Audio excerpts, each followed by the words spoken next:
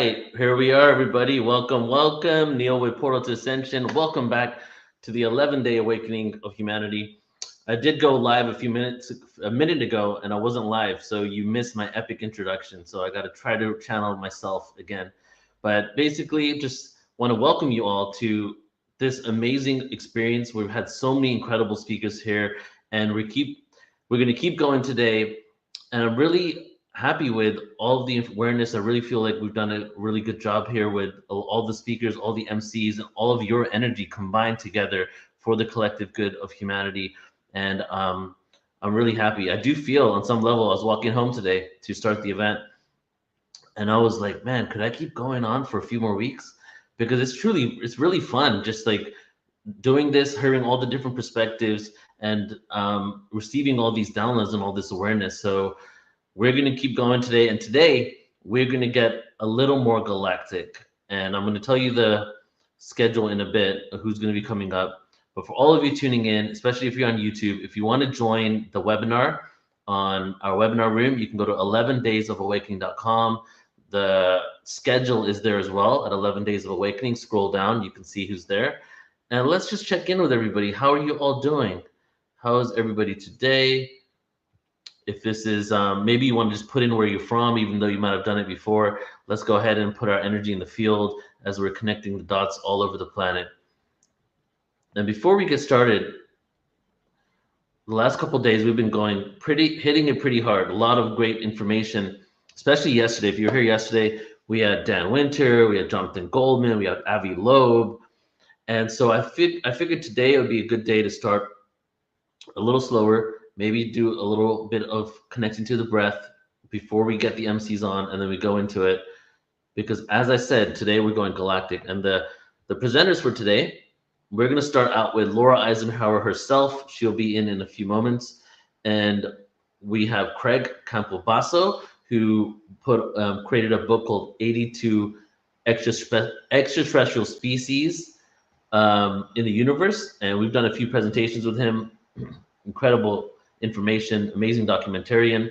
We have Ashley herself, the one and only Ashley, the one that has been here emceeing and hosting graciously and gracefully over the last week and a half. We have Constance Briggs, who does galactic anomalies, moon anomalies. Deborah Katz, we got remote viewing today. We have Mary Rodwell, who works with hybrids, works with Starseed children. And then we're ending it with Nadia Gledhill, who is a QHHT practitioner and has dived deep, just like Dolores Cannon, on many past lives, ET lives, and life between lives. So a lot of incredible information. Your MCs for today, your main two MCs are Isha and Victor, who we'll bring in a moment. But before we do that, I just want to take a moment, make a quick announcement about my brother and friend, Tyler. He is an MC that has been on this event for the last week and a half or so. You guys might have experienced him. So Tyler has a podcast called the Immersive Podcast, and he actually right now was going to the All Shift Happily Now conference in Germany that started a couple days ago with Tim Tactics, Sarah Brexman Cosme. He suffered an injury and fell and broke his nose, and he has a brain bleed right now going on, and he is going into surgery tomorrow. He is a really good friend of the Portal to Ascension, myself. We just spent a week and a half together in England, and we became good friends. And he cannot make it for the rest of the conference because of what has happened here. So what I'm going to do is I'm going to, if you guys want to support, if you are figuring that you want to donate to Portal to Ascension today, I would ask that you donate to him instead, because he's going to be in bedridden after his surgery in Germany for 2 weeks. So I'm going to post that in a bit. So if you can reroute today any donations, if you choose to donate to Portal Ascension, to Tyler to help him out, that'd be great. And I also wanted to let you know that our good dear friend Victor as well, who's going to be in here in a second, he has actually been just had knee surgery, and he had his knee replaced with a titanium knee and is suffering a lot of pain from it. And these are really close people to myself and Portal to Ascension. So I'd like for you to join me in this first intro here to not only center ourselves and breathe, but to please send energy to Victor and to also Tyler and his surgery tomorrow. And just so that everything heals and just we can create harmony for a smooth process so that they can both be at the utmost health and heal quickly. So we're going to start with just 3 breaths in and out as we breathe together. And just say real quick, Mystifying Mark, go to 11daysofawakening.com and check it out, and you can see the schedule there. So join me, everybody, in just closing your eyes, and we're gonna do 3 breaths in and out, synergize the energy field, and then I would ask that at the end to send healing vibrations and frequencies to Victor, to Tyler, to yourself, as we step into the experience for today and the last day tomorrow. So go ahead and close your eyes.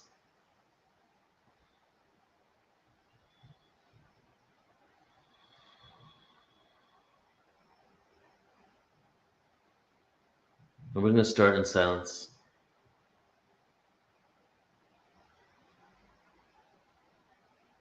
Just feeling the energy in your body.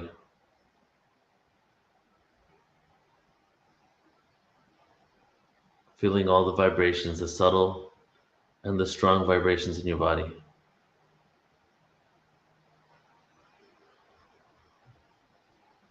Experience a lot of information, and today, I would say today will be the most galactic. So in honor of the galaxy, we're going to breathe in, and then we're going to breathe out and encompass the whole of Earth with our heart. We're going to breathe in again, breathe out, and this time the whole of the solar system. And as you do this, imagine your heart having an auric field that expands, and then the whole planet is in your heart, the whole solar system is in your heart, the entire galaxy is in your heart, okay? And then on the last breath, on the 3rd breath, we have all of the galaxy in our heart. And we'll do a 4th breath. In the 4th breath, we will encompass all of creation because we are creation itself. So the next exhale, I invite you to take your first deep inhale as we expand our heart around the earth. Deep inhale. And exhale out.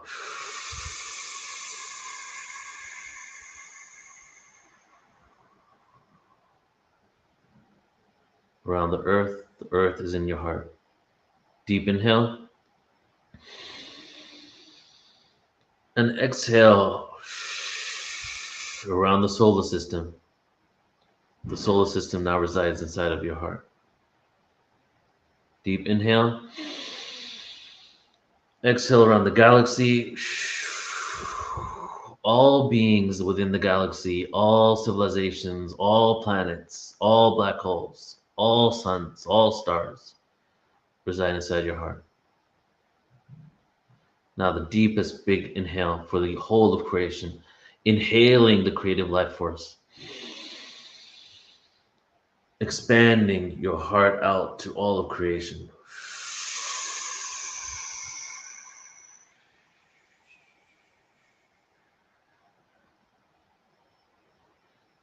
Let's take a moment. Okay, go ahead and open your eyes. All right. So welcome everybody to day 10 once again. Let's go ahead and bring on your MCs and let's begin. Hey everyone. Hey, great day. You know, I was thinking, Neil, why don't we do a whole month, and maybe we'll take the weekends off, but we could do Monday to Friday. It'd be like a real job or something. Are you serious? Well, it's possible. No, it's crazy because I literally was walking home 20 minutes ago, and that's the exact thought I had. I was like, I wonder if this could be my full-time job, just 5 days a week, free event. That would be amazing.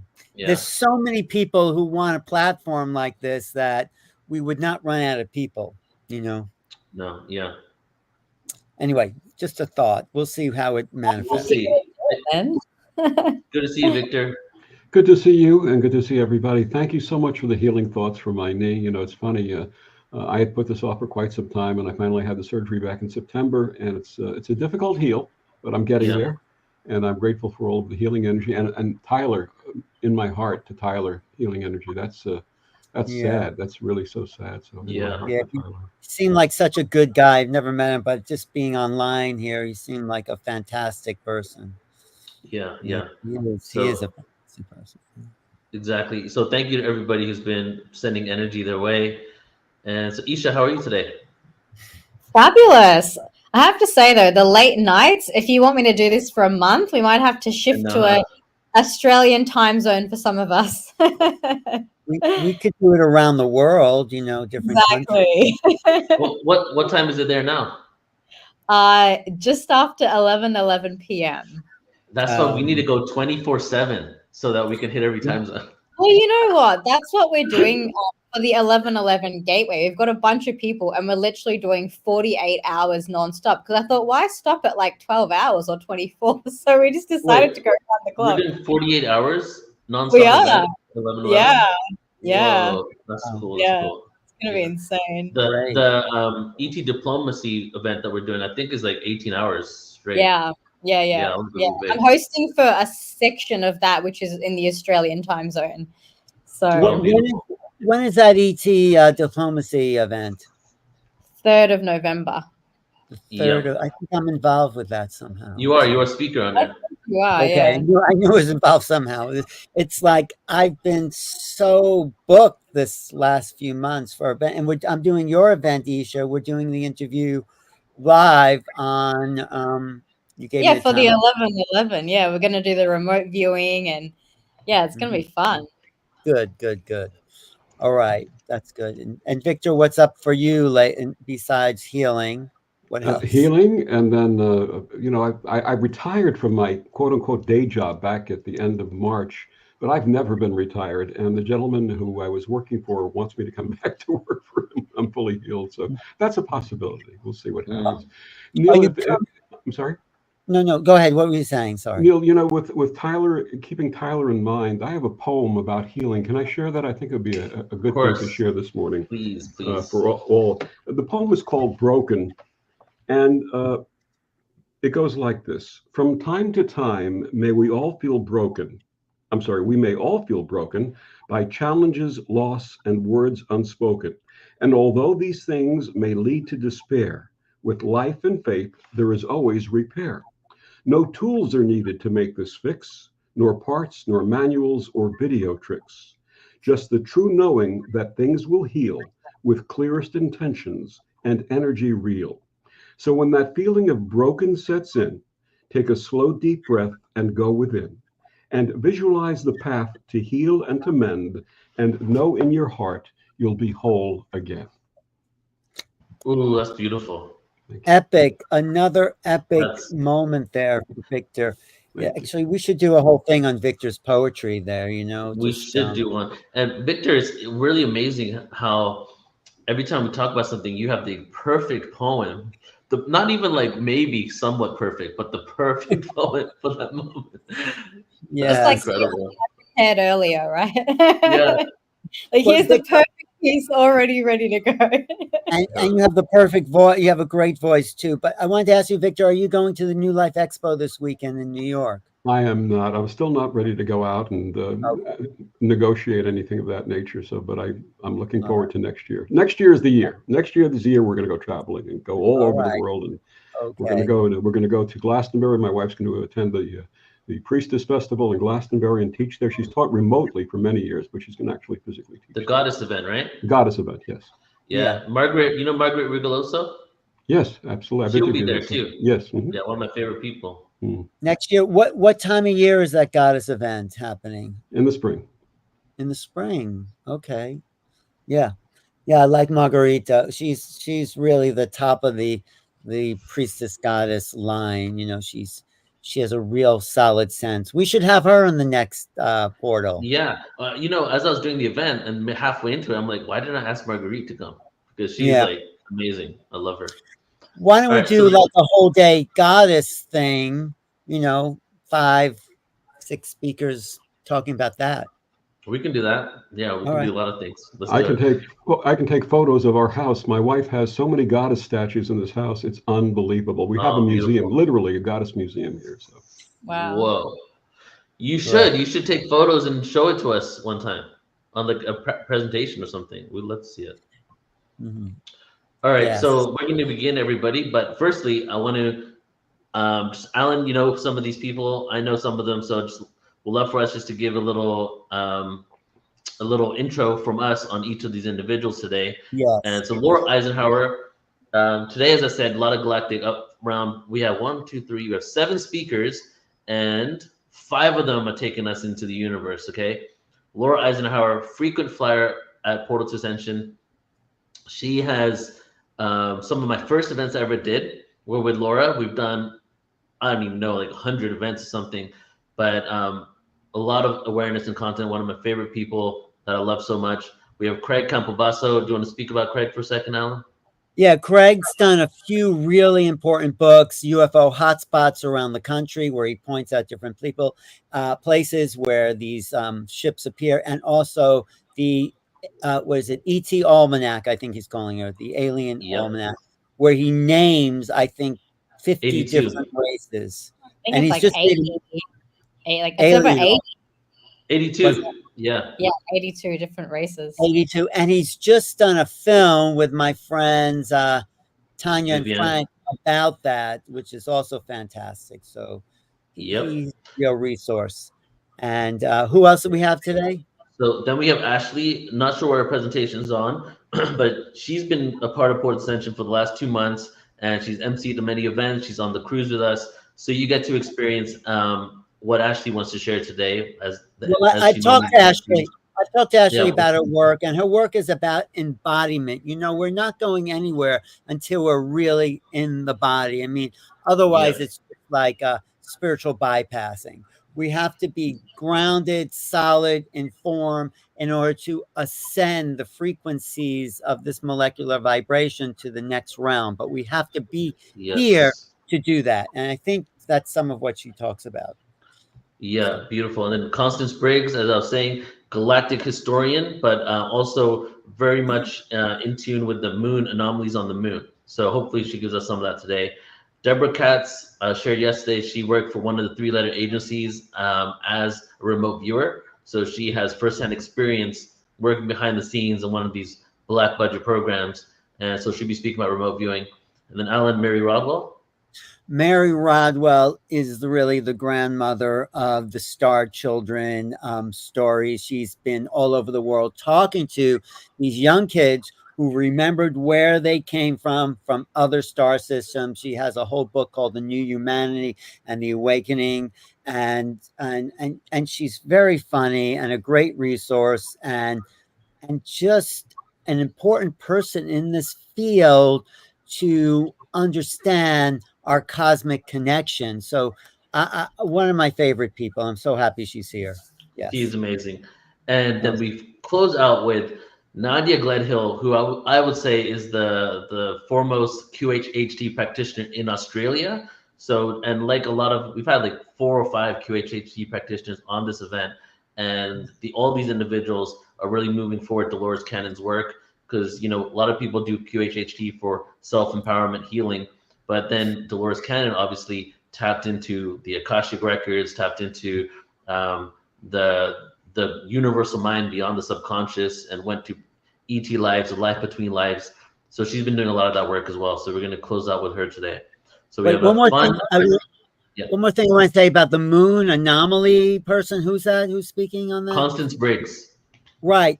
I think the moon is not a natural satellite. I think it was placed there to balance the energies of the Earth. There's so many strange anomalies about the moon that makes it an artificial satellite. I mean, maybe it was natural, but I think there was an ET race that's a little out there, pulled it into place to help the Earth, protect it against meteors, and move the tides in the ocean, but also move the atmosphere as well. If it can move the water, it's certainly having an effect on our weather.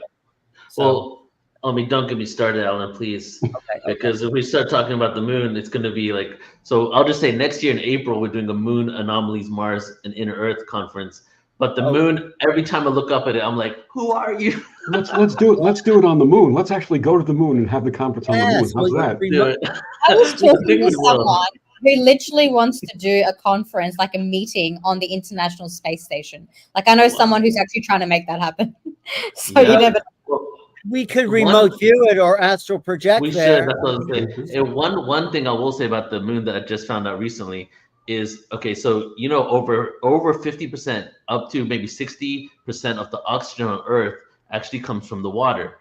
And the water, the way that the way the oxygen is released is through waves crashing. And if it wasn't for the moon, we wouldn't have those waves crashing the oxygen, creating the perfect balance. So Right. just the fine tune and how everything is so perfectly done is too much to kind of be a coincidence. Of course, and the fact that it's the same size as the sun as seen from Earth, so it completely eclipses. We're giving away her presentation. Okay, never mind. Let's just so fascinating. This thing is out there, and no one thinks anything about it. Oh yeah, that's the moon, but there's so much more. I know. So, okay, and today everybody's presentations are 50 minutes. We're going a little deeper today. Everybody has a little longer, and that's what's happening for the rest of the weekend. We've had a lot of downloads. Now we're getting even more deeper. These are becoming, everything's been to class early, but these are becoming a little longer so we can have more time to go deeper. So, shall we begin? Let's do it. Okay, Isha, it's all yours. Amazing. All right. Is Laura here? She is. Hello. Hi, Laura. Welcome. It's so nice to meet you. I think you're one of the few speakers at this event that I haven't yet personally met. So I just want to say I'm really grateful to be here and have the honor of introducing you to our conference today. Oh, well, thank you so much. It's great to meet you. Beautiful. So let me read out your bio. So Laura Eisenhower, I think probably needs very little introduction to the people here. I can see you've got a lot of fans already in the comments that are excited to hear from you today. And Laura is an internationally acclaimed speaker who has presented her work worldwide. She's the great-granddaughter of President Dwight David Eisenhower, and she reveals exopolitical information about his administration that has been largely held in secrecy. And so we're definitely going a little bit more galactic today, as Laura's all about exopolitics, alchemy, metaphysics, and galactic history. So Laura, very excited to have you on today. Oh, it's great to be here. It's just such an epic event, 11 days of just amazing speakers, and wow, what a journey Portal to Ascension has been. So yeah, I'm thrilled to be here. I do have a PowerPoint. I don't know if yeah, so we can get your PowerPoint on. Neil can quickly help you with that one. Yeah, just present share screen, entire screen, select the screen and click share. And Laura, did you want to just present the whole time, or do you want some like Q&As at the end, or you just want to probably fill up the time? I'll try and make room for that. I can move through pretty. I'll keep my eye on the time. Okay, so I am gonna try and get this up on the share screen. For some reason, I'm just not seeing it in my tabs, even though I have it open. Did you click present at the bottom? Yep. So I've got the presentation here. I've done this before. Then click entire screen. Yeah, because we did it on StreamYard before. So don't click Chrome tab window, click entire screen, and then select the screen. Oh, right. See it? Yeah, I think so. Okay, got it. Yes. You guys okay, got now this? go to your. Yep, perfect. And go ahead and make your presentation full screen. How's that? Beautiful. Yes, we got you on. All right, Laura, I'll let you take it away. You're going to take us full galactic today. Awesome. All right. So we're all good. I hope you guys can see this.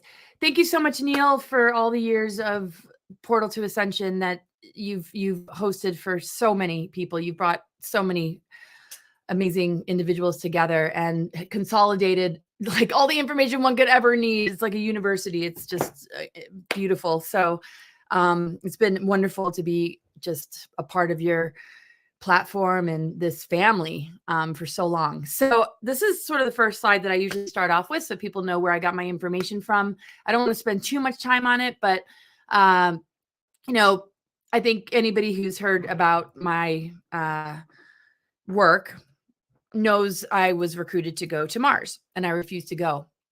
So everything sort of before that has been the training ground. I feel like there's definitely like a pre-targeting on me, and it just was very much a catalyst to dig deep into like what is really going on. So there were a lot of realizations and epiphanies along the way. I studied the I Ching, Tarot, astrology. That was like my main education, was self-knowledge and awareness. And this is some of my background. I ran a Living Earth organic food and shipping delivery company in the early 90s, certified wilderness expedition leadership with a science degree, whistleblower testimony and research, meeting other contactees and experiencers, connecting a lot of dots, and then my own cosmic mythology studies. And I do medical intuitive astrology readings, and I've learned a lot from the Keylontic science, Ashiana DN, and a lot of what I've learned from clients I work with who have had contact experiences, abduction experiences, survivors of MK Ultra and SRA, and, star seeds, all sorts of individuals on their awakening path as well. Some of my information in this presentation comes from Ascension Glossary, and most of the pictures is Lisa Renee. And you'll see under some of my material, it says ES material, which is energeticsynthesis.com. And I formed a really, really close friendship with Lisa. We've been working together for a long time. So yes, a little bit just about that. Mars thing. In 2006, they attempted to recruit me into a hidden operation regarding the alternative 3 colonization of Mars scenario with the target date 2012. This was something that was actually established in the Eisenhower administration. And there's so many layers to all of this. And part of why I came in and this confronted me was to really dig deep and get to the truth. And that's always been sort of my inner GPS is, okay, get to the truth and be sovereign and don't allow any control forces to manipulate you, really. So there's pre-targeting before birth with Looking Glass Technologies. They were able to locate me and a significant partner, and they actually pulled him into their program to use him as bait to try and get me there. So I learned so much confronting this in my personal life that it just in my quest for truth, it helped to answer a lot of questions about what I was sensing as a child, because my mission definitely got lit up really young. Just kind of like, oh my gosh, I'm in the Eisenhower family. How did that happen? And my connection with him, and like he's visiting me, and it's just really wild. So I've been very familiar with the whole concept of engineering events so that one fails. It's actually been said to me many times that this is what my targeting has been about, that many events in my life that have taken place were set up in order to break me down and defeat me. There's a whole bunch of us out there that are contending with this. And I would say the whole planet is contending with this. And we all are individually to varying degrees. There are the engineered versions of our traumatic experiences that come from the global villains that are vampiric. And then there is facing your maker and karma and agreements to experience something so that a transformation and upgrade can occur. And it's almost like they're both simultaneously happening. And when you guys were talking about the moon, and we, look at, the planets, and we look at the earth, and we look at ourselves, there's sort of that shadow side or like different levels that we experience, these energies, and how they're so much a part of us, our DNA, our organs, every part of our being, our chakras. And it's really up to us to move through these challenges to unlock our dormant DNA and the things that have been asleep. And that is the Great Awakening. The amnesia that we're born with is what we're kind of waking up to, just like, whoa, wait a second. There's so much more to all that we are. So the artificial is trying to control a narrative, a timeline, using geoengineering, indoctrination, psyops, weaponizing elements in consciousness in order to control the trajectory of life and destiny.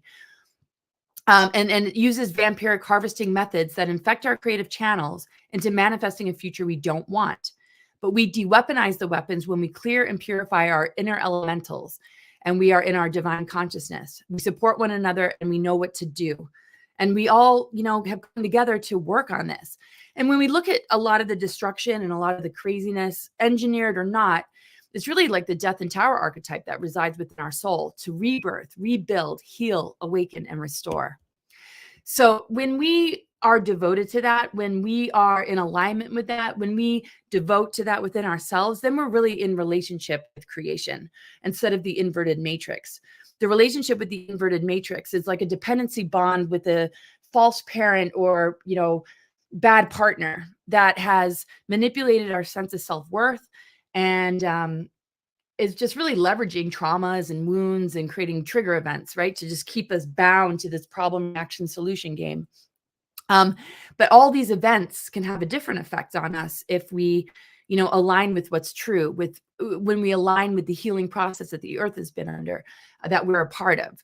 The galactic history is so vast, and in a lot of presentations that you can find on Portal to Ascension, I go really deep into that, and so many speakers here as well. But the ascending hub would be the high frequency. It's more stable. It's more able to perceive things from the higher mind, gaining wisdom and upgrades along the way. And it begins to really collapse, the weapons, because the ultimate goal of the weapons is to infect our creative energy, our minds, our emotions, to keep us very much in a dependency bond that siphons and harvests our energy to produce artificial timelines. So mass biological and mind control devices exist well beyond the technology of implanting tiny physical chips into humans, which accompanied many of the abductions by the Greys and non-benevolent Zetas, and also are an impending application of such electronic devices by the One World government to the population. Even brain signatures radiated by government HAARP and Gwen towers are relatively superficial compared with ancient existing global grid systems, which can be used for manipulating the evolution of all life on the planet, including the planet's evolution itself. So that's Noel Hutley. And I put this in like a lot of my presentations because it's a really important foundation to understand our world from. It's like, wow, when we look at, the fake news that we know is fake, that others don't realize is fake. And a lot of the false flags and the, engineered events, people are really hooked into those storylines. And a lot of those storylines are producing, and have produced fragmentation and divide and conquer. And this is so that we don't switch each other on and restore the 12-strand DNA template. And the reversal technologies and everything that has been put in place is to really hold us in that, loop of inversion. So during the Atlantean cataclysm, about 26 to 30,000 years ago, this is actually when the planetary stargates, the planetary grids and ley lines became controlled by the negative alien races. When we look at negative alien, what is that? To me, it's service to self. It's vampiric. It has lost its true connection to source. So it plugs into humans to harvest and siphon energy, our imagination, our creativity, our kundalini, and preying upon the innocent and children and all the deeper layers of, what is coming to light are revealing how ancient this is and how far back it goes and how it's still operating very strongly today. But we're in this showdown of forces, and literally when you break up with it, when you cut the cords, when you really, see where you are bound to it, that is when you begin to find your liberation. And it takes so much mindfulness, but, this is what every waking moment allows us to deeply understand. What is our body telling us? What messages are coming through? What does our intuition say? Can we shut down everything long enough to be able to listen to that? Because we're encoded with the antidote and solution. So our distorted and rewritten history, current and past mind control dogmas, mutations within all nature, endless wars and conflicts in general are all products of the invader ET's quest for the Holy Grail, which is connected to the planetary grid network and this whole process of inner alchemy and the Christ Sophia divine template, and the alchemical laws of creation. And of course, we see, the Magdalene and the Yeshua energy, the Christ Sophia, in representations on Earth, Guinevere and Arthur. So Earth's civilization has been thoroughly programmed via the resident on-planet Illuminati representatives to believe such chaos is natural and to occlude any memory of our true heritage. So inspired by research of Noel Hutley, who talks about the global grid network. And that's the thing, our true heritage. We don't learn about our true heritage in school. It's not passed down from our ancestors as readily as, maybe indigenous cultures in other places that we see in the world. And to preserve that we see, in these tribes and cultures, has been very, very targeted all throughout history. The Essenes, the Christ Templars, indigenous, races, Native Americans, advanced civilizations that have fallen, we know all this. So when we look at the 12 houses of the zodiac, this is really where in each of these segments of our life, we're targeted. They're like the pillars of society, these different aspects of self and our relationship to society. So the bottom half houses 1 to 6 is very much more about the personal and our own, kind of development. So, the first house, self, appearances, the beginnings, your first impression, your attitude. It's like the bow of the boat, what others see and how you sort of view and navigate life. And depending on your birth time, that'll determine, your rising sign and where the planets fall in all these houses. So the zodiac is going through massive alterations, and there's a major, major cleansing of all these houses from inversions, programmings, indoctrination, and distortions. So when, you look at your chart, you can see where there's energies that show breakthroughs and where you're thriving and where your purpose or your soul work resides, and also where you might be looping in a negative pattern or, stuck or compartmentalized from your greater potential. So it's been really wonderful to learn astrology and to understand the galactic history and the dark weapons to better help a person, liberate themselves from a lot of, what's in the lunar zodiac, which is going through an alteration back into the alchemical laws, which I'll explain.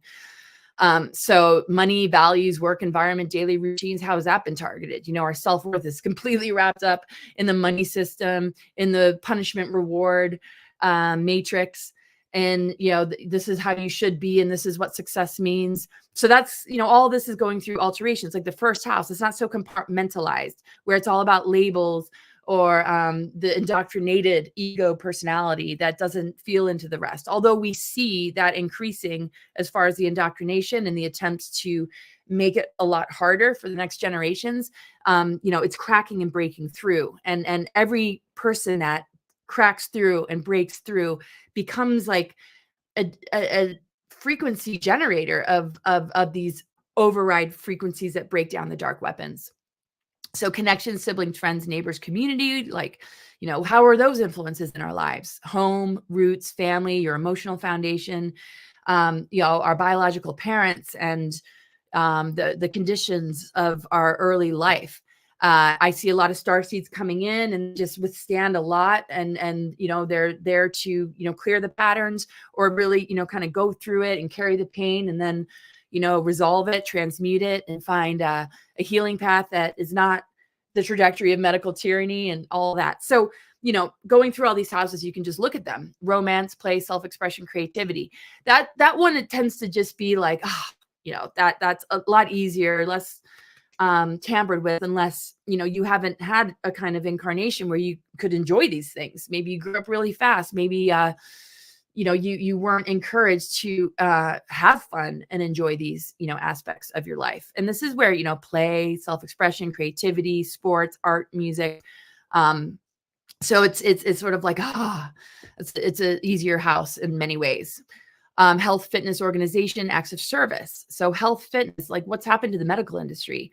If you look at the opposite house, which is the 12th house, which is endings, healing, closure, spirituality, that is very much the multidimensional and the unseen realms. So everything that's opposite is all about integration and polarity.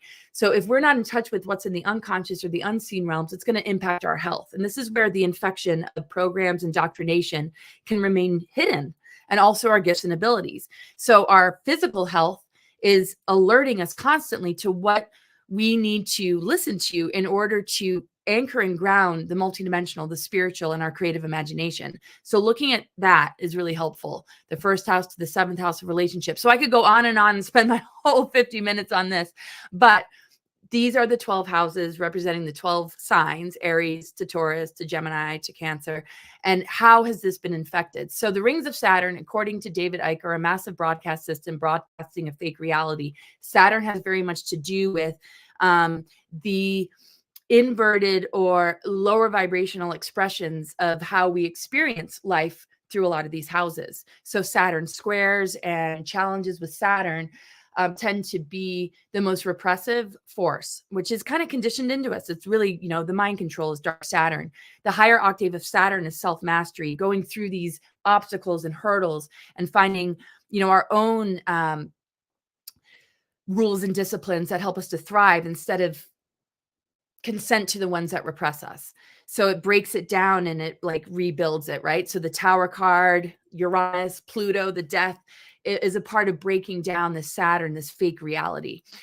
So anyway, DNA holds all the information we will ever need to build and maintain the human body. Researchers at Boston University and Harvard Medical School studied that 98% of our DNA that remains unable to be decoded is called trash DNA. So we all carry, this unique chart, and we all help each other to break this down. And that's why unity consciousness is so important, because we all are missing, pieces that help to switch on what's dormant that you might not even have in your chart, because it really holds the keys to the awakening of our 12th strand and beyond. So it'll take a while for the physical to catch up, but when the consciousness begins to perceive of it, the physical is more able to catch up. And that's what we're going through in this path of ascension, the healing of the planetary system, and including us. So humans on their soul journey are being faced with needing to break up with an inverted system in the same way we need to divorce or break up with an energy vampire, narcissist, or deceiver. We are in a relationship with creation, and we grow together. We go through thick and thin to remain committed and loyal to this path. To allow the lesser partner to take your time and energy is delaying your greater destiny. The false parents are what society has been built upon: dark mother, patriarchal father. And so all those pillars of, society and our own self-development has been, very tampered with. So what is disclosure? And what is this world needing? What does that mean? Like what are the key points of disclosure? Well, the ES material and just my own, life path has really shown me these things. And other researchers and connecting dots, and just all the enormity of the kind of information that's coming together that Portal to Ascension has really been a container for. So to understand different ET races and their guardianship and genetic modification programs, including breeding programs, secret space programs, MyLabs, transhumanism, and other ET agendas, malevolent and benevolent, involved in the grand Earth experiment, abductions and implanting, and what different agendas exist, and what is our relationship to them, crimes against humanity, using humans as currency, and the parasitic nature of those who are part of the Luciferian covenants. Also understanding our divine template and how harmonic universes exist in our DNA, which is not junk. How are higher harmonic universes and integration of polarity, sacred union, alchemical marriage junk? I mean, my gosh, right? So galactic wars, galactic history, hidden extraterrestrial involvement on Earth, and how they have been used. They have used the veil of secrecy to manipulate and influence all worldly human affairs, societies, and belief systems through mind control and social engineering, which is very much reflected in people's chart. Hidden advanced technologies made available that would completely change the Earth 3D paradigm. Free energy systems, reverse of aging and disease, end of poverty and slavery, human trafficking and pedophilia, and removal of cabal members. Quantum mechanics as the basic foundation to comprehend ascension and the reality of multidimensional consciousness existing throughout all living intelligent energy systems. Also knowing about the true nature of reality, such as the truth about our junk DNA, stargates, ley lines, geomantic structures, and the sacred geometry and our connection to zero-point unified field. The sciences that remind us about how we shift from carbon-based to crystalline. So some of this was inspired by the ES material. So the zodiac alchemical laws. The zodiac structural principles are both energetic and geometric blueprints based upon lunar zodiacal imprints that were generated by the invading races to suppress human consciousness with the lunar matrix, which is currently being dismantled and realigned with the alchemical laws inherent in 3 natural laws of God. So at least it's the source. And, we're talking about the moon, but there are higher octaves of the lunar energy. When we look at the shadow lunar and how that relates to the Saturn moon matrix, then we're dealing with, the artificial programs that we've been infected by that have, created the duality, the imbalance of the masculine and feminine, the dark mother, the patriarchal father, and how that's been modeled to us for thousands of years. So mutations in DNA can occur as a natural or unnatural process. The unnatural is our exposure to mind control, weather weaponry, chemicals, artificial intelligence signals, vaccinations, laboratory-made viruses, and toxic elements. The 5th element, ether, was put into reversals on the Earth grids, and this has been corrected now. So our relationship to our inner spirit and ancestral clearing can help us align and integrate this energy. And I'll talk more about all of this, but, this can be healed. When we are able to transmute the toxic elements, we're able to shift the frequency that has been put into our bodies, that we have absorbed into our beings, that we've allowed to infect our minds and creativity. So, what trigger events happen that throw our vibration into a place of survival or fear is how these signals really start to get into the system. And now that the ether energy is available and the reversals have been corrected, it's really a miracle vibration in our capacity to alchemize. And a lot is clearing from the zodiac patternings because of this. The Saturn squares, a lot of the, difficult programmings that people carry, unconscious or conscious, are much more easily dissolved in this ascension window period. So the grid description, the Platonic solids, which you can see I'll just say the air, fire, water, earth, which are the Platonic solids, and the dodecahedron complete the global grid. There are reversals, though, in the dodecahedron reversals. So the DNA proteins, the nitrogenous base, is made up of nucleic acids, and you can just read those. Metaphysically, each of these nucleic acids is connected to the elemental substance of the planet. So our DNA, holds these elementals. When we pollute these 4 elements on the earth, we pollute the corresponding nucleic acid in our DNA. So husband and wife team, Hager and Becker. So think about that with the ether element and that purification that we do when we do the inner work. We're healing the planet from within, and we're clearing the elementals. When it becomes toxified, it's very much because we're under, mind control, or we're in survival, and the body's not able to process or clear. Everything becomes stagnant. It begins to accumulate and build up in the body, and disease on every level and imbalance just continues. And now, that is being, resolved. But the thing is, if you stay plugged into the inverse, and it's getting worse, right? So it's like, it's sort of like being with a partner where you keep making excuses. You don't want to see the red flags, but then the abuse gets worse and worse. So you finally say enough. And that is unfortunately part of the rude awakening. The rude part of awakening is, having it hit so close to home and affecting you so much. You're seeing family, that it's like, you just can't do it anymore. And once you break free of that, the energies that come to heal and restore and realign are tremendous. And this is the unconditional love of our true mother, father, creator. And it's encoded in us. So if you look at, in both DNA and RNA, the mitochondrial DNA serves as the 5th principle, which is connected to the dodecahedron and the element ether.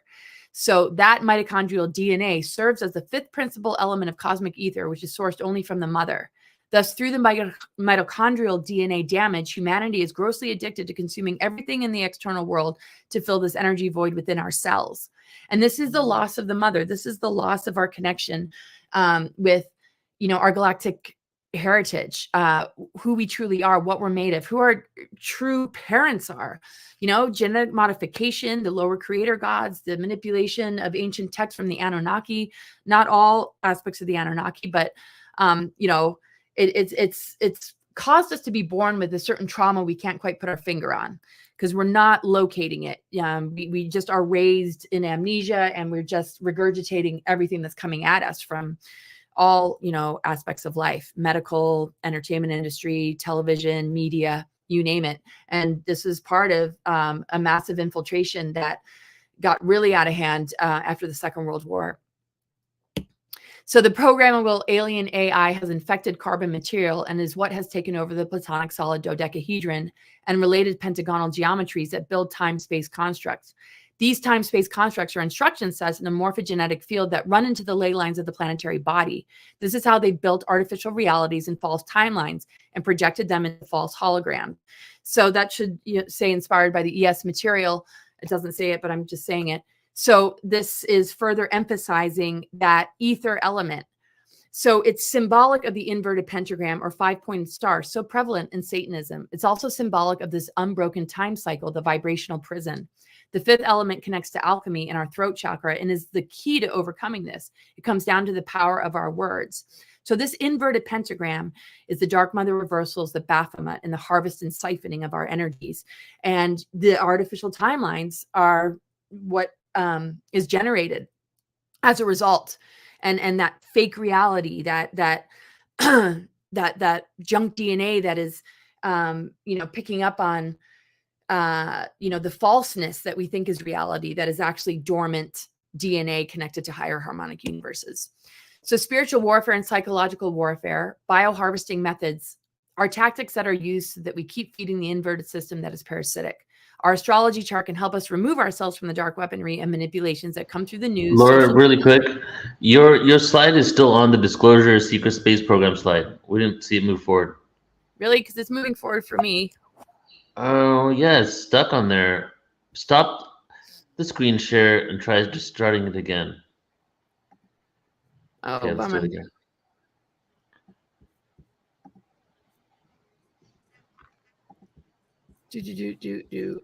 I'm doing entire screen. It's not letting me. You should just select the entire screen. You got to actually click the window. Oh, wait. Okay. Okay, here we go. All right, go ahead and go to your presentation. All right, there we go. So is that, Yeah. can you see the spiritual warfare? Yeah. We see it. Okay, so spiritual warfare and psychological warfare, bioharvesting methods are tactics that are used to keep, so that we keep feeding an inverted system that is parasitic. Our astrology chart can help remove ourselves from this. It's just a helpful way to, know what's going on. There are other tools and modalities, of course, that help. QHHT, a lot of the individuals that, Neil brings on board, Portal to Ascension. I mean, this is really, the great work, is to call our energy back, to recognize our creative power, to not feed into these storylines that require our energy and our creativity to manifest. That's why it's called artificial timelines, because it's the trickery, the artificial that is not authentic to what is actually happening on a cosmic and earthly level in this powerful ascension window period. So I talk about this a lot, in my Portal to Ascension conferences. And, so for those who haven't heard me speak yet, this is a huge theme, in my book and in my presentations. And I'll bring it into present time after I just share this. So that inverted pentagram, the mother energy, the divine feminine that exists within men and women is creating these corrections. So turning it upright, this is what's creating the corrections on a cosmic scale. When we move through these great initiations, we're able to integrate this love into our beings for purification. And if you see, the orbit of Venus creates this perfect pentagram and a sacred geometry of a rose.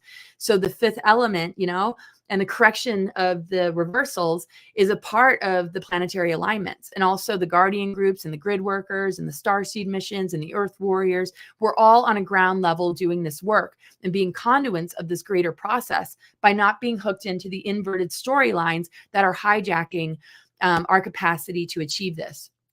So the diamond heart in the earth body is essentially the definition of the Sophionic body of mother.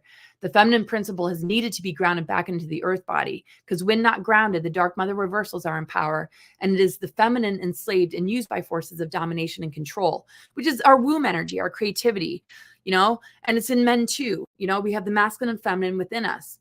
So when that is exiled and we're not recognizing the power of our creativity, we allow thought forms and belief systems to come in that we end up generating as a reality that is a part of, society's control mechanisms to take us down a trajectory of the artificial timelines.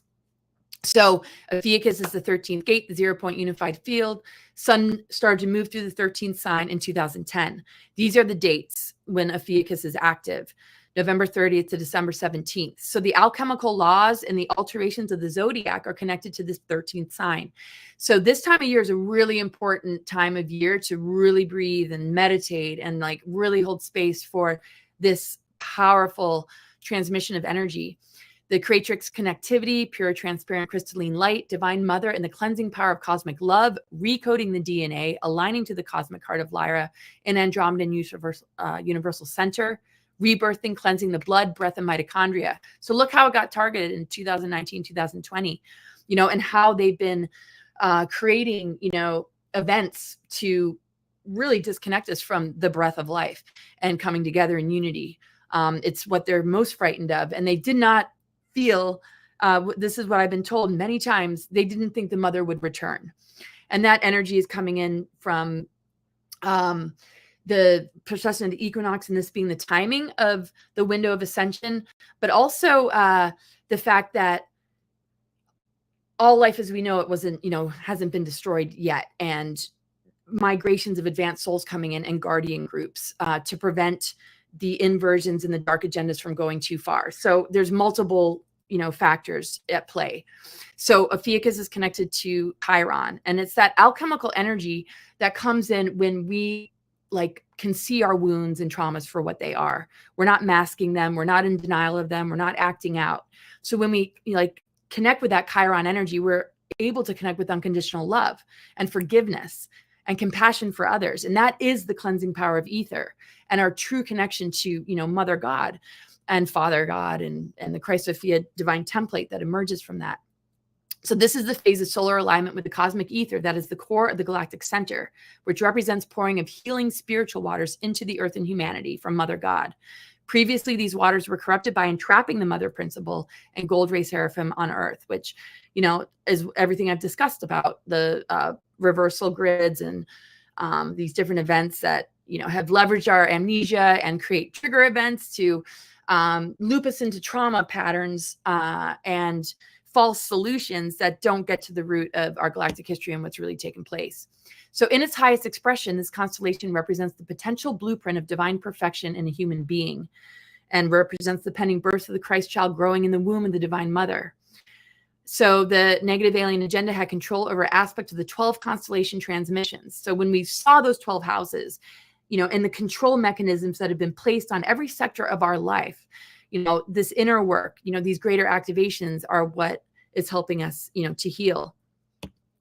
And so the astro data, can help us to move beyond this, transcending the wheel of time, having every single sector of the 12 houses and the 12 signs open us up to our connection with the 0 point unified field, the cosmic trinity, and these great purifying transmissions coming from cosmic ether. And that being in reversal is why there's been so much, so many epidemics and world wars. And it was very, very difficult for planetary ascension to really take place until now.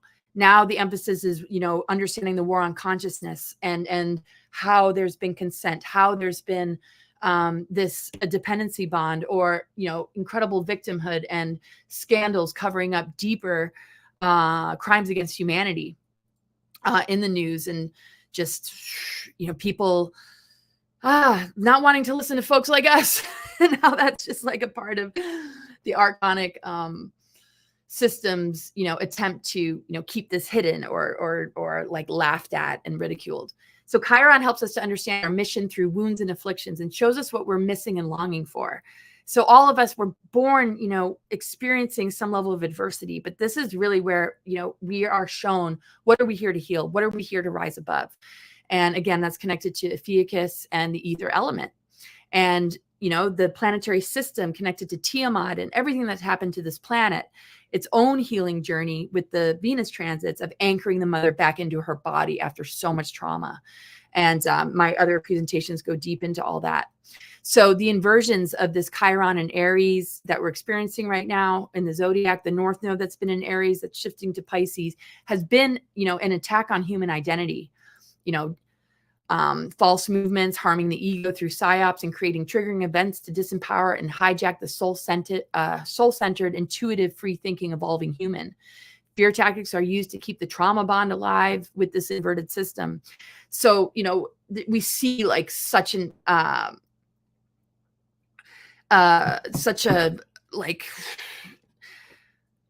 such a huge amount of divide and conquer going on. Weather events, we have to, that are engineered, that are definitely influenced by something other than Mother Earth. We have to understand that we're the elemental beings, and it's a reflection of how much humans are still under, mind control. When we purify our inner elements, when we really start the healing process, we are much more in alignment with, higher Earth energies that are not weaponized. As long as we're weaponized, we are in a weaponized kind of world. And so it's not that if you experience it or you're in it, that's the case for you. So many people are anchoring light and experiencing these things, or are born into really, really difficult circumstances in order to rise above and be that leader, take that wound and turn it and transmute it into wisdom, into experience, into, the strength to override and overcome. And that really, really is what takes down the dark weapons. So this is just about, lower energies and, moving into the epigenetics. And I'm not going to read the whole thing, but, lower emotions and low frequency energy stored in our cells from past experiences and traumas that we've encountered and never processed. Photon energy is a much higher frequency that pulls up the lower emotional frequency so it can calibrate to the higher frequency. Thus, we find ourselves releasing emotions such as sadness and grief without knowing why. So sometimes we find ourselves in the line of fire, or we're absorbing something that isn't ours, or we're clearing ancestral patterns, or we're, in a really, incredible predicament. But if we see ourselves as, taking that energy and raising its frequency, then, we're really, being, the alchemists and working with these laws of alchemy and this zodiac alteration into the purifying element of ether. And this is like, we're at a really critical phase with the necessity, just so in our face of needing to do this. So the artificial intelligence systems have been designed and weaponized and specialized for emotional and ultimately spiritual harassment. And that's to drop our energy so that we're in those lower vibrations. And in those lower vibrations, we're not creative. We're creating from fear. We're looking for outer solutions. We're not connected with ourselves. There's no real self-love or forgiveness or compassion. And we're going to visit those lower vibrations that we see here. But we have to, consciously raise it up. And that is the inner work. That is the alchemical part of all of this. So in every sector of our chart and the houses and the different aspects and progressions and transits we experience are all opportunities, no matter how hard it gets, to be the conscious and mindful person that is working with those laws of alchemy to transmute and raise a vibration. And it doesn't matter what we get thrown. We are connected to higher dimensional energies that AI cannot touch. And it's not all negative AI, of course. So anyway, these are the outer planets that help to remove us from dark Saturn, help us to bring Saturn back into alignment with self-mastery, with the law of structure that is a container for our experience and embodiment of these higher earth energies as we switch on these dormant aspects. So you can look at that. Like if you see, squared aspects of these outer planets in your chart, you might find yourself in some of these shadow expressions. And, we can get lost in those shadow expressions and this dependency bond, out of fear or loss of, a feeling of, control over your life can, really be leveraged when it's an initiation and a growth period that we really want to embrace and understand. The more we give it a voice, the more we're creative with it, the more we breathe through it, the more, we just embrace the process of purifying and clearing and bringing it unconditional love. We rise to the higher octaves, which are great awakening, consciousness freedom, death of the matrix controls. And this is actually an old slide. I was supposed to catch it up with, the movement into from Capricorn into Aquarius. And that is, going to be, really, huge. And it already is. I mean, it's entering in November and it's going to be there for 20 years. Chiron will be in Taurus on June 19th, 2026. And then, that's going to take us from this Aries of the wounded ego, the wounded warrior, the indoctrinated or groomed ego that's been compartmentalized, everything that surrounds those themes that is being weaponized and used against us so that we are more divided and conquered and fragmented than being conscious and aware of the need to heal together, which I love about Portal to Ascension, because this is, platforms like this is where we are able to do that mindfully and consciously. But what we see coming at us constantly is to keep us in the lower octave of Chiron so we cannot experience this ether purification and healing that the Ophiuchus energy represents. So when Chiron moves into Taurus, it's going to be a lot about healing self-worth, our connection to, money and abundance. We're going through a lot about ego identity healing, but then it's going to be like self-worth. Do we value ourselves? Do we walk the talk? Do we live in integrity? Are we breaking free from jobs or careers and manifesting abundance that comes from exploiting people or taking advantage of their vulnerabilities? Are we able to walk away from that and begin to join forces with people that are conscious and awakened and do not seek dependency, but look to empower so that we can, pull our resources together and all, recognize that each and every one of us hold a very unique and important purpose for this healing to take place. In all these activations, we begin to connect into our galactic chakras. A lot of people are already connecting to that or, working to really ground that energy in some, have those activations, and then they get a spiritual attack and they lose connection with it. But it's really, what sustains this infinite flow of energy that is moving us into ascension. And we are that shift. We are conduits of this. And that inner work is being encouraged by the cosmic alignments. If we can just allow ourselves the time and space to experience it without the infection of everything that's coming out at us from outside.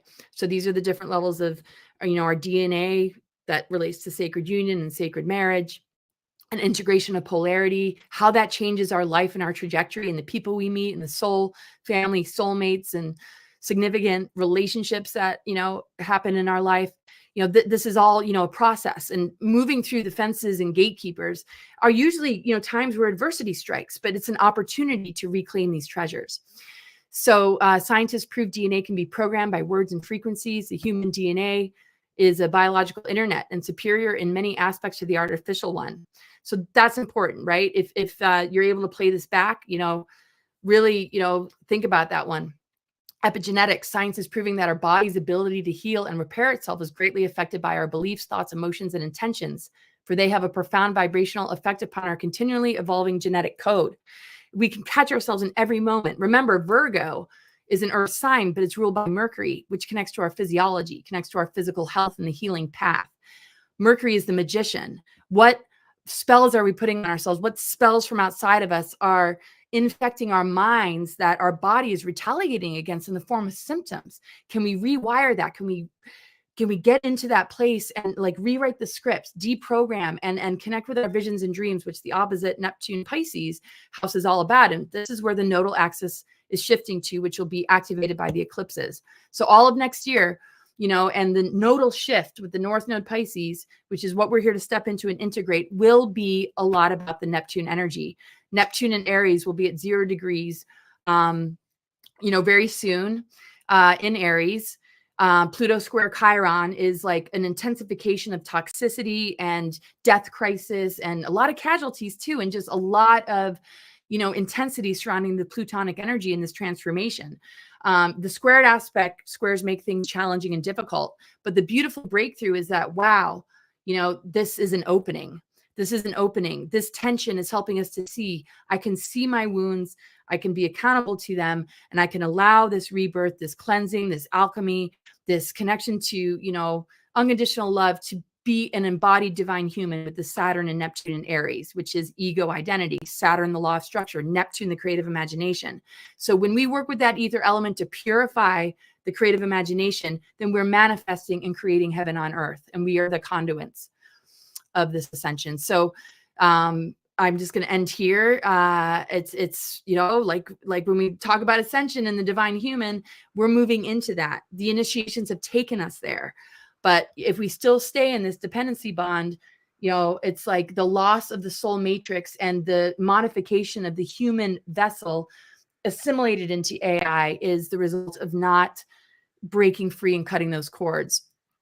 So I'm sure my time is up. This is just a little bit of information about Eisenhower and what I've uncovered on my path and what took place that you don't hear about. You hear about rumors of the 1954 treaty with the Greada, or the Greada Treaty with the Greys. And in actual fact, there was an unconditional surrender agreement in 1952 under Truman. So Eisenhower was not in agreement to that, but had to comply on a surface level because there was threats of death and all sorts of things. Everybody was sort of like in the surrender zone of that in the Truman administration. But in light of this, he ordered a battle at the deep underground military base of Dulce to take out the Greys. And he created Ike's Force to take down the Nazi Draco Empire Alliance. He established the White Hats and appealed to the Guardians with the help of Val Thor. And my book goes really into detail. And it's really amazing because I met Dan Cooper, the senior advisor to the Earth Alliance, and we had a back and forth for a really long time. And when I see the Guardian forces and, coming in from this other book explain, this migration of souls, and that, some of us are representatives of this, and then the greater Guardian groups connected to Lisa Renee and the Keylontic science and, you know, just star seeds. You know who you are. You're all like in this audience, and other speakers here, you know, here we are the team. And what I love about Mike is this is what he really explains in his quotes and in the channelings that come through and in so much of his message. And I love this one. I think that people want peace so much that one of these days the governments had better get out of their way and let them have it.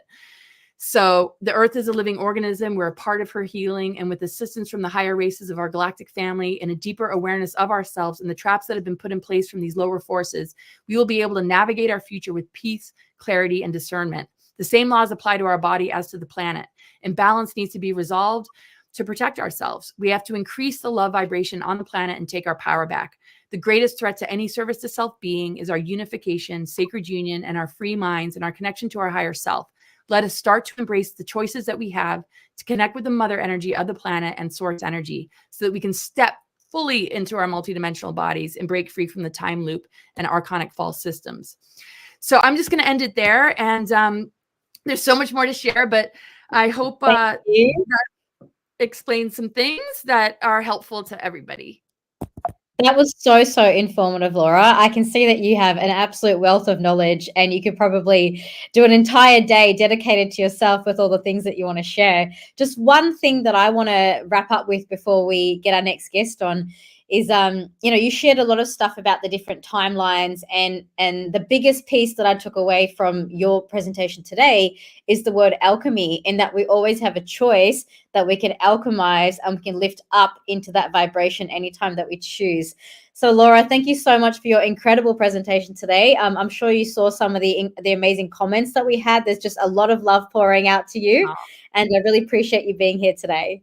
Well, thank you so much. I wasn't able to look at the comments, but I appreciate, you know, being here. And yes, we do have a choice, and it's right there at all times. No matter what we're thrown, it's like we're going to rescue and reveal the treasures that have been dormant that are pushing us to awaken, and it's pushing us real hard. And the best place to go is in that direction. We do not need to consent and be tied into and entangled in these inversions anymore. So much love to you, and have a great rest of the conference. Thank you so much, Laura. And I'm very excited to introduce our next guest as well. So our next guest is an amazing human. His name is Craig Campobasso. I hope I said that right. Campobasso. Sorry about that.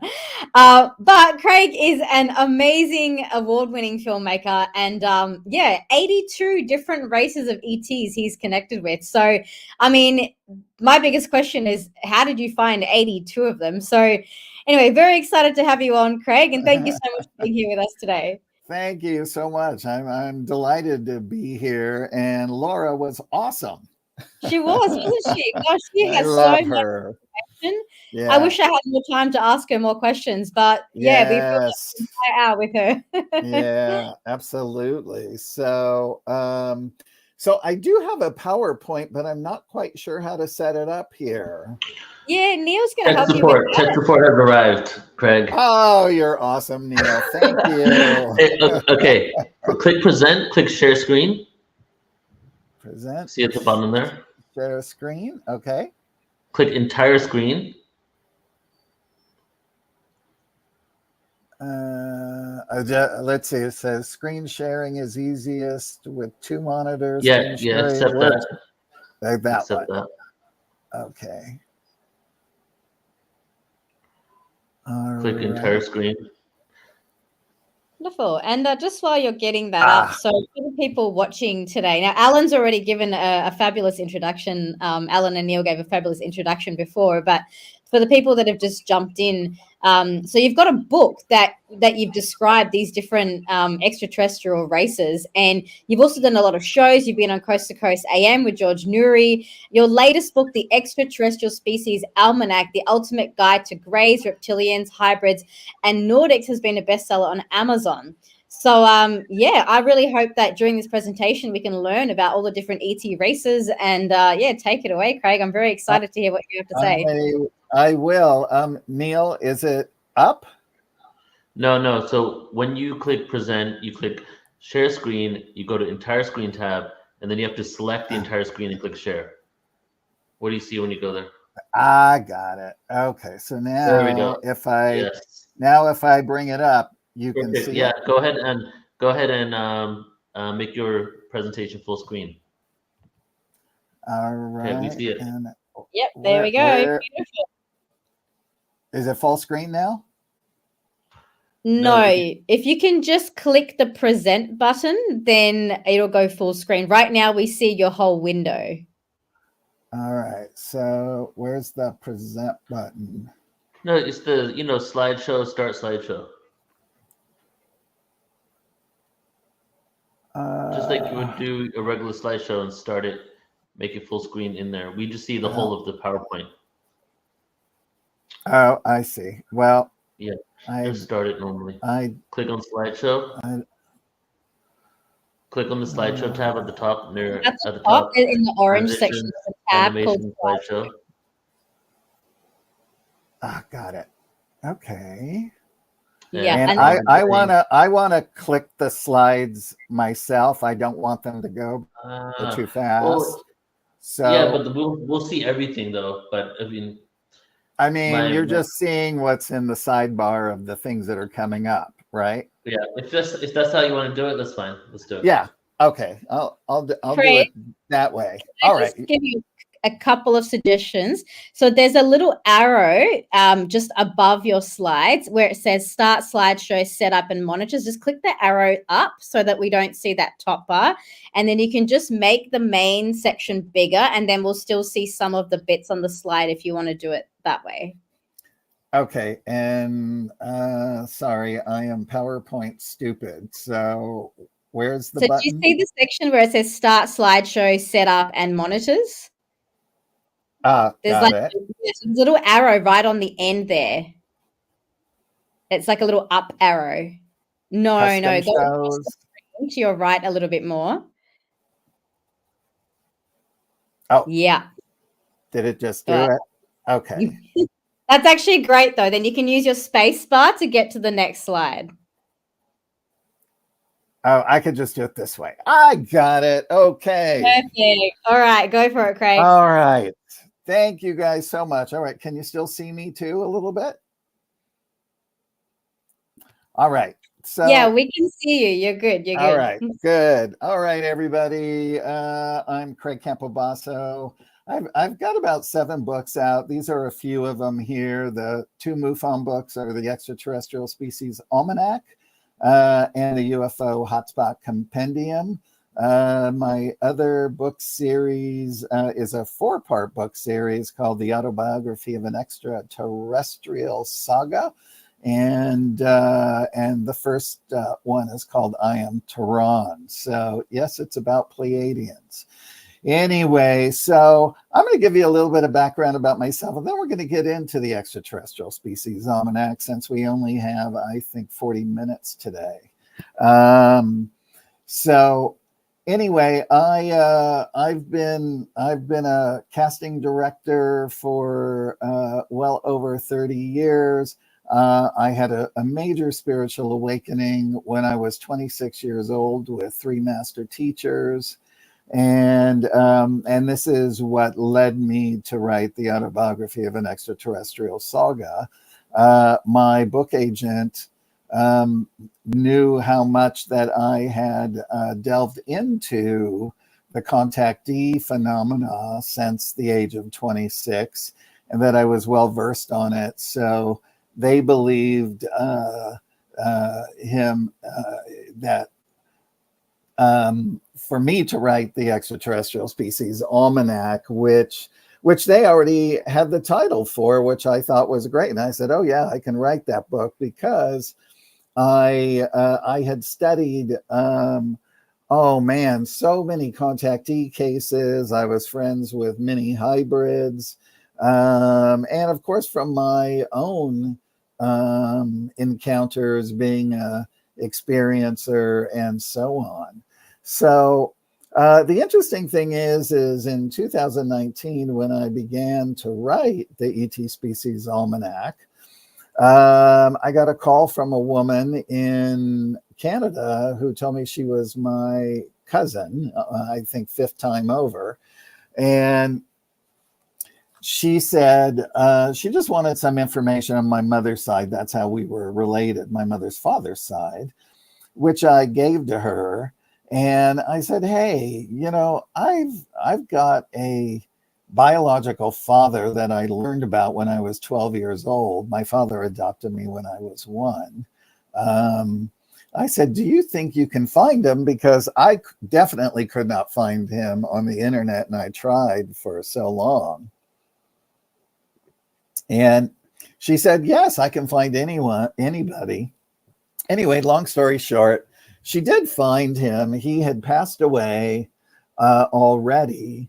And but finally, I was able to get a picture of him, which I did not have. And she told me where he was buried. I went there. I talked to them at the front desk. They gave me the name of the man that called to pick up his body. He had a different last name. I found the man living around the corner from me. I wrote him a letter, put my picture in there, and said, if you can get this to any of Fred's family, that'd be great. Anyway, I got a call a couple days later from the gentleman's son. And actually, the man was my biological father's half brother. And I thought, wow, that is so amazing. And of course, they didn't know anything of me. We did all the testing through DNA and all of that as well. And so I went to dinner with my uncle and my cousin. And I said, just tell me everything about Fred. It was a long 3-hour meeting. And he said, oh, he loved airplanes. He begged our mother to sign a piece of paper so he could get into the Air Guard because he was underage. And so she did. And then when he was 18, he was put into the Air Force. And he was telling me all the places that he was stationed. Anyway, long story short, then my uncle says in his next breath, and by the way, he was in Project Blue Book. Well, my face literally fell off. And I asked him, I said, well, do you know what that is? And anyway, he goes, well, kind of. He said, all my sons tried to get out of him UFO information, including the one that I was with. And he said he was always very tight-lipped about it. So here's the first coincidence, is that Fred Vero, my biological father, whose middle name was Warner, by the way, which has meaning, he was in Project Blue Book, which was the Air Force's study on UFOs that started in 1952 and was decommissioned in January of 1970, which investigated over 11,000 sightings. Its main study was to determine if UFOs were a threat to national security and to scientifically analyze UFO-related data. Now, here I am starting to write for MUFON, which is a US-based nonprofit comprised of civilian volunteers who study reported UFO sightings. So long story short, again, my uncle gave me everything that he had of his, which wasn't much, including his discharge papers. I know many people who are a little in the higher ups, and they said that his discharge number was one they'd never seen. So he was in a classification all his own. Now, my uncle then went on to say he was there for many years. I think he went up to a first sergeant. And then he just decided he didn't want to be there anymore. He came back to LA. He ultimately became the head of construction at Warner Brothers for film and TV. Warner Brothers, middle name Warner.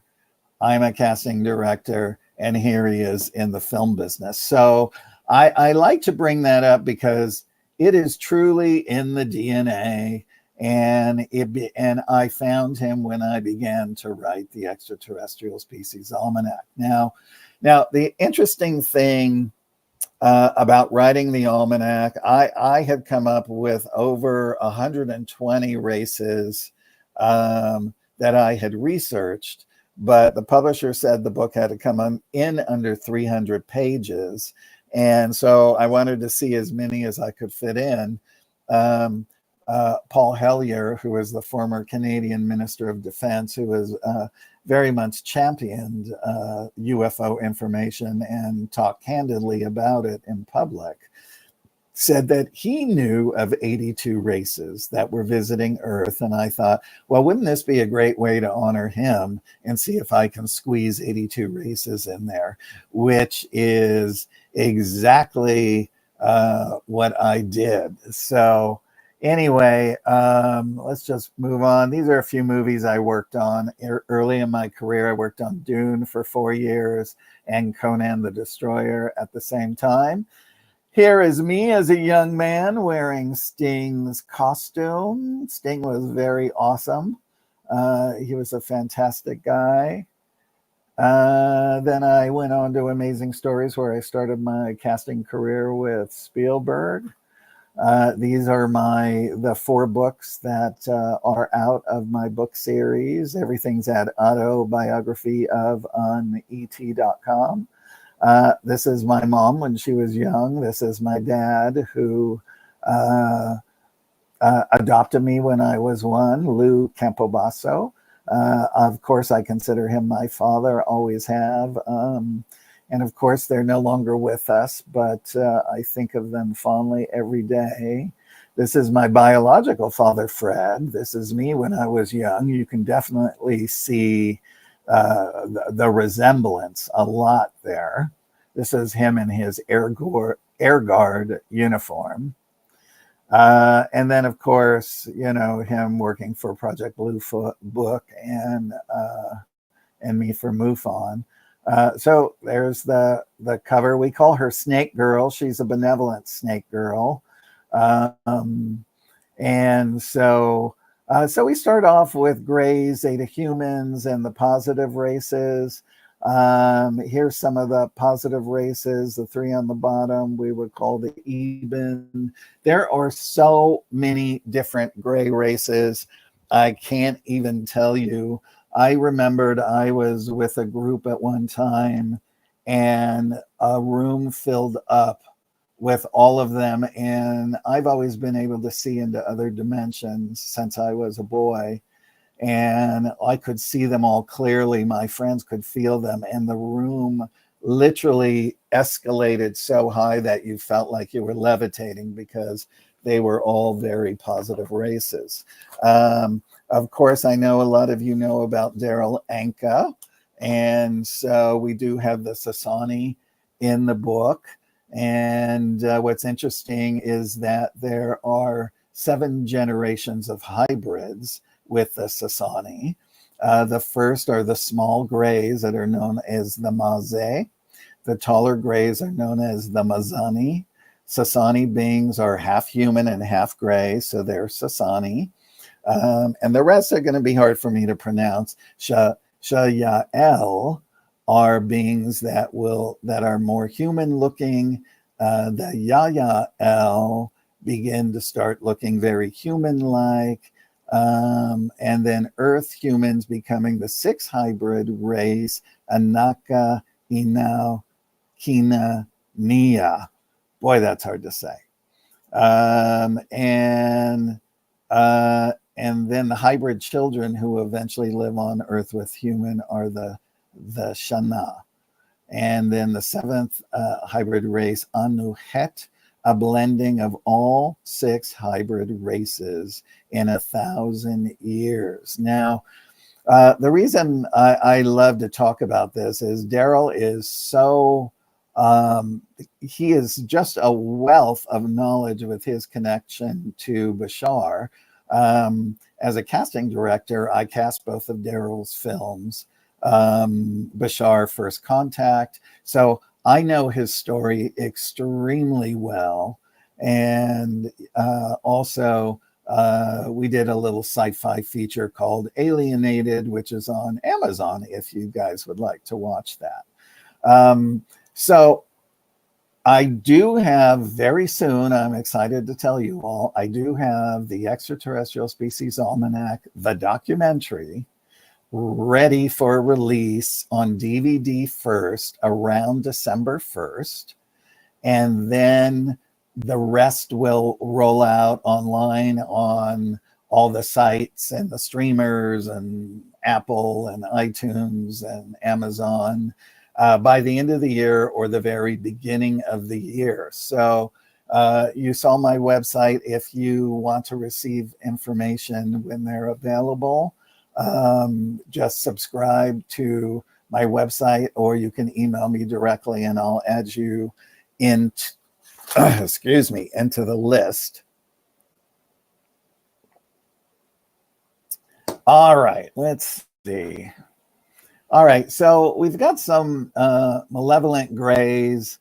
The one on the right side, the darker creature with these sort of orangish red eyes, are called the Aurons. They've been spotted over the last several years doing abductions that are not congruent with the actual person. Meaning, if you're a starseed, part of your contract is that if they did want to take some of your DNA as a human, that you have already pre-allowed them to do it. But the contention with the bad grays, as we call them, is that they do it without consent. And there are so many horror stories. I mean, I met a gentleman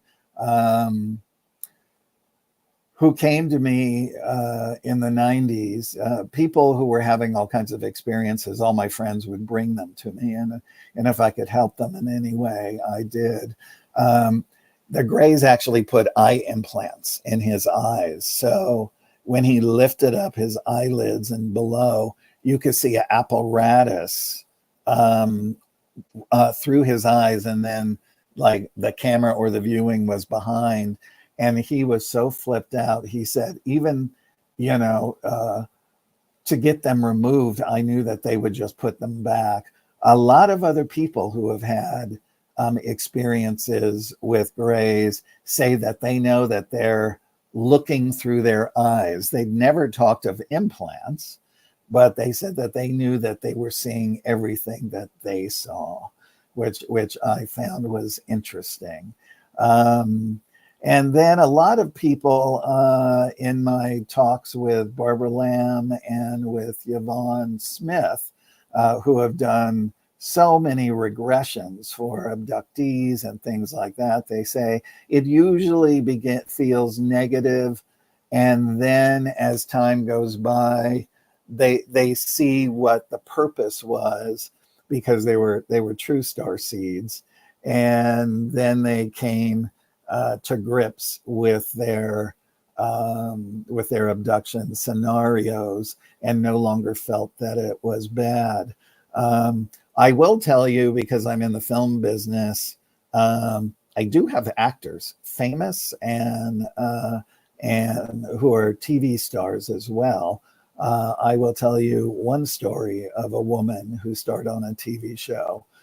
She told me when her daughter was little, they lived out in the canyon, so there was lots of land and homes were spread far apart, that she woke up to all these lights outside, and she ran into her daughter's room, and a Grey had her hand and was starting to pull her through the wall, and she grabbed her other hand and she fought the Grey and said, "You are not taking my child," and she forbid it, and the Grey let go. And then she saw the ship out on their front lawn, and their neighbors next door actually saw the craft as well. That was the last that she ever had an experience with those Greys. I haven't talked to her daughter, but anyway, it's just fascinating, all of these stories. All right, so let's get into reptilians. All right, there we go. All right, did I get it right? There we go. It's gone too fast now.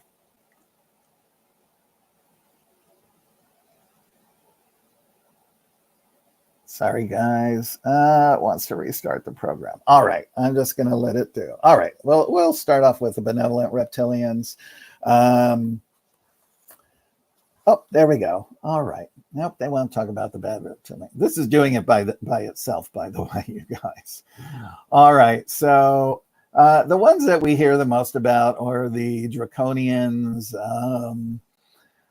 Man, it would take a whole day just to do a seminar on all of the information that goes on with draconians.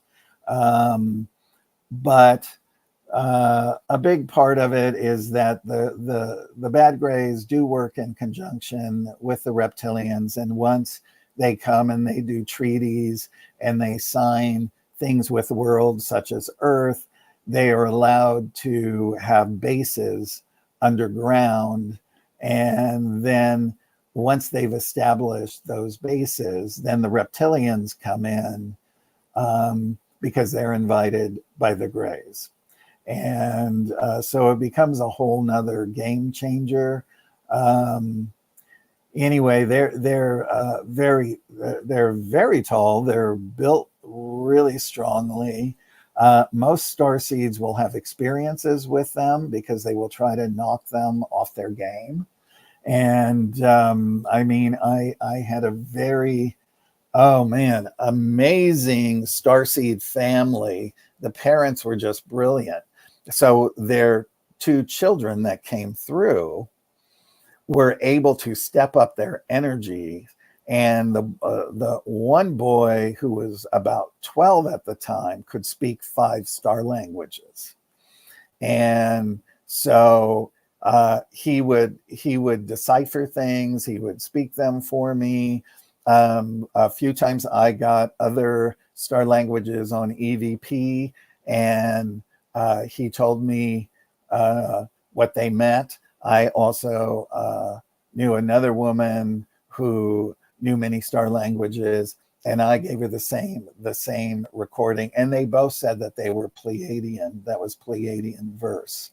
So in the documentary, you will hear some of the languages of the star nations as we're going through all of them. So anyway, all right. So let's go to the next. So we've got our benevolent reptilians.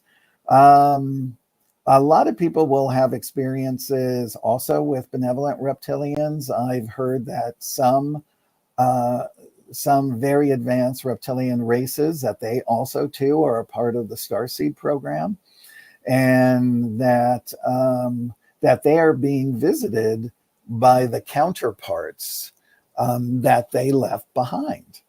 And so they're very connected into the whole reptilian world in the positive realm as well. So I know a lot of starseeds will, especially when they're just waking up, they'll usually get bombarded with a lot of benevolent energy, and then the bad reptilians usually show up. And just going back to the family, the 2 young boys and the father were every night being harassed and chased by reptilians.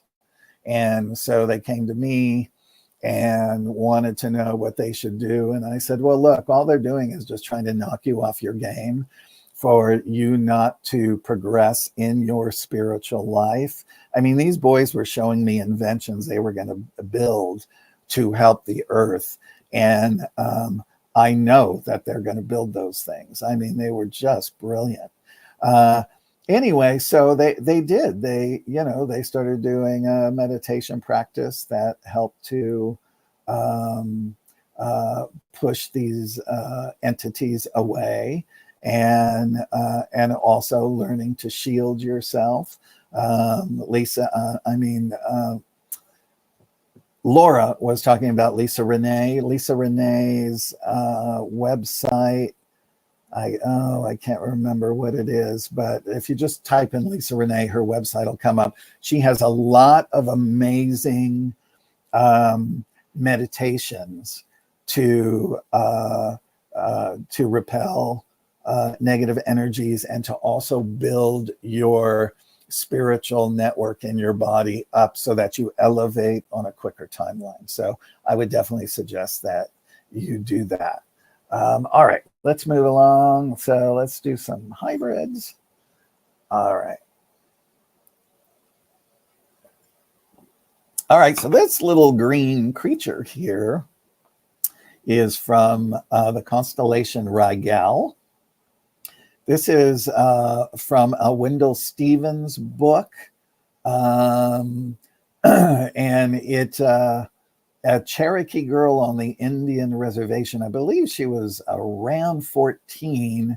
As we know, American Indians are very connected to off-world beings, and they had seen a craft around for some time, and they knew that this girl was going to be taken. And she was, and she had no fear.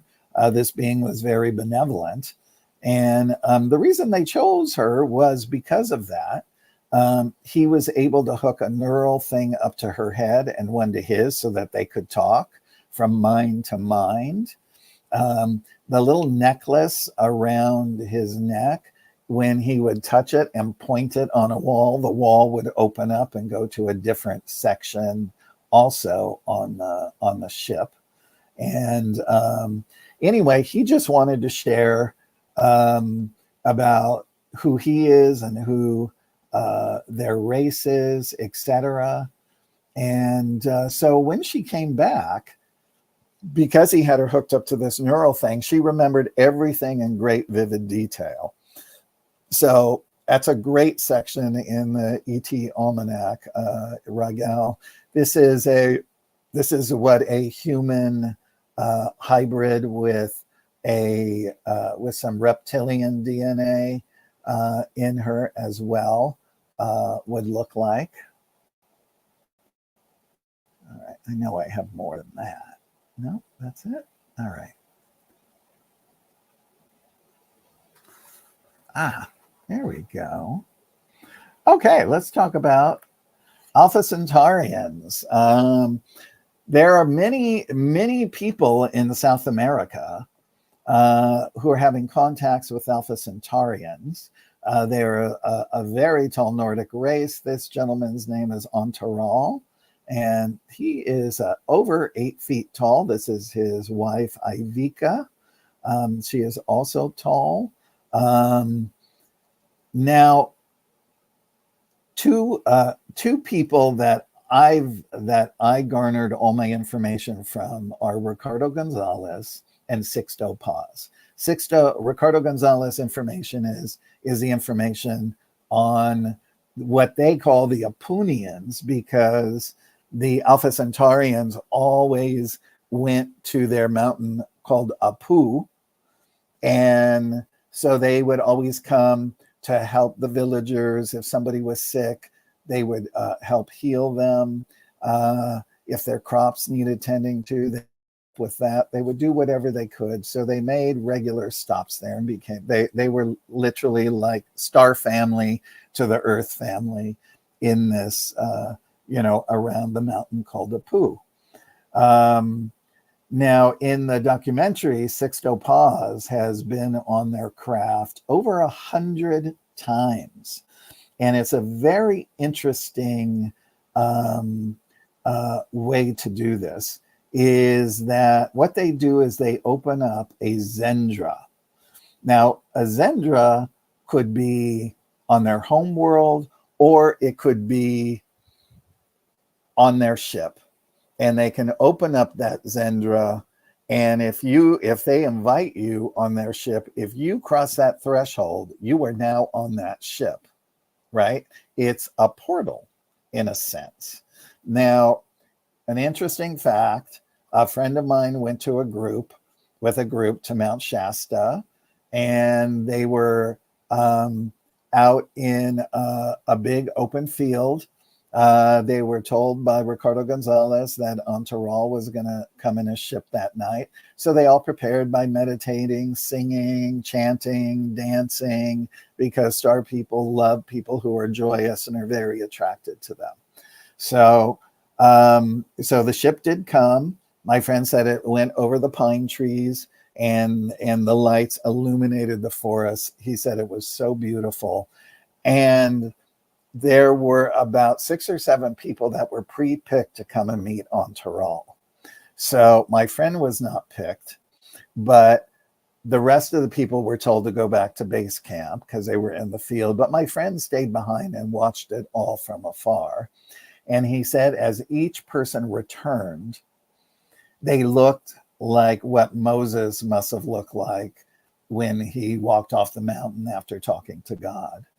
And, you know, they said it was just such a unique experience.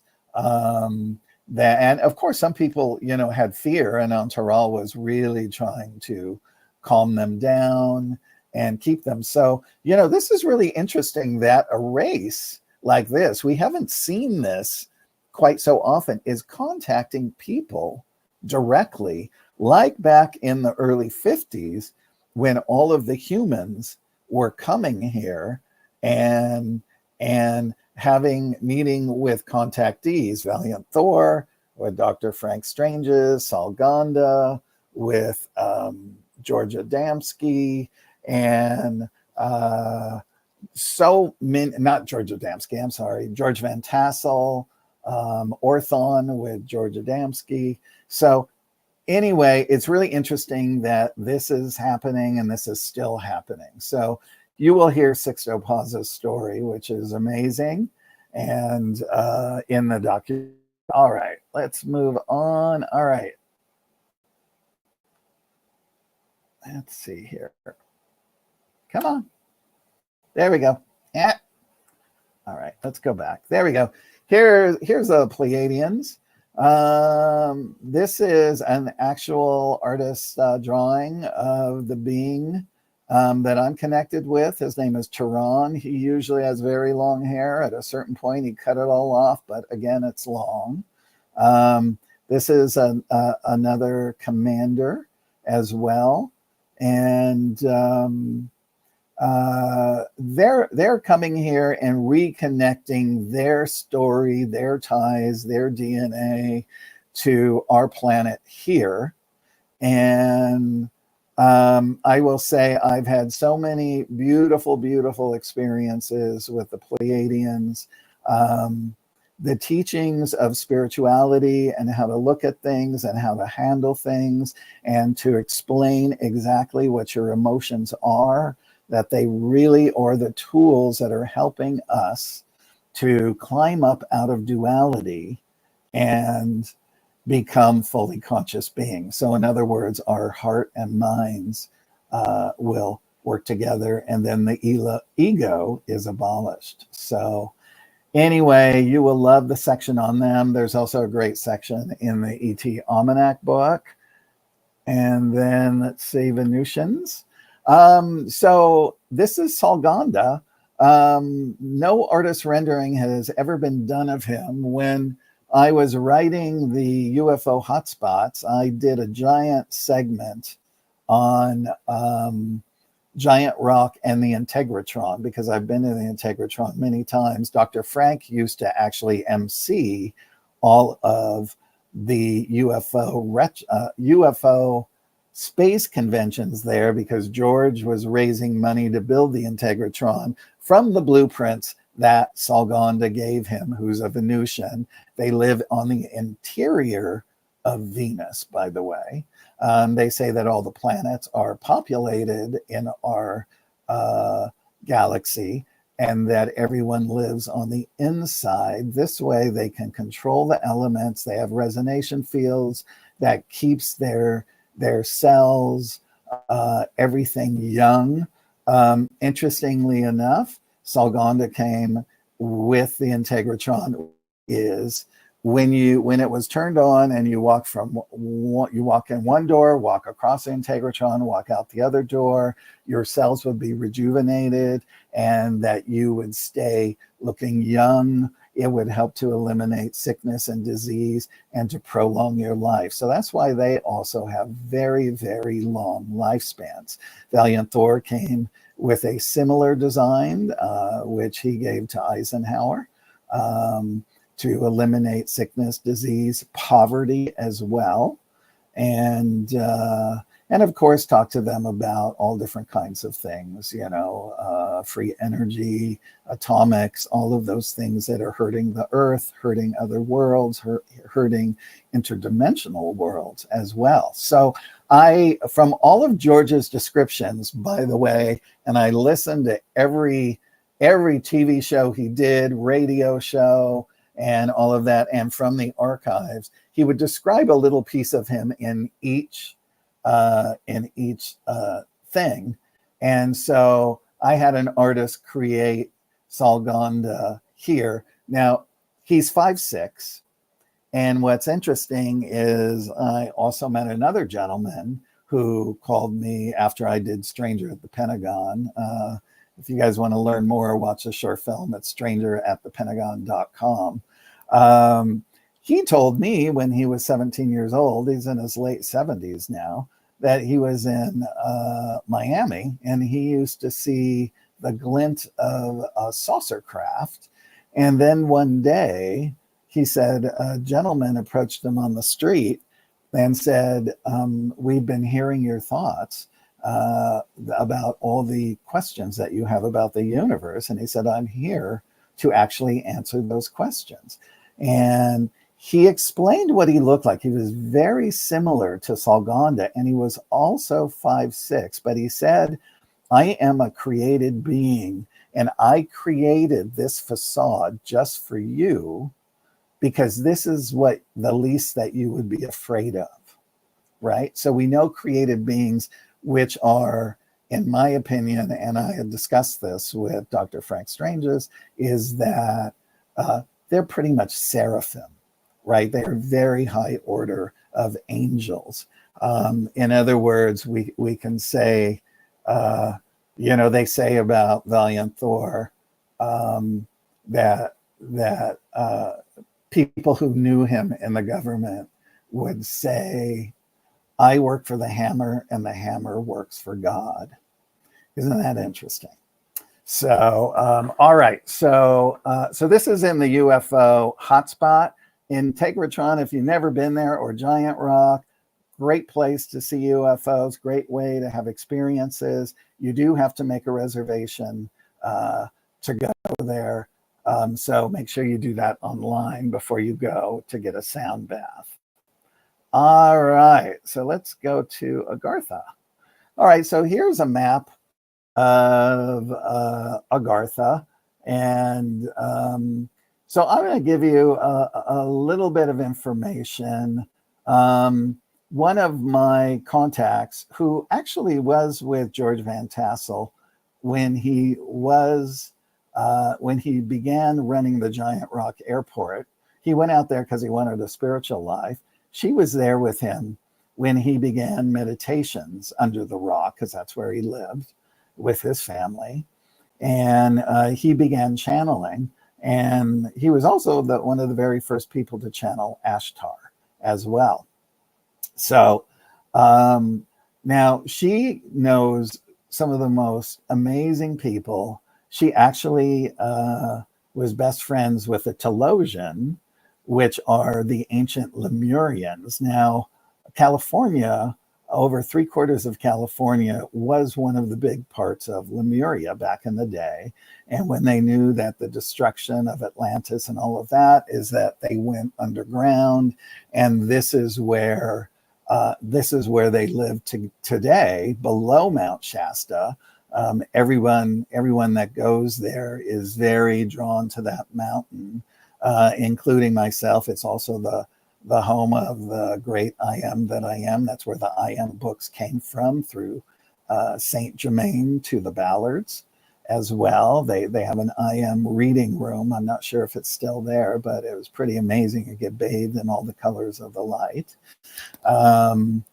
But so she was able to discern a lot of direct information about Agartha. Now, beneath the Matto Grosso is where the ancient Atlanteans live.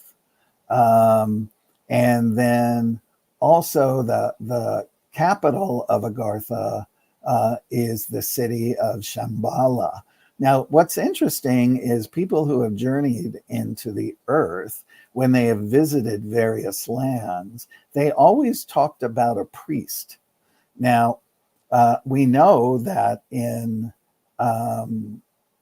Telos, ancient Lemuria, that there is Adama, who is a Melchizedek priest of the high order, and also a Melchizedek priestess. People have talked about priest in these other things. Now, where there are, I can't remember the exact number, but there are a lot of Melchizedeks that are teaching star seeds, people like you. So if you want to open yourself up to learn that, they can take you into night classes at night and that type of thing to learn more about it. So there is a great deal of protection from all areas. This is just a unique, different planet from anything else in the universe.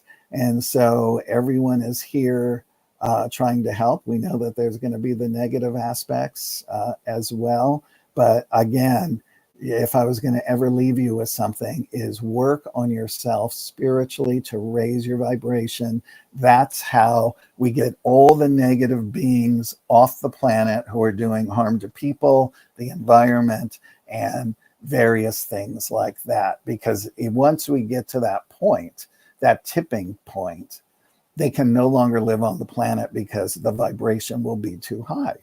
All right, now, and this is Mikos. He's the librarian of the library down there in Agartha.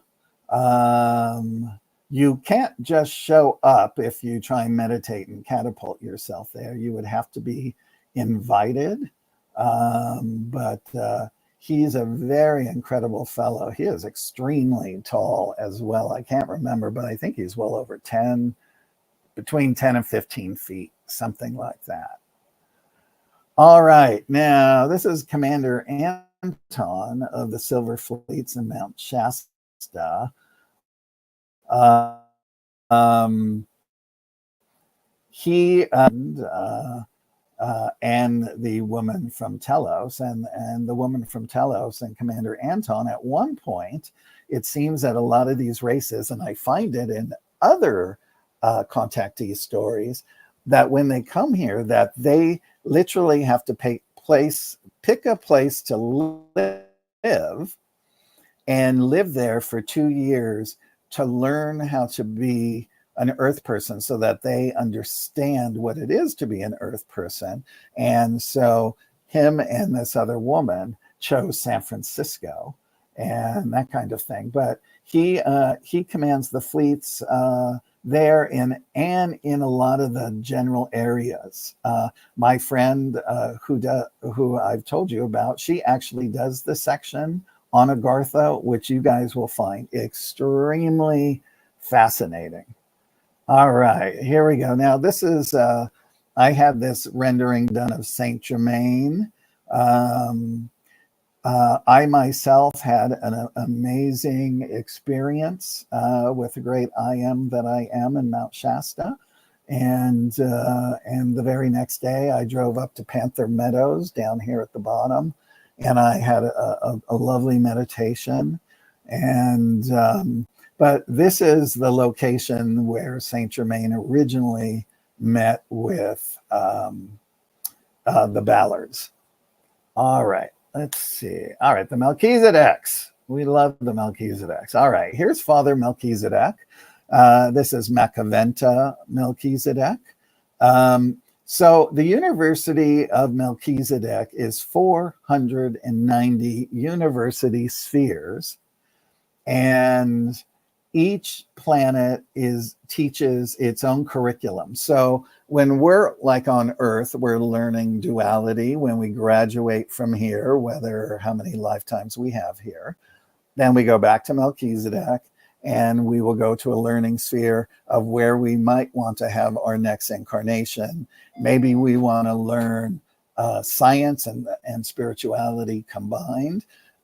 So then we would incarnate on the planet, and we would say, that's going to take me 3,000 years to assimilate. So you will choose a lifetime with that longer lifespan because those worlds are very advanced and you can stay living for that long. The only difference is created beings like Valiant Thor, they are eternal and they live forever.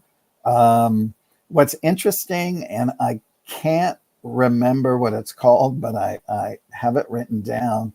They can, after a certain period of time, change their whole persona, but everyone who knew them would still know that it's them because it's the inner body vibration. Because when you're telepathic, you share your inner soul, your inner body, and all your feelings, your emotions. When you're telling a story, everything gets conveyed, so the other person actually feels it as well.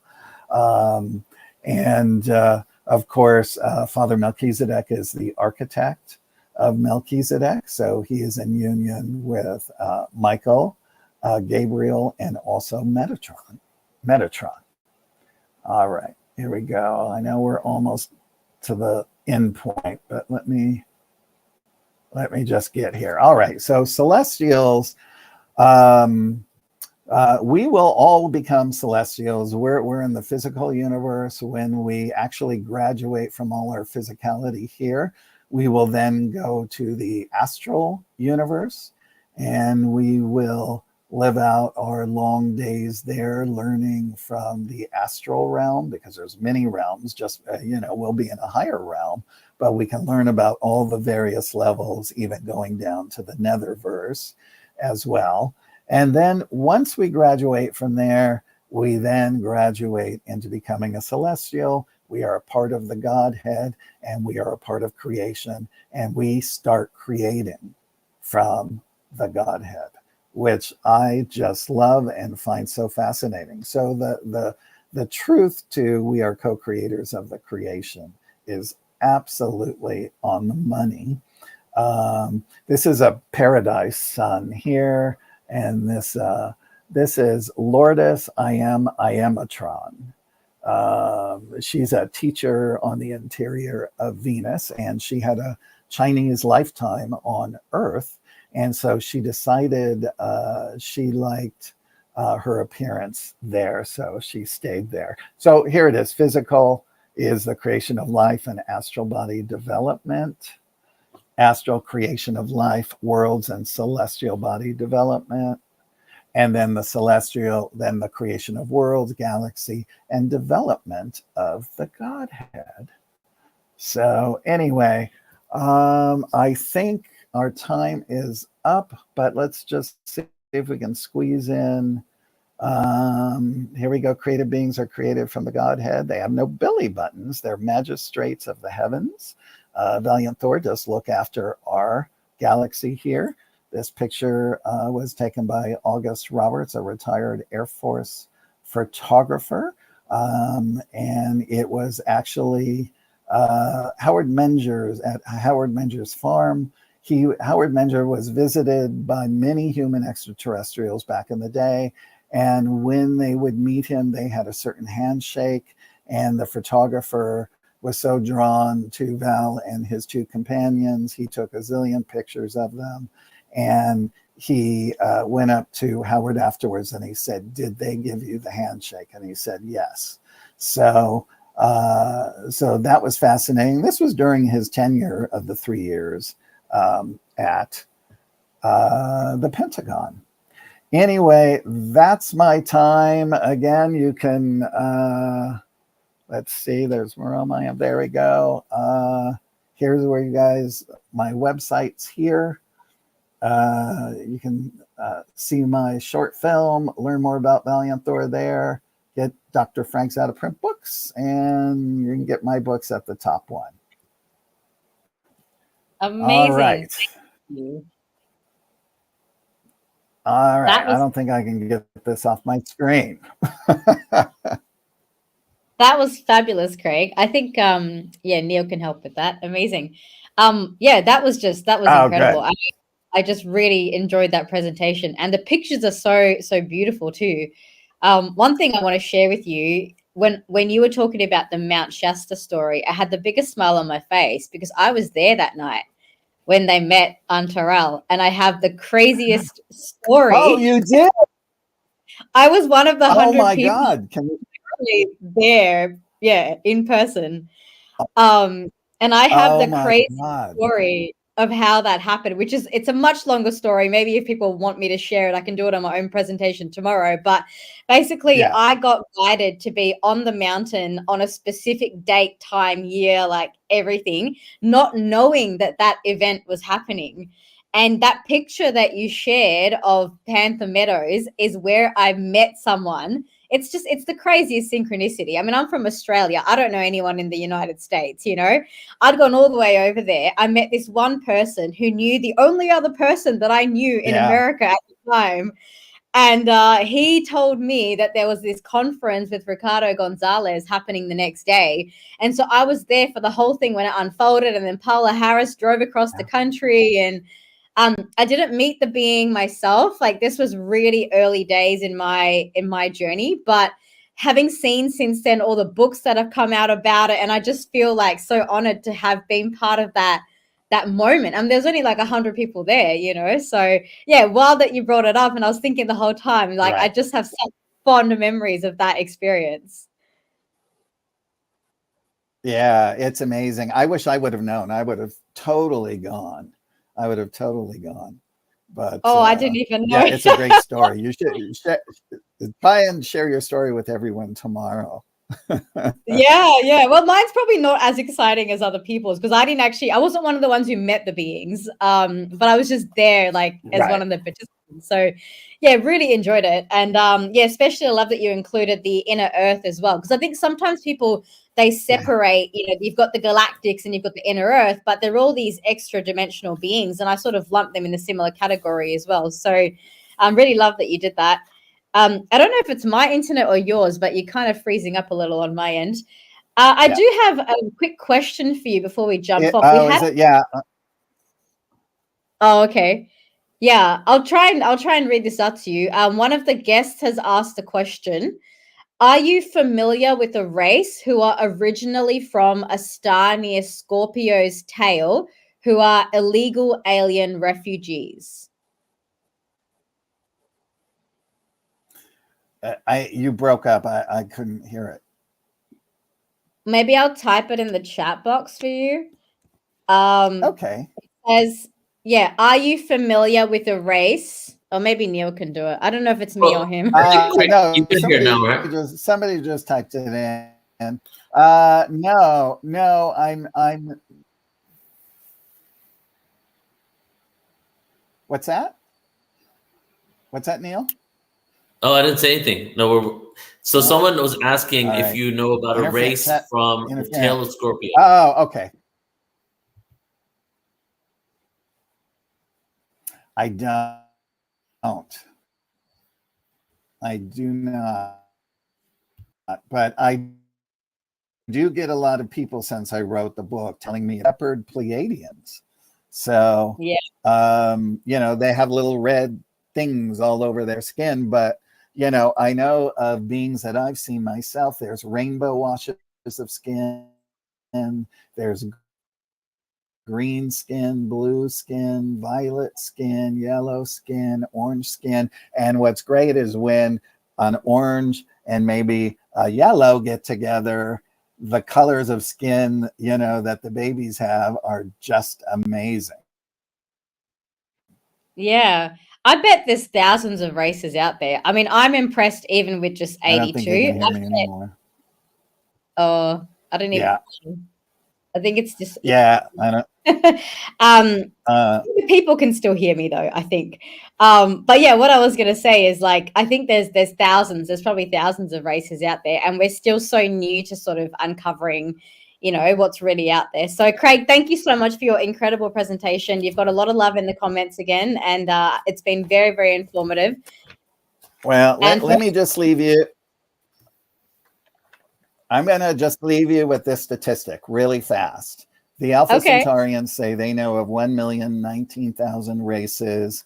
And in the Urantia book, it says that Earth's number in the Orvonton super universe is 5,304,482,337,666. Wow. How's that? Whoa. That's in the Urantia Yeah. book, Craig? That Very is, yes, yes. Yeah, no, it makes Yeah. sense. Well, thank you guys so much for today. I'm sorry I couldn't see everybody else, but thank you for being here. And much love to everybody. Have a great rest of your Thursday. Thank brother. you. Appreciate you, man. See you later. And Amazing. I believe we're handing back to you, Neil, Yes. to carry on. So Yes. Thank you. All right. So before we bring on Ashley, I want to show you once again the event that Craig was supposed to be part of. I think I forgot to put him on this. I'm going to put him on this flyer. Is the Moon, Mars, and Anomalies and Inner Earth conference. That's April 5th of next year, and you can find that on our website. I could have sworn I put Craig on it. I got to check with him. But this event's going to be amazing. We're going to go deep into so many different types of awareness here, looking at what's going on Mars, and just exploring the fact that we have definitely been, well, there's been civilizations on other planets, including Dark Side of the Moon, like we had shared earlier today. And Constance Briggs, she's going to be coming up soon today. And hopefully she's going to be talking about the moon anomalies. And today is the super full moon. So what a perfect day. I couldn't have planned it better myself, which is kind of funny because I did plan it. So because today is the super full moon and we have moon anomalies. That's just the way it works. And we're also, today is the beginning of an annual alignment with Arcturus. And it's a galactic day, the most galactic of all the days. So keep that in the field as we're going through today. And there's also a third thing going on. There's something going on with Cryon today as well. So a lot of energetic and astronomical occurrences today to support this event and just the shift that's going on anyway. So I think that's really beautiful. Just want to share that with you. So now we're going to get into our next guest, and you have seen her on Portal to Ascension. She's been one of the main MCs here. She's going to be on the Galactic Origins cruise. She helped me MC the Lemurian Conference and the Great Awakening Conference that we just did 2 months ago. This is Ashley Pfeiffer, and Ashley is known as Metaphysical Ash. She's a catalyst for personal and organizational transformation through customized events, workshops, speaking engagements, and she helps and works with people one-on-one. Her journey commenced with a transformative, spontaneous Kundalini awakening, navigating misunderstood physical ailments, and making profound shifts in mindset, diet, and behavior over the years. This awakening, which included interdimensional and extraterrestrial contact, ignited her mission to help others experience similar paths. She spent years in self-study, and her journey began in childhood with experiences of psychic sensitivities, and as a teenager, she delved into the occult, which eventually led her to more practical applications as an adult. She studied neuroscience and the psychology of thought patterns. Through her understanding of how these patterns contribute to reality, Ashley creates transformational workshops and events utilizing guided meditation to shift individuals at a foundational and frequency level. So let's go ahead and bring Ashley on. Hey, Ashley. Hi, Neil. Thank you for that intro. I want to shout out Craig. I don't know if he's still here. I have his book and I want to show it to you. So somehow, I don't remember how I got this, but before it went to print, I came across it. And I've had this. I printed it out. I went to the library. So I have this giant folder of all these species. And it helped me navigate some of the challenges I experienced. I'm going to talk a little bit about that in my presentation today. Whoa. And you knew it was Craig, and you knew he was the speaker today, right? I knew, yeah. And I've had that book. I'll go through it sometimes and, reference who I've connected with because I don't always see them physically. It's more like frequency intelligence within the realms. And I always check them off. Oh, that one's familiar. Oh, that one was there. Wow. And the more we move forward into this awakening, the more we're going to realize that life is normal. This is the normality of the universe, not the other way around, you know? Yeah, paranormal is the new normal. Yep, exactly. So what are you sharing with us today? I have some talking points on a presentation, All right. and I'm just going to kind of see what comes through. Okay, let's do it. All right, so I'm going to open up. Let's see. Share screen, share screen. There we go. Got it. How are we looking? Yeah, it looks great. And Okay. you can see just my presentation? Yeah, your presentation and yourself. Okay. All right. Okay, Ashley, we're ready to receive. All right. I'm ready to deliver. So I want to talk a little bit today about awakening your consciousness and strengthening your light body. Awakening your consciousness. Am I going crazy? Probably one of the most commonly asked questions by those experiencing a spiritual awakening.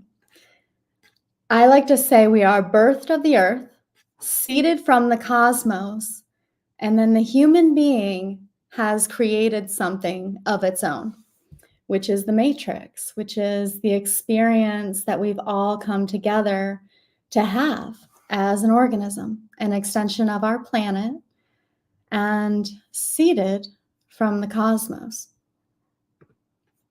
I'm going to share a little bit about myself, a bit about my personal journey.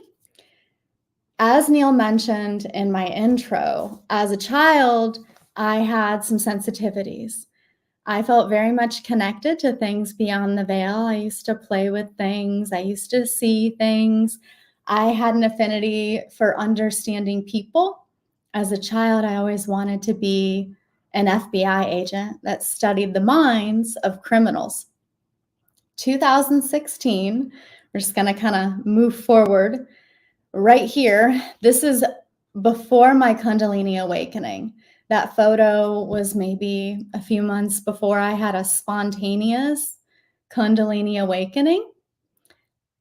I was notified it was coming through my team, my guardians, my guides. Certain energies were coming towards me. I could see things. Past loved ones were coming back up.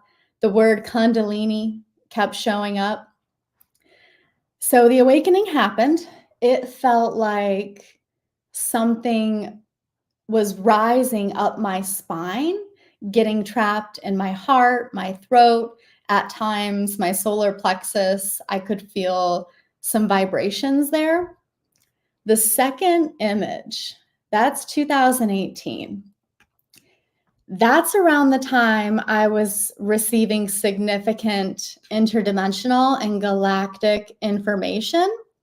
My body was having a hard time adjusting to the frequencies around me. So around this time, I was experiencing Pleiadian contact, Arcturian contact. I actually thought I was a Pleiadian starseed. Fast forward, knowing what I know now, we're all of it. Our DNA has the potential to connect with a lot of these angles of consciousness. So I like to consider them angles that when we reach certain levels of embodiment within our humanity, we can kind of reach these states of awareness, aware that we are deeply connected to the cosmos as well as connected to the earth. So 2018, I went through a ton of physical changes. The experience was an accelerated ascension, pushing me to the limit of what I think I could handle physically, mentally, emotionally. I remember at one point, I disassociated from my body and I was actually watching Ashley operate these programs and these behaviors. I became everything that I once judged in others. And that taught me a lot about polarity and integration and the depth we're willing to go into the darkness. that is the collective field of information, the collective mind that has manifested everything we see around us, the beauty, the ugly, all of it. You're it as you're part of this organism that is humanity. That helped me understand the power of holding a unity field without judgment. Moving on to where I am now, 2024, that is the embodiment. So I knew this was going to be a 10-year cycle for me. I feel closer than ever to holding that embodiment, and I really want to talk about that on this presentation. Some of the tools, practical tools that have helped me, and I believe will help humanity as we come closer to disclosure. A huge part of that is our embodiment in our body. In order to impact the environment, to really be that pillar of unity, we have to expand into this space. So our potential to impact is our willingness to expand and accept the entire structure of reality as self, moving beyond some of the ideas of who you are and accepting the I am wherever you are, however you are, with exactly what is in front of you. Mastery over mental and emotional states provides you the ultimate freedom. When you realize your mind is a tool, you get to choose your thoughts. And this is the delicate game that we have happening here. There are so many thought forms that are actually feeding into paradigms that perpetuate the exact issues we hope to reconcile and dissolve. So acknowledging your mind is a tool. You choose your thoughts. You are not your thoughts. You get to choose them. So if you could imagine thought streams all around you, these are intelligent frequencies that seek to sustain themselves. They seek to be manifested and actualized. And going deeper into the foundational principles of the energy that we accept in and we participate in. One of the biggest challenges I see in the spiritual community is that 5D mindset. What we're doing here, connecting in community, this is easy. The real work comes in when you're navigating the world and someone cuts you off or you witness an injustice. Recognizing your thought stream. How do you think about that, first and foremost? And then how does it make you feel? Your body provides the electric that fuels some of these issues, some of these paradigms. So when we commit ourselves to knowing God and to embodying that fifth dimensional consciousness, there's a responsibility that comes with that. You cannot claim that you are a unity, a unifying force, and deny certain aspects of your reality. We have to find a way to reconcile that. So can you offer not just the victim, but the one who committed the crime, the same amount of compassion? That's your impact. Understanding the foundational principles of how we're creating our reality. So in the spiritual community, we have a lot of work to do. We have a lot more integrating that needs to happen before we can hit that 5D, because even as you are on this path, you're going to come across things in your structure that are going to trigger you. They might have you thinking, well, they're stuck in the 3D, I'm over here in 5D, but what is the foundation of that thought form that then moves into your feeling body and is projected out? It's perpetuating the issue.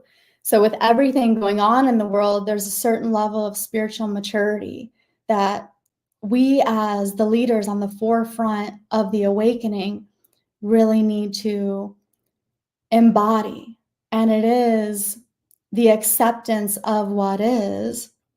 Creation does not make any mistakes, and we have free will. Once we know how to use the tools in our toolbox, understanding the foundational principles of reality, we can make those shifts a lot faster. Easing the discomfort of spiritual awakening. Now, these are general things that are going to support your neurobiological system for the star seeds. And these cannot be understated. Breath work.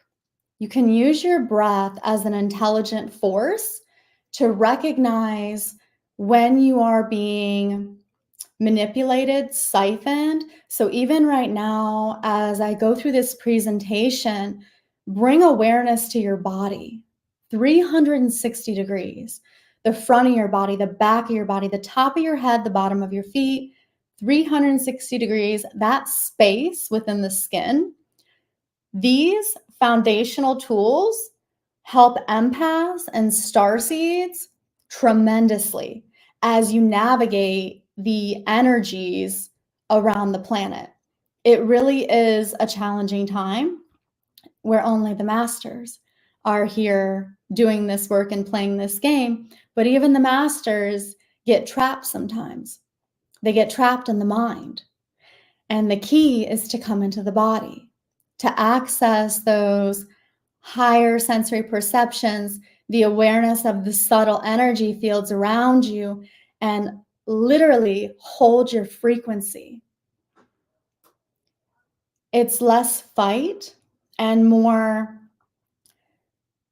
solidifying yourself in space and time. So breath work, coming into the breath, that's one of your most powerful tools. And if you can take that breath in, move it up through your mind, down your spine, really following that channel of the breath, you can find areas where you might have stagnation, tension, areas within the body, within the skin that are not resonating in harmony with nature and the frequencies that we are now accessing as a planet. And then moving on to the fascia, releasing tension, improving your flow. Our fascia is such a powerful network. It's a network that holds so much information, which speaks to the instruction set, how the organs, create themselves, how the organs are resonating. Your fascia can help you tremendously. It helps you move beyond any dogmatic viewpoints you have and accept more of your structure of reality as self, as the I am state. There was a quote I read once. I don't know who said this quote, but it's always stuck with me. A healthy mind is a flexible mind. A healthy body is a flexible body. So on these 11 days of awakening, take what resonates, leave the rest. Don't allow your mind to use you if something doesn't fit, if you don't agree, because that in itself is a frequency intelligence, which has now made its way into you and feeds off your discomfort. So we have to cultivate perfect love and perfect peace in the now moment using our tools, using our awareness, redirecting our consciousness inward. Because from that inner space, we experience and we contribute to the external experience. Sound healing and organic frequencies, powerful, powerful tool, allowing those sounds to resonate within the body. One of my favorite sound channels on YouTube is Arcturian Sound Healing. They have some amazing frequencies on that channel. And then organic tools that create sound that are not really manipulated by AI. Those are really powerful as well. And can you take that sound inward? Can you register where that sound is, where you are, take it into the body. Now, these are the secrets of the universe, energy, frequency, vibration. Use that to your advantage. So even as you go through these 11 days of awakening and you resonate with certain speakers, with what they're sharing, what they're providing you, take that inward to your inner space to help you adjust the world within, the universe within you. And now you're starting to really claim and command your humanity. This is your embodiment. Nutritional support. I can't talk enough about this. The nutritional support has been game changing as a sensitive, as a starseed, as a contactee. When you know how to support your cellular and the minerals in your body, when you know what you need when you need it, as you go through changes on this journey, that's a game changer. It's going to bring you into presence. You're going to feel less scattered. You're going to be able to integrate that information so much easier. And one thing I've noticed with a lot of starseeds is it's like a hypersensitivity or a type of ADHD where they're very non-linear, and that's totally fine. It's a superpower. But I can tell you from personal experience, when you have proper mineral support for your bones, your connective tissue, your cells, even moving into some of the herbal practices to cleanse and heal your blood and what information exists within the blood, this game of navigating these energies becomes so much easier. You're more present, you're more grounded, you're more embodied. And that is the gift. That is how we contribute to a new earth experience. It is through the embodiment, through harnessing that information, those energies into the physical form. And then dopamine detox. Are you comfortable sitting with yourself? Like getting really, really still, noticing your body and what's going on inside of you without distraction, without interference, without the need to listen to music, really redirecting that inward. I like to do this at least once a week where I don't watch TV. I'll turn my phone off. I'll disconnect from the outer world. And it's an extreme focus inward. It's a focus on every step I take, every breath I make, how my lungs expand, connecting with the heart, the fascia. It's a full day to know myself, where I am, how I am, what I'm resonating with, and any subtle distortions I feel, I take that time to focus on that, to reconnect those systems of my body with the living light, with the organic technology and the new plasma light spectrums that are coming on our planet to become that embodiment of the new human, the ultimate technology.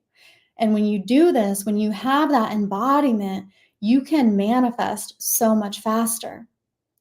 You can impact grids of the planet every step you take. You'll notice the things that come to you in your structure of reality are just alignment, synchronicities. You don't have as many accidents.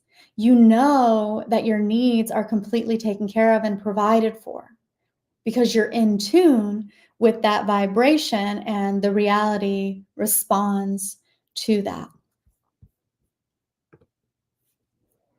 Okay, flow or fight. Referencing reality based on thought forms, navigating the complexities of timeline potentials and manipulation, saying goodbye to the spiritual warrior. And this is where your embodiment is your greatest gift. You secure yourself in that frequency. And from that place, you no longer have to fight. You're within a flow. It's a completely different way of securing yourself in space and time. And I also want to expand on the thought forms that we use to stabilize ourselves. And by stabilize, I mean your definitions of self. the ideas about who you are, the experiences that you've had, the concepts, even to the extent of, I'm star-seeded, I'm this, I'm that, I'm this, I'm that. The greatest gift that we can provide to humanity is a full embodiment and a full acceptance of the I am state. So noticing your structure of reality. Once you've solidified yourself in your torus field, so you have a full awareness of the subtle fields of the body, 360 degrees, then you can start going inward and figure out where some of the connection links are between you and these external paradigms that are plaguing humanity. Some of these constructs of thought that have made their way into the world of form. There's a lot of that. There's a lot of things that still exist within our physical body because we have not reclaimed our humanity. We are not fully embodied. Some of the areas I see most manipulated are going to be the sexual centers, the space around the throat and the back of the neck, which is also known as the golden chalice, mouth of God. There's a lot of vulnerabilities within the human field. And sometimes when you're navigating, you pick things up. You're doing your work, you're going into certain environments, having experiences, and stuff can stick to you. The starseeds experience so many more challenges than the average non-awakened human because of how you shine, because of the capabilities within your genetic code to manipulate the quantum fields. So our awareness is key. It's not a thought. It's not any concepts that are going to stabilize you. It's knowing where you are, how you are in space and time, connecting with your physical body, and in embodying your divinity. The reason I have this here and the DNA strand, the blood, understanding foundational constructs of how you resonate, what you're consuming physically, mentally, and emotionally, and then what you may have incarnated into, the blood. So our blood holds a lot of information, and you're not this body, but you incarnated into it.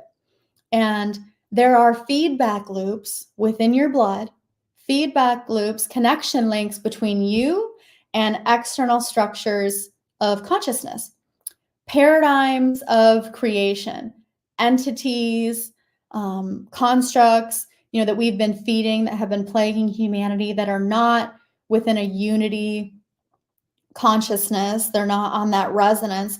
Some of that's within our blood.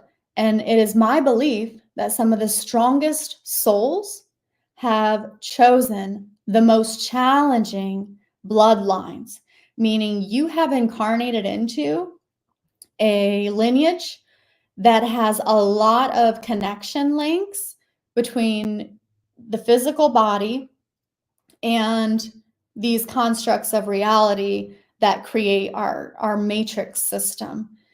So understanding how to go so deeply inward into your blood, purifying your blood with herbs and the proper mineral support and detoxification, knowing that you have the capability to go into your DNA strand and reclaim those strands in service to God, to the living light, to the natural laws and the evolutionary cycle that we're moving into. You get to consent to that. And the more you go inward, that becomes your embodiment. It shifts your resonance. You become a code and a key, and the frequency that then provides that for the environment you navigate. You get to plug that also into the earth.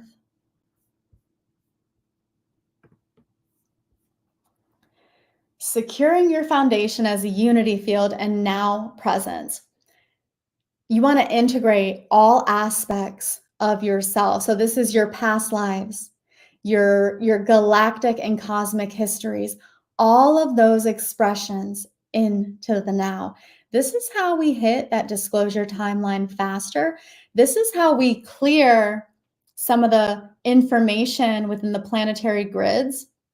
And this is how you truly take control over your life. And it starts by connecting with the physical body.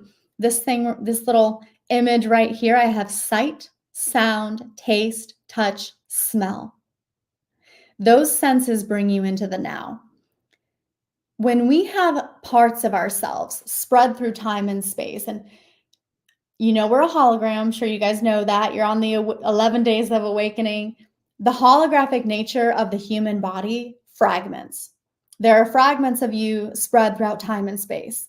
There are fragments of you that have been given to certain energies, entities, construct of consciousness. That's what I was mentioning when I talked about the blood. It's in your blood. Reeling all that back into the now with the power of your intent and participation with the body to fully embody your humanity, your all of it.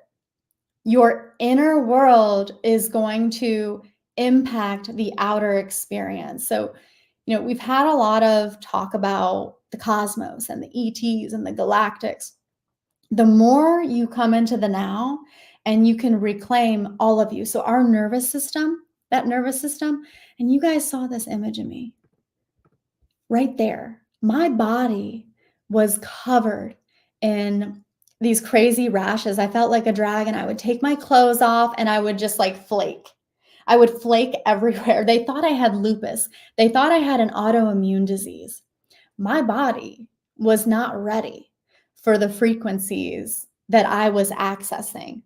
We pushed Ashley to the limit of what she could handle so that I could have an accelerated ascension and become the transmitter of certain energies. And I know there's some of you that are right there with me, probably, experiencing similar challenges. That's your nervous system. That is that system right here, that feedback system. So not only does your nervous system receive from the external, but your nervous system provides the external world information as well. Information that is genetically held within your organs. So the more you participate with reclaiming all aspects of yourself, we're going deep. So the embodiment, for those who resonate with this, your embodiment is key to New Earth. The reason I have these images here is to give you a better understanding. These were the closest things I could find. So as we go through the ascension process, those chakra wheels, they expand back. So we have now, but the chakra wheels actually carry information from the past and the future. And you have the potential to reclaim all those light aspects into the now, not to deny any part of you. So those aspects of self that you may view as dark or dangerous, or you want to avoid, those are keys to your embodiment. Those are keys to your ascension, not to deny them, but to fully integrate those light aspects into this present moment as you build your light field. There's a lot of power in that. And there's a way to do it with love, peace, and compassion. So there really is nothing to fear. The fear is often a story created by the mind. Remind yourself, my mind is a tool. I choose my thoughts. And really the only meaning anything has is the meaning you give to it.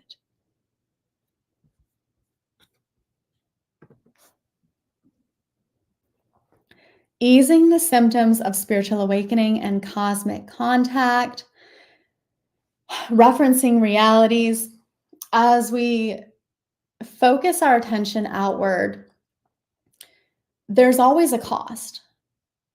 There's always a cost to what we're focusing on. Well, there's a cost to you, and you're paying attention. So if you could imagine, the holographic nature of the human body as you pay attention and notice, because there's a level of spiritual maturity that is needed to navigate some of what's going on the planet without feeding it. So as you pay attention, can you come into a place of sovereignty, of securing your frequency in the body? If you're paying attention to certain situations, happenings, atrocities that are going on around the planet, and it creates a feeling inside of you, you're feeding it. You want to hold that frequency. You want to hold neutrality, and you want to. It's a very kind of challenging thing to navigate. You want to become neutral. That's the only way to really dissolve what is happening on the planet. I think that's going to trigger some people. Like, how can you say that? Neutrality in these situations. Like, we see what's going on over in the Middle East. We know, some of the things that are happening in the entertainment industry to the children. We know about this stuff. Can you hold neutrality? Can you hold compassion, not only for the victims, but for those who have made those crimes against humanity? This is ascension. And just as we are ascending, so are they, as they choose to. So there's a larger picture happening here, really recognizing the power you have to reference realities based on what you allow into the mind. Supporting your neurobiology with supplements and nutrition, I cannot emphasize this enough. Cellular support, mineral support, cell salts are game changers for the star seeds. This is going to help you solidify yourself in that sphere of energy. This is going to help you direct your attentions in the right way. When you see certain things and you feel that flush, you feel that activation, you feel the nerves being stimulated, and perhaps you feel an opening in the center of your chest and your solar plexus is now being manipulated. Having support for your neurobiology through nutrition is game changing. And then the third one, allowing for recalibration in stillness. This is where you get really, really still and you notice your body and you allow plasma light to come in through your crown and start regenerating some of your systems. So you're going to reclaim all your systems. You can actually go inward and communicate with your systems, your skin, your bones, your organs, your heart, your brain, noticing both hemispheres, front, back, side to side, top to bottom, really reclaiming all your aspects in service to God, reclaiming your divinity, embodying your humanity.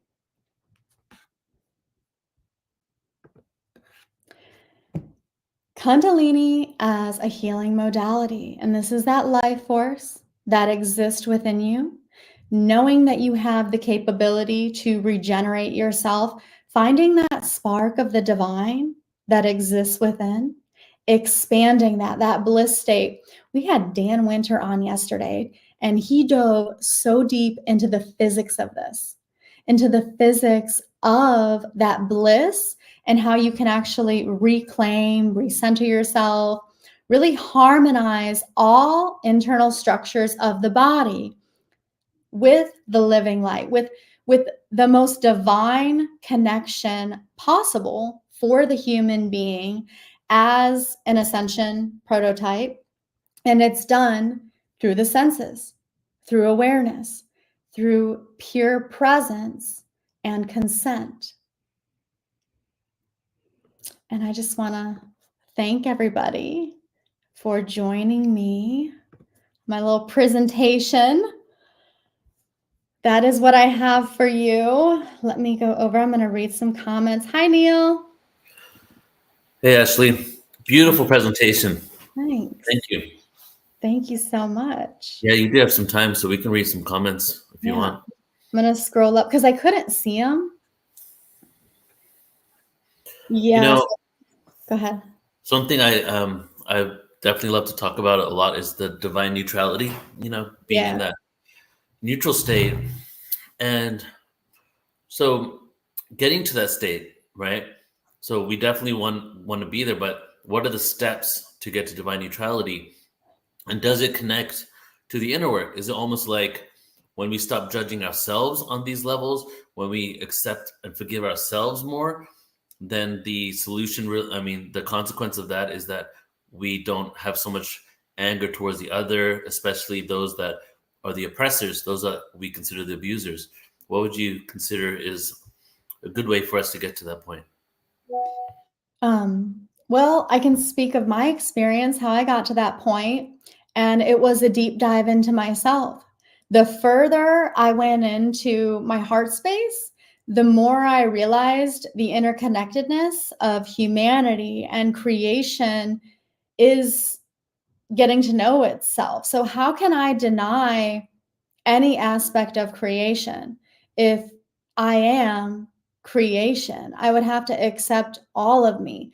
So perhaps it did start with accepting, some of the ways that I've hurt others, how others have hurt me, accessing, some of those darker aspects of myself, some of what we have spread throughout time and space, our past lives, all available to you in the now. Like, how deep are you really willing to go into that light work? How deep are you willing to go into the darkness? The deeper you go, the more you're going to recognize that you're it. You're all of it. Sometimes I often wonder, well, I had some past life regressions and I've seen myself doing things that people may consider atrocities at this point, or even things that I would judge in this life, right? So it's interesting how we've been everything. So that's another part of ourselves. It's like our past lives that we need to integrate, the darkness within ourselves, but coming to the realization that we've played many different roles, including the ones that we may not agree with in this life. Absolutely. I feel that if we're going to, truly, and that's why this point in our evolution is it's so crazy, but it's also so powerful. And the masters are here, like to really master integration of the polarities, what humanity has done, with its free will and expanding out from that. We have our allies, our galactic allies, who are also experiencing ascension. And we've all played a part in this. Right. Can we accept the clarity of it? If anyone has questions, go ahead and let us know. And, so Buddha had said, this is not the exact words, this is me paraphrasing it. But then when you get to a place of equanimity, was what he called it, which is divine neutrality, you begin to have so much compassion for all of humanity. And just like you said, is that you have compassion for those that have been victimized, but you have even more compassion for those who are the oppressors and those that are victimizing others, because you see how disconnected they are, that you can't help but have compassion for the level of disconnect people feel in order to do the things they do. Yeah. There's a question. Francis asked, what is fascia? Fascia is really important because fascia actually communicates with the muscles and the organs. So fascia is that thin membrane that surrounds your connective tissue. It's, if you've ever, like chicken has like that white thin membrane, that's your fascia. So when you stretch and you feel tension, that's your fascia. Your fascia actually holds a lot of information that speaks to the physical body. Your fascia is kind of like a highway network of frequencies that can make their way into the physical form. So would you say that, because they say cellular memory, that our cells hold trauma, would you say that our fascia also holds trauma? And then from fascia release, we can, release different things that we're holding on to, whether it's physical or emotional? Oh, absolutely, Neil. And we can release some of that cellular memory with cellular support.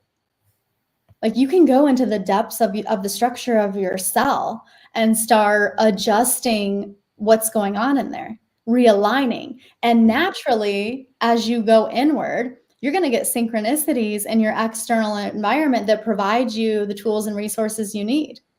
The things you need when you go to your inner world are going to show up for you naturally, organically.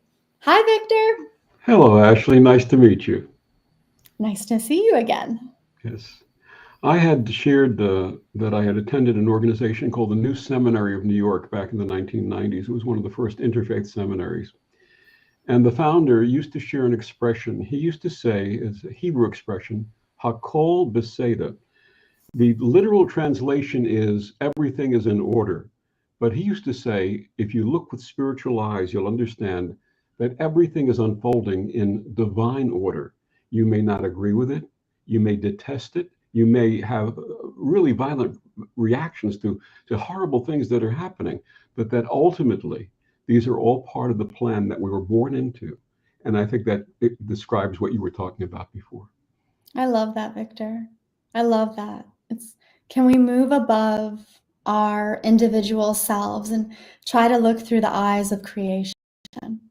And ultimately develop the empathy and the compassion to forgive, which I think is one of the lessons for many of us in this lifetime. Yeah. Yeah. Something that's come up for me recently, or that I've heard from those in conversations about forgiveness, watching videos, is some people getting angry about how could I forgive them for what they've done because it was so terrible. And what I've realized is forgiveness isn't about the other person. It's about you. It's about how you feel. It's about your own mental health. Just like there could be all these atrocities happening outside, there could be all this fear. But if you've done the work to not be fearful from the external reality can be what it is, but you're still at peace. So forgiveness is really about your own self, your own inner peace. Absolutely. One of the things that I share when I officiate funerals or officiate memorial services is that tomorrow is never guaranteed. If you want to forgive someone, forgive them today.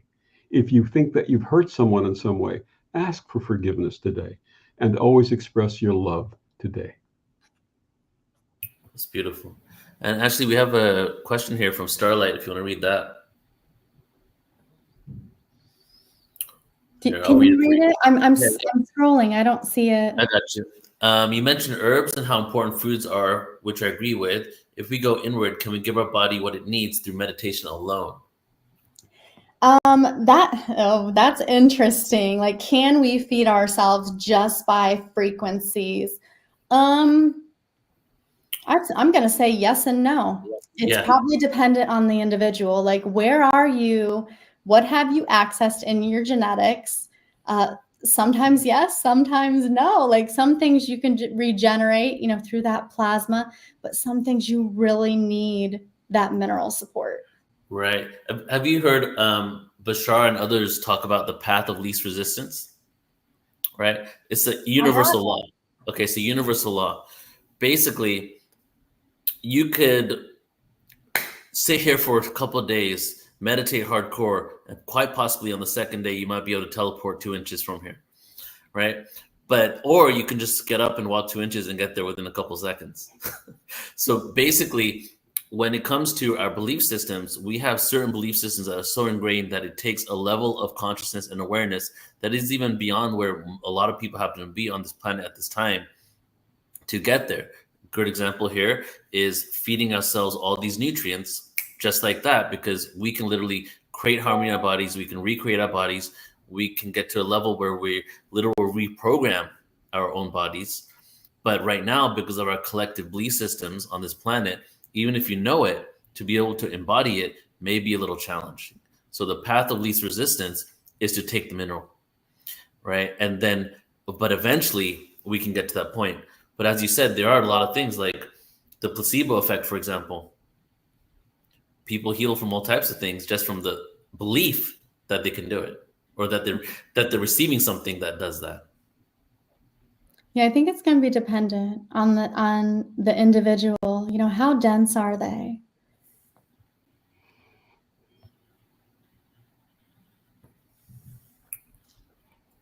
All right. So if we have any, do you want to take any last questions here if we have any? All right, as we close out, Ashley, how about, did you have one there? Yeah, Spirit, as someone that has suffered from rashes caused by etheric parasites attacks for the past 5 years, colloidal silver mixed with hydrogen peroxide. So I can resonate with that. My detox protocol was about 3 years detoxing from the internal parasites, stopped some of that external stuff from coming in. And colloidal silver helps you at a cellular level. And then you can actually bathe in peroxide, baking soda, apple cider vinegar to help the detox. If you're going through a significant detox or a purge, or everything around you is triggering you, you can support your physical body that way. Beautiful. Ashley, thank you so much for your amazing presentation. And, you know, I don't know if you shared what else you do. Like, can people work with you? You said you do one-on-one. So what's the best way for people to connect with you? What kind of services are you offering? Yeah, so I work one-on-one with individuals. My website's ashleypfeiffer.com. I also do small events in my city of Columbus, Ohio. And my niche is inner alchemy, how you take any stressful situation and turn that into the momentum to elevate yourself to your highest potential. So if you want more information on that, you can definitely visit my website. Beautiful. Thank you, Ashley. We'll be seeing you a little bit later. Okay. Amazing. Hey, Victor. Hey, Brother Neil. Ready to bring on our next guest? I am ready to bring on our next guest. All right, let's do it. Constance Victoria Briggs explores our cosmic connections with her talk, Earth's Galactic History and its Extraterrestrial Connection. In this presentation, she examines current research, theories, and evidence linking Earth and extraterrestrials past and present.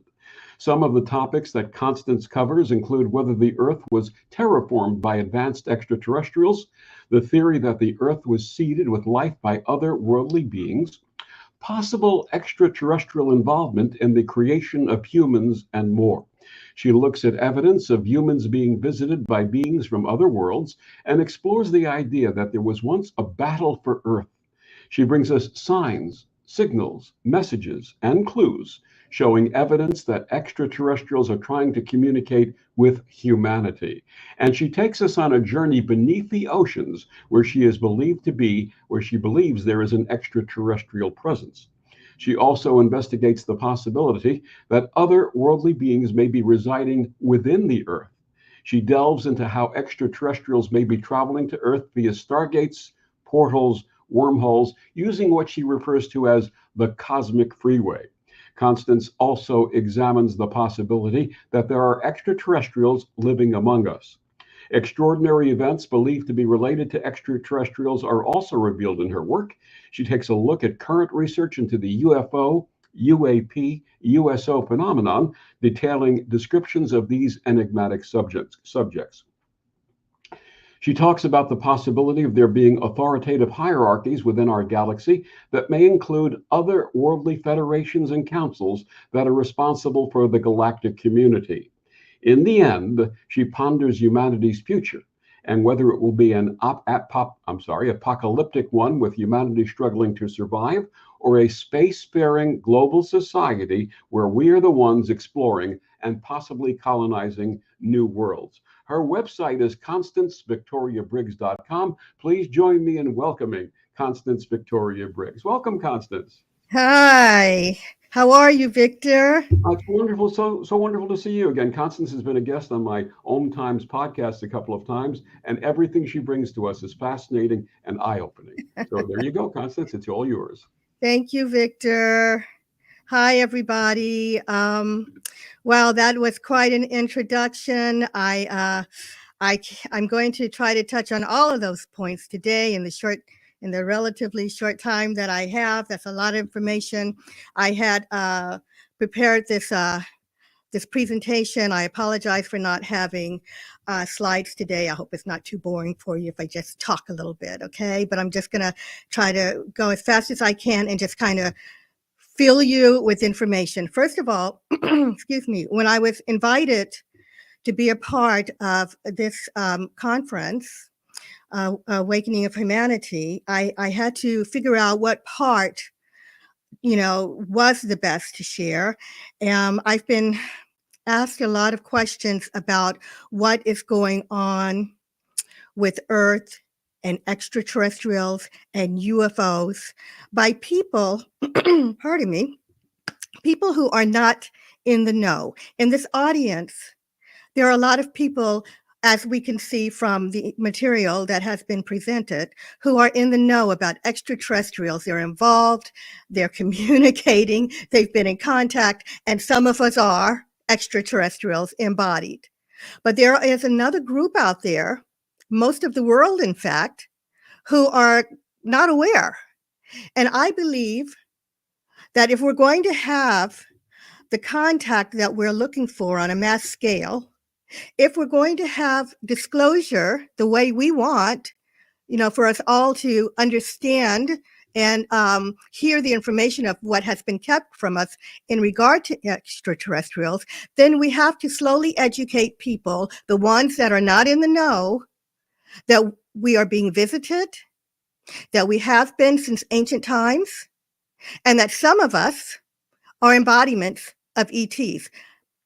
The fact that everyone on Earth is an ET is another show, but I do believe that, the soul does come from elsewhere, but that's another topic. So anyway, that's my intention when it comes to awakening humanity. I don't think we can really get there until more people know.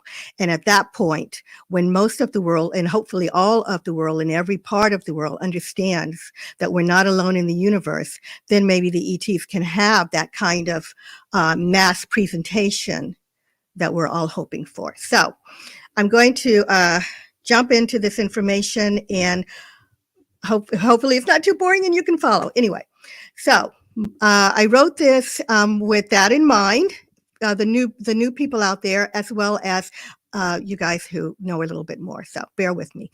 We have entered a time when information about Earth's galactic history and its connection to extraterrestrials is coming out very fast. As you've seen from the program, there's lots of information. The evidence suggests, as we know, that we are not alone, and we never have been. So that's a very important point, because there are some people who believe that this kind of started all, in the 1940s, 50s era. It's not true. We've been visited forever. In fact, whether there is other intelligent life in the universe is no longer a question. There is proof that shows that we have been visited by extraterrestrials from the beginning of human history, and that Earth is being visited today. The question is whether humanity will accept this reality. That's a big one. Because if you do talk to someone who's not aware, some of them brush it off and some of them don't like the idea. They are not accepting of the reality, and it's a problem. But I believe that what we're going through when it comes to people who are denying the existence of UFOs and ETs, I think that we're going through what I call growing pains. I think that every galactic civilization that has started and that has entered the galactic community has gone through growing pains of denial and acceptance. Unfortunately for us, this is where we are right now with so many, or not only denial, but just people who are in the know, who are keeping the information from us. Anyway, If we are to enter a time when we will evolve to be greater than we are now, then we need to examine Earth's galactic history and its extraterrestrial connection. Only then will we be able to move forward into a time when we can join the galactic community. Therefore, it behooves us to examine as much information from our past on the subject as possible, as well as explore the theories and possibilities of how we are connected to the stars. I would like to emphasize theories because there's a lot of information we have, those of us in contact, but there's a lot of information that is that's missing too. There are broken pieces to our history from the beginning. So sometimes we only have the theories, but the theories I have found are also ones that the space agency have, and I'll try to find the time to get into that.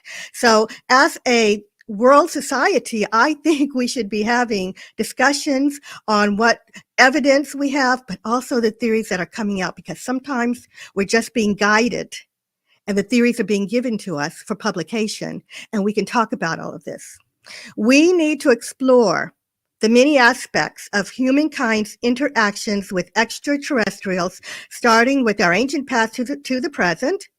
Once the world understands that we are not alone in the universe, then perhaps we will be ready for that spacefaring Star Trek future that so many have been anticipating. I talk about Star Trek a lot, guys. In my writings, I talk a lot about science fiction because I find that for awakening people and those that are not in the know, like we are, some of us are, they can relate. They can relate to Star Trek and science fiction. So I do bring that up a lot. And while I have Star Trek here, I just have to interject something really quick.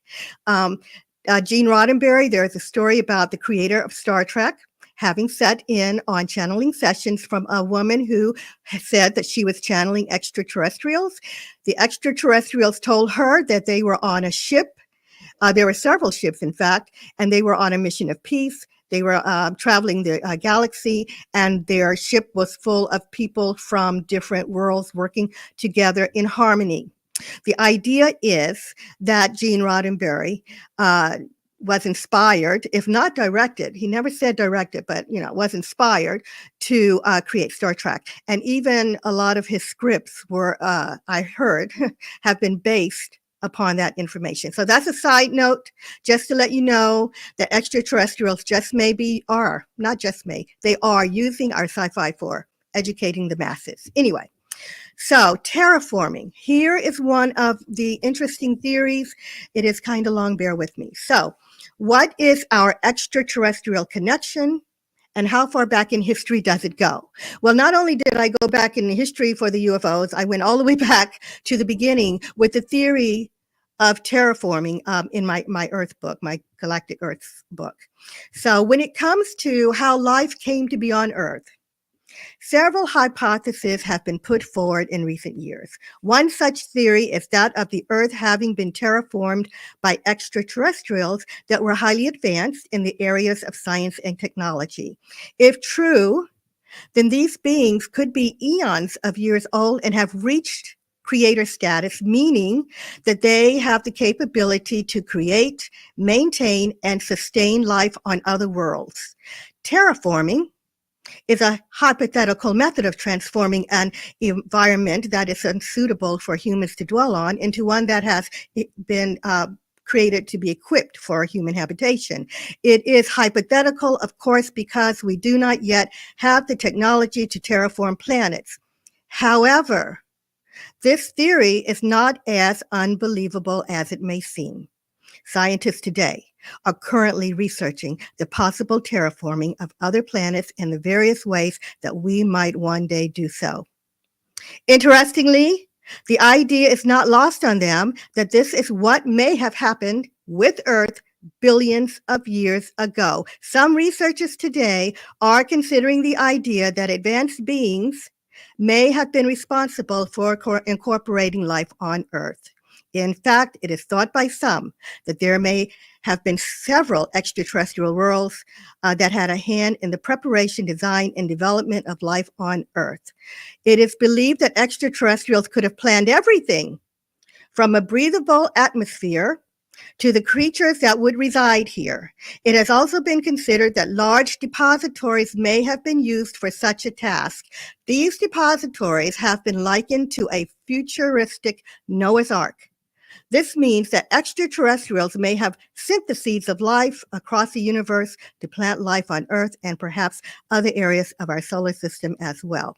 So, there you have it. Extraterrestrials, in my thinking, may have been there from the very beginning all the way back to, terraforming the Earth. So I'm going to get a little bit into human origins, if you're still with me. One of the areas when it comes to our galactic history to be looked at is human origins. And this is a big one. It's kind of a big no-no when it comes to the masses because people don't always want to hear this. They want to stay set in their traditional way of thinking, especially when it comes to, religion and myth. They don't want to hear it. They don't want to change that something else may have occurred at the beginning of our human history. So, but, I put it out there. Although this area of our history and extraterrestrial connection is wrought with theories, it is an area to be studied and examined if we are to understand our origins. Since the extraterrestrials have yet to have a sit-down conversation with us on this topic, we're on our own. And I tell you, some of the speculations are thought-provoking. The questions are, did we come from the stars? Is humanity an extraterrestrial creation? Well, many believe so. Interestingly, there have been scientists who have said that determining how life formed on Earth is a problem for them. Guys, this was news for me. I never knew that they were talking like this. They have said it is a problem because they don't know. They do not know definitively how life started. In an article from the Scientific American by John Horgan titled, "Psst, Don't Tell the Creationist, but Scientists Don't Have a Clue How Life Began," Horgan writes, Dennis Overby just wrote a status report for the New York Times on research into life's origin based on a conference on the topic at Arizona State University. Geologists, chemists, astronomers, and biologists are as stumped as ever by the riddle of life. That's what he said. So this kind of thinking has opened the doors for researchers to look at alternative answers to the question of human origins, including that of humanity being connected to extraterrestrials. In fact, some of the questions being brought forward today are, did humans come to Earth from a different world? Are we extraterrestrials that came from another world to live on Earth for reasons we do not remember or understand? There are theories about this. Unfortunately, I don't have time to cover them all, but I'm going to try to get into, at least 3 of them. All right. And they're a little complicated, but, I'm going to try to get through this. So theory number 1, colonization from another world hypothesis. The colonization from another world hypothesis is a theory that our ancestors originally came from somewhere else in the universe. I don't find that hard to believe, right? They may have come as explorers colonizing other planets. Maybe they had already, beat us to everything. Maybe Earth was a strange new world and they're like, whoa, okay, colonize. This looks pretty good. Anyway, they may have had a variety of people in specialized areas to start a colony, which would include scientists, engineers, and others to colonize the Earth, just as our scientists are planning to do with the moon and Mars, if they ever get to it. Anyway, some have speculated that there may have been more than one race of beings involved in the founding of this colony. And if this is true, then it appears that from other worlds and star systems that are far more advanced than humans, they've already achieved what we are just only beginning to think about and plan here on Earth. Life on Earth today just may be the result of colonizations from beings that were seeking to spread their race through the cosmos. So that is colonization from another world hypothesis 2. Number 1. I have the next one, which is colonization from another world hypothesis 2, which is very similar but slightly different. So in this one, we entertain a slightly different version of it. And it said, I wrote, we just may not be who we thought we were, which would be the original humans on Earth. There is a theory that we were fully developed Homo sapiens that were created on another world and transported here. According to this theory, humankind originated on a world that was better suited for us. And here's where it changes. But for some reason had to abandon it and traveled across the universe. What is most interesting about this summation is that it would make us the aliens. We just may be guests on Earth. Could humans have been added to the life that already existed on Earth? I was sitting in my garden one time and I was considering, in my garden, I have all of this greenery and trees and flowers and all of this. And in the back is a big canyon. And I just thought, and there's a lot of animals. And I just thought, this doesn't feel right. It doesn't look right. And could we have been placed here? It just felt like humanity and the houses and the cement and the cars just seemed out of place to me. So I wrote this. So in other words, was this a fully functioning planet before we arrived? It would appear so, as it does seem that humans do not belong here. Earth also seems to have suffered from the existence of humans living here. Humans seem completely foreign to Earth, in my opinion. If we can imagine a time before humans, we can visualize a lush world full of exotic plants and vegetation that grew as far and wide as the eyes can see. Imagine no roads, highways, or buildings, just a world rich in nature and the original animals that existed here. It seems obvious that the addition of humans changed all of that. The introduction of humans into Earth's environment has nearly destroyed it. So basically, this theory is about a group of humanoid people, extraterrestrials, that purposely left their home world for reasons unknown and felt compelled to come to live on Earth. Now, why? Why would they do that? Well, perhaps there was a threat on their world. Rather than allowing their species to be wiped out, they were searching for a planet similar to their own that they could escape to safely. The universe is volatile. Meteorites smash into planets. Suns explode. There may even be wars and political uproars of other civilizations in space. We don't always think that that could be a thing, but it is. Other civilizations exist. We don't know what's going on in their worlds. The possibilities as to why a group of people would leave their home world are endless. I have to take a sip of water.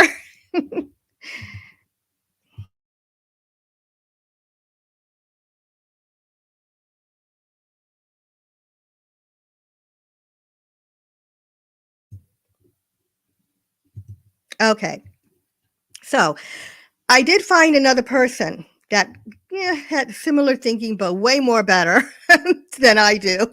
And he wrote a book on the subject of how humanity doesn't fit on Earth. So Dr. Ellis Silver is a chief environmentalist and ecologist who wrote extensively about humans not being from Earth in his book titled Humans Are Not from Earth, a Scientific Evaluation of the Evidence. Silver maintains that we are from elsewhere in the universe.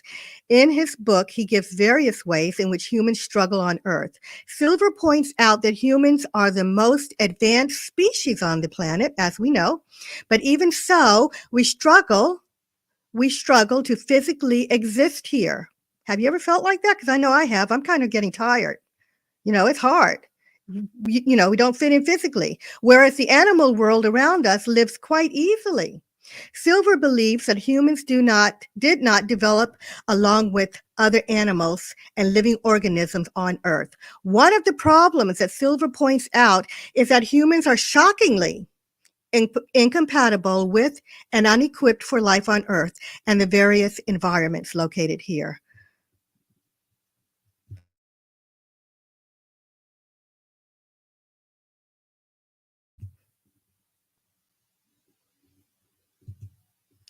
Losing my voice, guys. I'm sorry. Silver cites such issues as humans having difficulty with sunlight. We burn quite easily. How many animals do you know out there burning from the sun, right? He says there are high rates of disease and maladies, which of course we know. We're always sick. By the time we reach age, 50, we're going downhill quite rapidly. Even before that, of course, there's many diseases. We have problems during birth. The animals don't. We have severe back ailments. Sometimes we're just, bending over by the time we're a certain age and we feel the pain early, right? And there's a lot more in his book if you'd like to research it and look it up. So these issues, he maintains, are not problems often seen in the animal kingdom. Silver concludes that humans developed in a different world, then were later brought here sometime during the last 60,000 to 200,000 years. In both the colonization from another world hypothesis, the work of prominent researcher and author Lloyd Pye comes to mind. I don't know if you're familiar with him, but I was in contact with Lloyd Pye before he passed away. He was an amazing writer and researcher. Pye was recognized for his distinctive version of the intervention theory. It was a hypothesis that extraterrestrials had a role in the establishment of human life on Earth. In his book titled Everything You Know Is Wrong, he expounded upon his belief that life on Earth did not evolve but appeared here. He commented that after Earth-wide catastrophes, there was no evidence that anything had evolved, but the various forms of life on Earth appeared here fully developed and ready to procreate. He wrote, although there are modifications within species, nothing transforms into anything higher. It all simply appears somehow as fully functioning sexual units of males and females, ready to live and procreate. In his book, he even quoted renowned biologist Richard Dawkins as stating, "It is as though they were just planted here without any evolutionary history." Pye also wrote, after a typical sudden appearance, neither plants nor animals will show significant morphological change. He later states there is no way around it. We are talking about aliens. We humans have contemplated future colonization of the moon or even Mars, he says. So how can it be ridiculous to think that other advanced life might have had the same idea? Now, I'm going to read this last theory because it's just so interesting, and then I'm going to try to move through the rest of the material rather quickly so I can hit all those topics. So, AI theory from our human origins, from the beginning, we may be AIs. Were humans engineered by extraterrestrials? Are we artificially intelligent beings? There is a theory that humans were created by advanced extraterrestrial engineers that hold complex artificial intelligence technology and the capability of tissue cloning or some other science that is outside of the present human level of understanding. An even more amazing question is, could humans have been AIs that became self-aware and were later given free will? Kind of falls into that whole Anunnaki category, I think. Anyway, today, so far into the future, from the beginning of human history, we would not recognize that we could be a form of AI. If we are, then this might explain the possible extraterrestrial presence on Earth and all the UFOs in the skies.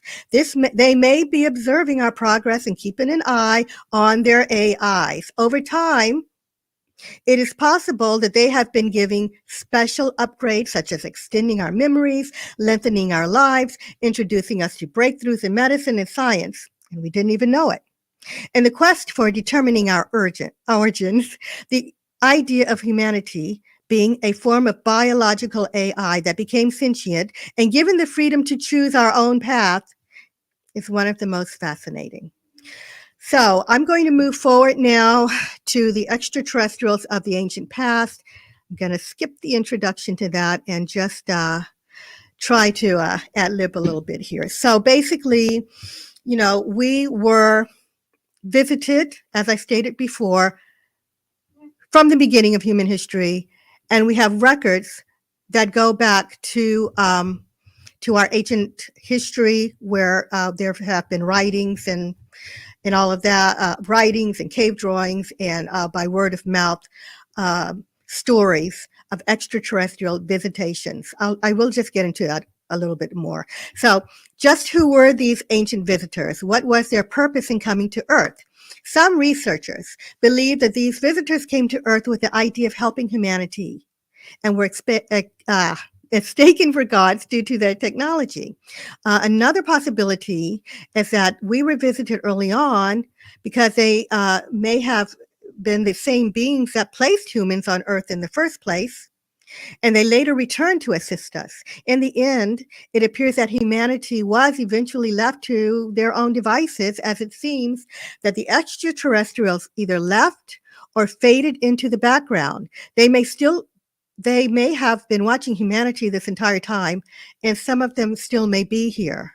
So basically, the reason I say that is because in ancient history, humans and extraterrestrials, according to some of the stories, were interacting. They were living together. I mean, there are tales of I guess we would call these hybrid children born from the gods and humans, and those stories are all over the world. But at some point, they seem to have kind of disappeared. We hear about them in stories, but we're not living with them and, saying, this guy is an ET. Today, I think they may have faded into the background a little to give us a chance to kind of form our own society and civilization and learn for ourselves how to be on Earth, and that they've been watching us quietly, trying to let us mature. And of course, we've gone, in a bad direction, and that's a whole other story. But anyway, so I'm going to move on. So if the extraterrestrials were here, and they left, I believe that we had that early knowledge of our relationship with extraterrestrials, but for some reason, we forgot it. All right. So, forgotten knowledge of our extraterrestrial past. Has humankind forgotten its galactic extraterrestrial past? It appears that for the most part, yes. During an interview on October 21st, 2021, on the Theories of Everything podcast, former U.S. Army counterintelligence special agent Luis Elizondo stated, "Most of our history we have no idea about. It's like spending an entire day and having amnesia, except for the last 5 minutes before you go to bed." Indeed, there is a lot of information that has either been lost or forgotten, I think. In fact, it appears that nearly the complete knowledge of UFOs and extraterrestrials from our past is lost to humanity. So as a researcher, I'm grateful for the information we do have, because I can sit down and I can churn through this stuff and kind of come up with theories and ideas. But, how did this come about? How did we forget or lose most of this knowledge in the first place? It's complicated. Some information has been kept from us due to religious doctrine and manipulation. The religions don't want us saying that, we once had ETs living among us and that our human origins trace back to them. So they've, hidden it. In some cases, knowledge was kept from humanity, purposely hidden, distorted, and sometimes destroyed, either purposely or by accident. Some, such as the destruction of the Library of Alexandria, which is believed to have held a great deal of information, including that of Earth's extraterrestrial history. Some knowledge was lost due to worldwide disasters and other informations, and some was just lost through the long windings of time. Yet still, certain information was merged with cultural traditions and now are regarded as myth. A lot of our mythology is accurate extraterrestrial history. So I'm just going to run down some of the ancient civilizations, and there are quite a lot that had ET contact. Now, we all know that Egypt did. We know because of the Great Pyramids of Giza, because we all know the history by now that there's just no way in heck they could have made them on their own by moving these tons of monoliths and rocks and stones to fit together. Not monoliths, rocks and stones to fit together. We all know that story. That I believe they had help. I believe it was through the movement. I can't remember the word now. Of I'm going through a brain freeze of how they move those things, but also the fact that or the idea. Some agree and some don't that the Giza pyramids line up with the stars. The pyramids are said to align with certain stars, including those of Orion's belt. So this exhibits a degree of astronomical understanding that was far superior to others living during that period. But here are some other things that you may not know about Egypt.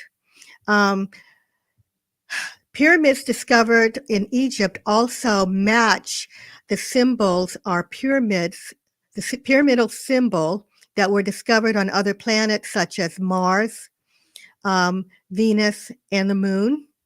There have been what look like pyramids located there.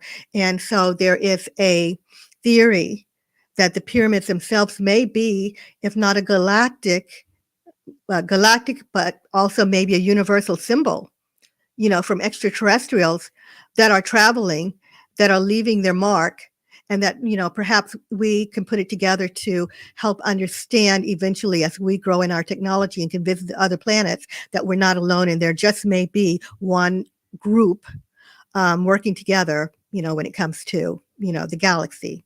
Anyway, that might be a message. I tie that into the pyramids. So there are hieroglyphs. You'll probably have heard this. The hieroglyphs in the Temple of Seti fascinate me because, people have tried to debunk them, but I'm not buying it.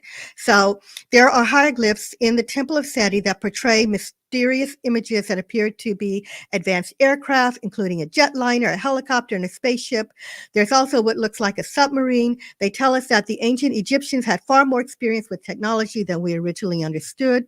The ancient Egyptians were thought to have electricity.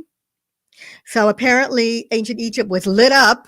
I can't give all the detail. You can actually get my book if you want to read it, but it was lit up. It was not what we see today, but it was a bright city, and it was happening at night. Another thing that they have, and I'm going to read this to you, that they had was mysterious medicine. I don't know if you've heard it, but the Egyptians had knowledge of medical procedures as well. Eric von Daniken actually wrote about one of these in his book, where he told about a mummy of a boy that had some kind of false heart installed that allowed him to live for a longer of time. They found this in the mummy. Where in the world would they have got that kind of technology to help a child live longer who had a heart disease? In Brazil, they have stories of legends and statues that appear to have had the capability of flight. They talked about, these beings that came and went in aerial craft. I'm trying to run through it now. Greece was another one. Oh, so in Greece, there was an island. I hope I'm pronouncing this correctly, but Rhodes. So Rhodes had artificial intelligence. They had statues. There was a writer by the name of Pindar, who was a poet, who wrote about these, what he called statues that moved. I'm going to liken them to robots that moved around. They were animated. And I was like, okay, where did the Greeks get that technology? And they had a lot of others. I can only, mention the one right now. But that was interesting that they had moving statues. Were those robots, AI, like, we know today? We've all heard about the Dogon tribe of West Africa, where there was a group of ETs that came in, the Nomo. Someone was discussing them here, who was giving astronomical knowledge way ahead of what we know today. So I won't spend a lot of time on that. The Incas of South America were thought to interact with extraterrestrials, and they call themselves the sons of the sun because of beings that came from above that helped them. In India has, so in the Charmer region, in the Kanker district of India, there was discovered images on their walls Scientists discovered a 10,000-year-old series of rock paintings and etchings that portray extraterrestrials that appeared on spacecraft. These images show a type of aliens commonly referred to as the Greys today. And they do have a story in India from the Rohilla people that wrote that there were these beings known as the small-sized ones that would come from the sky in spherical-shaped aerial spacecraft and land. The people claimed that they would take away one, sometimes two people from the village, never to be seen again. Guys, this is an ancient tale. This isn't modern. So this whole, I guess the whole abduction thing was going on a while ago. Perhaps they stopped and came back, who knows, but this story is very, very, very old. So I'm going to try to move quickly. The Earth's oceans. Okay, so basically extraterrestrials in our past have touched every part of the Earth. They've touched the skies, the waters, inner Earth, Earth's oceans. Today, as we know, are being seen by USOs, which are UFOs that fly and then they submerge. And I'm just going to make this a little shorter by just reading a quote by my publisher and editor who I think summed it up. It'll save me time. He says, as humans, we tend to believe that we have dominion over the earth, but in the vast oceans beneath us, there could be all kinds of advanced civilizations, even ones that have been here for much longer than we've been on this planet, and they've come here from other solar systems and then came to our planet where they're now living underwater, and it seems incredible to us, but we may be seeing their ships, these USOs, coming out of the water, and there may be some highly advanced civilization that's in these vast oceans that we have yet to explore.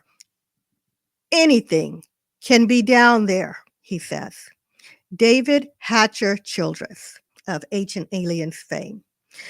So he summed up what, I was going to kind of read my writing, but I'm trying to move through this. Sites on Earth that are hotspots for USOs include Argentina, Golfo Nuevo, Argentina, North Island, New Zealand, Puerto Rico, USA, Lake Titicaca, Peru, Lake Erie, Ohio, USA, Lake Baikal, Russia, the Mariana Trench, Western Pacific Ocean, Point Dume, California, USA, Shag Harbor, Nova Scotia, Canada, Miami, Florida, USA, to name a few, but these are some of the hottest areas where you can see UFOs and USOs submerged and lights moving under the water. I want to quickly share with you a story that I came across. I call it One Strange Tale, where a lady, a woman, was working for a marine biology organization. They came across beached whales. The whales looked like someone had used a laser type weapon on them and had taken cylinders of meat out of them. Someone was eating the whale meat, and it was not the locals of this beach area. This was discovered by them from examining these beached whales. So they ordered what you call, I think it's called a hydrographic survey, which is a civil engineering service that collects information about a specific area of water, according to this tale. And I did look the lady up. I did see her name. I couldn't reach her. And I saw the organization. She said that they had discovered beings beneath the waters, and that these beings were sophisticated. They saw them interacting. They were fast. They did not swim like anything they'd ever seen. They were humanoid. They had a laser device that fired on the submersible with the camera. And she stated that there are habitats around the world and that this is known by some people. They try to keep it hidden. But if you ask me, and I don't know if she wanted this, I guess she wanted it to get out. She did say she wanted the world to know, but I couldn't reach her. But if you ask me, this might account for some of the stories we've heard, because I've seen stories about humanoids standing on beaches and jumping in. I've seen stories where people were on cruises and they wrote, "Oh, I looked and there was someone's head up out of the water and looking back at me out on a cruise." But this also ties into an incident in Russia where the Russian Navy had sent down divers to practice.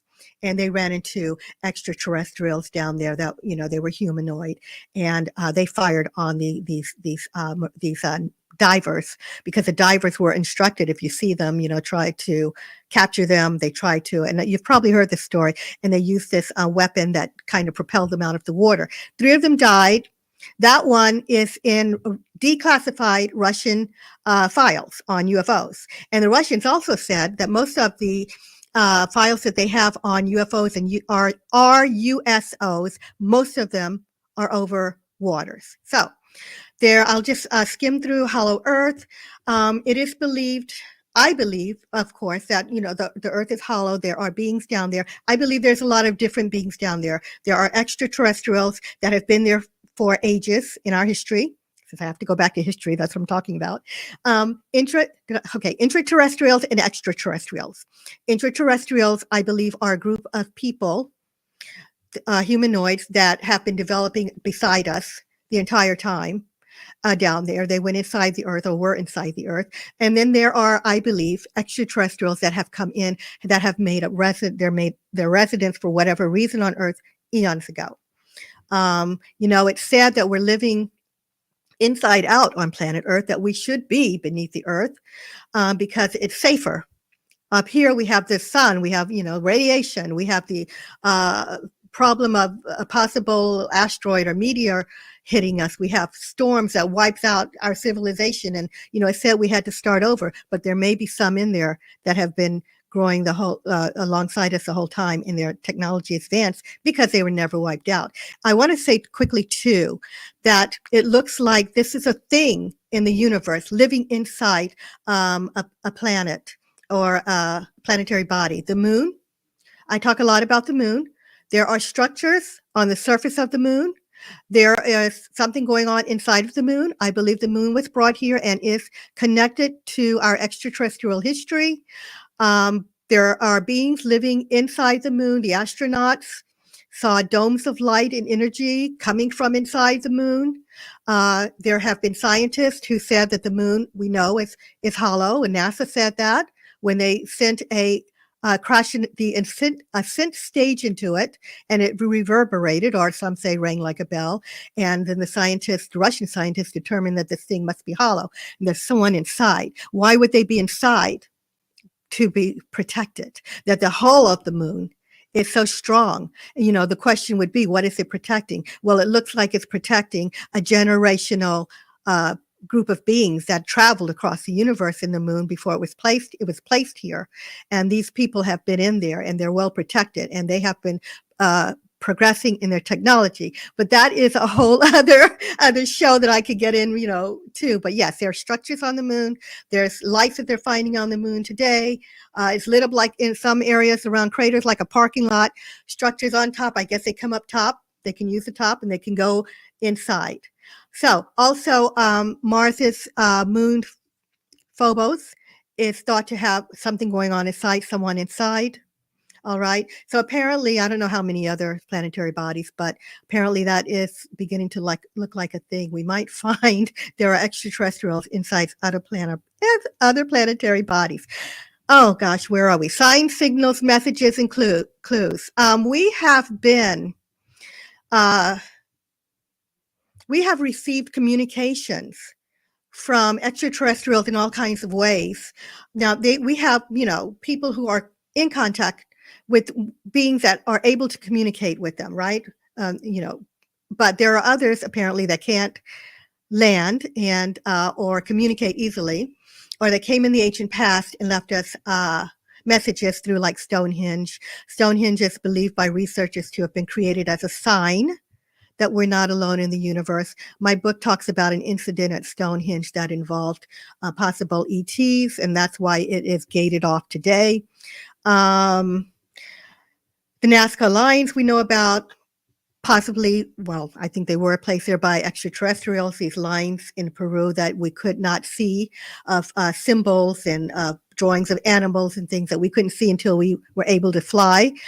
Who could have done that except for, you know, ET? So those were thought to be signs. But I wanted to give you some something else. Was a message from another world, according to Nikola Tesla. Nikola Tesla was experimenting in his lab one night when he received a strange signal from, he believed came from Mars, perhaps. So I'm going to just go through this one. Tesla had been sending signals into space to reach other intelligent beings in the cosmos. A very interesting thing happened one summer night of 1899. When he was working in Colorado Springs, he detected a sequence of mysterious signals that he referred to as counting codes. In an article published on December 10, 2009 in the Letters of Note newsletter, it states, having just detected cosmic radio signals for the first time, Tesla immediately believed them to be attempted communications from an intelligent life form on Venus or Mars. And in a letter he wrote to the Red Cross, Tesla, he wrote, says, "Brethren, we have a message from another world." So, and he was quite proud of himself. I could go on about this. He was really quite proud of that. There was a wow signal that was a signal from outer space heard by a Jerry R. Edmond. While searching for extraterrestrial life at Ohio State University, he heard a 72-second radio signal that came from the Sagittarius constellation. He called it the wow signal. They never heard it again. Some speculate that the transmission may have come from the extraterrestrial spacecraft, even a probe that had been passing over through the area. I'm sorry, I'm losing my voice. Cassiopeia, signals from Cassiopeia. Cassiopeia is a large constellation located in the northern sky. It is believed that there are beings from Cassiopeia that are attempting to communicate with Earth. In a video titled, Hidden in Plain Sight, Some Things the Public Must Not Know, distinguished author and researcher Jordan Maxwell, some of you may know him, stated that for the past 100 years, Earth has been receiving messages from someone in Cassiopeia. He stated that the problem is that we do not know how to interpret the messages. He said they are intelligent messages with sincere efforts to communicate with us, but we do not understand. I'm running out of time, so I'm going to, I've got to tell you about two crop circles formations, two of my favorite stories of communication.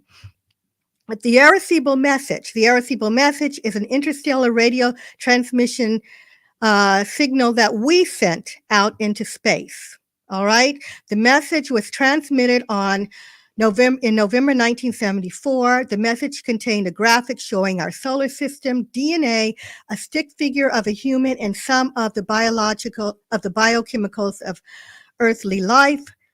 Shockingly, the message was answered in the form of a croc formation. We say that now, not crop circles, because they're all shapes and sizes now.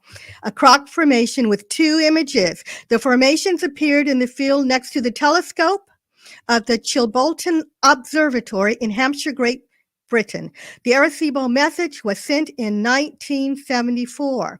I'm going to skip down to what it says.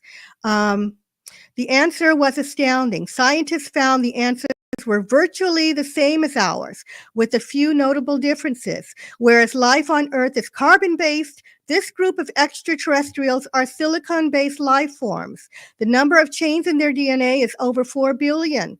Also, there are 12 billion people on their world. Since the rest of the information was so similar to ours, we can deduce that they are humanoid. So we sent out a radio signal. It was answered by a crop formation. And it's quite interesting. You can Google that. Just look up Arecibo message, and you should be able to get information. My favorite story, and I thought this was a hoax until I had to do a deep dive into it, is the Crabwood alien crop formation. One of the most shocking and amazing crop formations to date is the Crabwood alien formation. The image depicts a humanoid extraterrestrial that is holding a large disc-shaped object. This materialized in a wheat field in Crabwood, England in 2002, and this formation was massive. It was estimated to be hundreds of feet long. The message was located inside of the large disc-shaped object. Experts were able to decipher the message. It said, "Beware the bearers of false gifts and their broken promises. Much pain, but still time. There is good out there. We oppose deception. Believe. My question is, who were they talking to? I mean, who are they talking about? Beware the bearers of false gifts. They were giving humanity a warning. Unfortunately for us, most of humanity does not believe that crop circles formations are real. So this hasn't been, I think, broadcast enough. I suggest anybody listening to this stuff, go out and tell people. All right. So, there were early UFO sightings. I've got stories in my book that date back to, ancient times and just brings you up to date now. UFOs were seen in 1479 in Arabia. This thing was so close that they could see windows. And, no word as if they saw the extraterrestrials, but that was 1479 and they wrote it down. Historians around the earth have been very careful to write down history for future humanity. So we do have a lot of stuff that wasn't lost. The earliest recorded sighting of a UFO was discovered in China in 1661. The image was carved in stone and dates back to the time of the Neanderthals, some 47,000 years ago. It was a UFO. Ancient Egypt, England has had it, France. My favorite story, I wish I could go through them all, but my favorite UFO story in history involves Charlemagne of France, also known as Charles the Great. I don't have a date here, but we can date him, right? So Charles the Great had several encounters with UFOs. He was annoyed by them. He was so annoyed by them that he was compelled to issue edicts forbidding them from perturbing, and I quote, perturbing the air and provoking storms. He hated them. All right. As in other accounts from the Middle Ages, several of the chronicles from Charlemagne's reign list witnesses that had observed UFOs, referring to them as shields in the skies. Often during that period, they said shields or flying shields. They didn't know what they were. They didn't know what they were, but they looked like war shields to them. So, man, I could go on. I would like to just say that, if in hearing this information, I think for people, who know it, it's very, very, very important to get out there and, don't be shy about talking about it, because we need to spread the word that these things have been going on for a very long time. One of the things that I cover in my book is what I call the cosmic freeway, stargates, portals, and wormholes. I believe that extraterrestrials are traveling through those, and they have some sort of technology that we do not understand. But by the way, that NASA is talking about trying to figure out for the future. And they have been using these stargates for a long time, for centuries, millions of years even. But on Earth, we have what were called ancient doors, where in some of the writings, people would say the gods were coming and going through these doorways. And some of them were flying in. There would be an opening and they would see them come through, but there are also doorways on Earth where they were saying people were coming and going and the door would disappear, or it would be in like an opening, for example, in a cave where it would open and they would call them gods, would come out and somebody else would go in and disappear. So this has been going on for a long time. I call it the cosmic freeway. I think that they have wormhole technology. You can enter this thing and exit in another galaxy, universe, a location, wherever you want. We've seen it in science fiction in this show called Stargates. I believe it's a thing. Dr. Michael Salla, who is researcher ufologist, you're all familiar with him.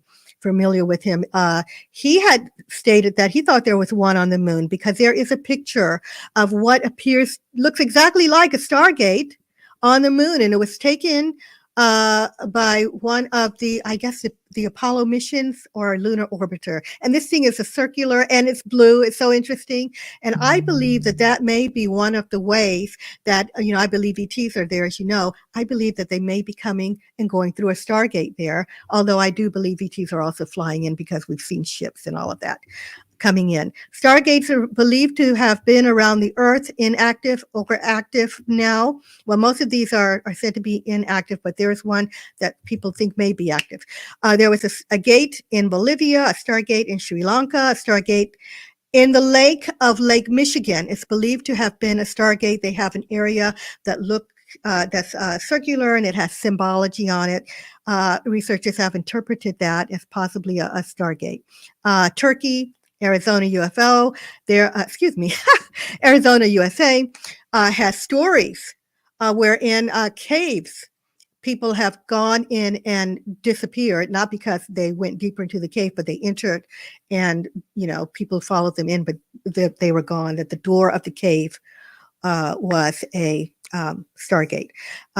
Florida has a place that they thought was an ancient Stargate. Iraq. Now, Iraq is very interesting because there is a conspiracy theory surrounding a Stargate in Iraq, which is thought to have prompted the Iraqi war with the U.S. That was said to be the real reason of going over there.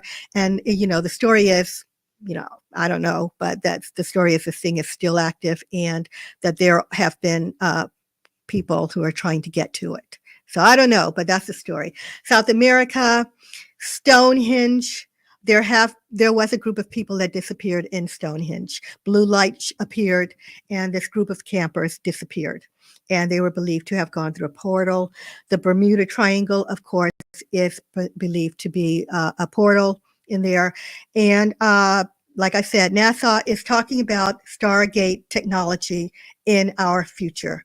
So, again, there may be extraterrestrials who have beaten us to another form of technology that we are beginning to think about. Now, I don't believe that UFOs are flying around up there bumping into each other. I kind of feel like there are galactic hierarchies. Somebody is in charge of a Stargate freeway. Someone out there is in charge a lot about the order of what's going on. Someone out there is in charge of what humanity is learning on Earth. So I'm going to switch a little bit. I believe that we do have galactic hierarchies. There are a number of different titles for them. I don't have them in front of me at the moment. But so, the question is, does the Earth belong to someone? Is the Earth a piece of real estate? Are sectors of our galaxy owned by someone? Are they in charge? Besides placing us here, are they in charge of when we will know who we are and have disclosure? I think they are. I think that there are hierarchies that are operating and in charge out there. So let's see. From elsewhere. So we know that there are ETs, right? And I covered some in my book, and I know groups of ETs have been covered here. But what I think the average person will not understand is that there are ETs that are being born here. We call them starseeds and light workers. There used to be a terminology called wanderers, people that have a mission to come in here to awaken humanity, enlighten the world, and that have a job to get this information out so that humanity can grow and become a part of that galactic community. There are those out there that have planned this from the beginning and they're waiting on us. But the problem is we didn't go in a direction that they probably had hoped for. So they've had to come in, as far as wars over Earth, there's different kinds of wars going on. There's a war to save us from ourselves. And I think there's a war over Earth because Earth is full of resources. So there are those out there that would like to, I think, maybe take some of the resources on Earth. I think maybe some have come in here for that reason. But I think we're being protected by, there are stories of asteroids being moved that were going to hit the Earth that didn't.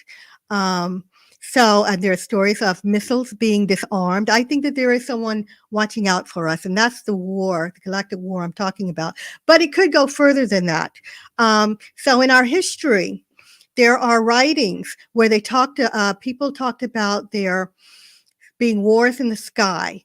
Yeah, they wrote it down especially during the medieval times, there were rumors of writings of newspaper. We can call it a newspaper, although they were,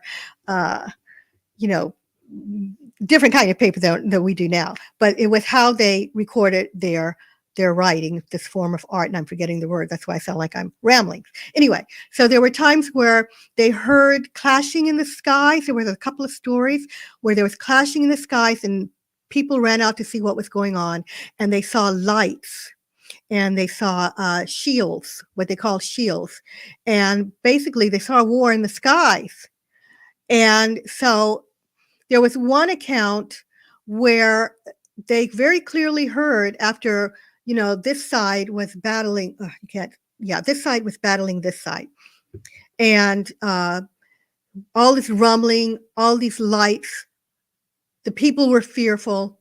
Eventually this side was kicked out. They left or were destroyed. There was, they were gone. And they heard a voice say, "The gods are leaving."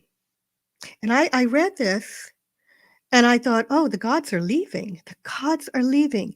So I was wondering if someone was actually coming in to try to take hold of humanity or take hold of that area. Who knows, right? But I thought that was very interesting. So there have been battles in history listed involving UFOs, that they wrote about. There are also UFOs that during some of humanity's warring in the past, that UFOs appeared. And at a couple of occasions, they came between the armies that were advancing towards each other. They came in between them, and they ran away out of fear, stopping a war or, separating them. So we've had those kinds of things in history. So they've always been around.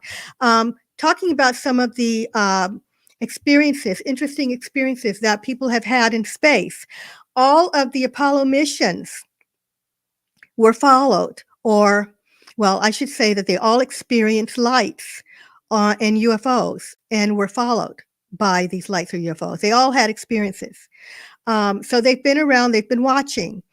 And not only did the Apollo mission astronauts see them, but ground control saw them. All right.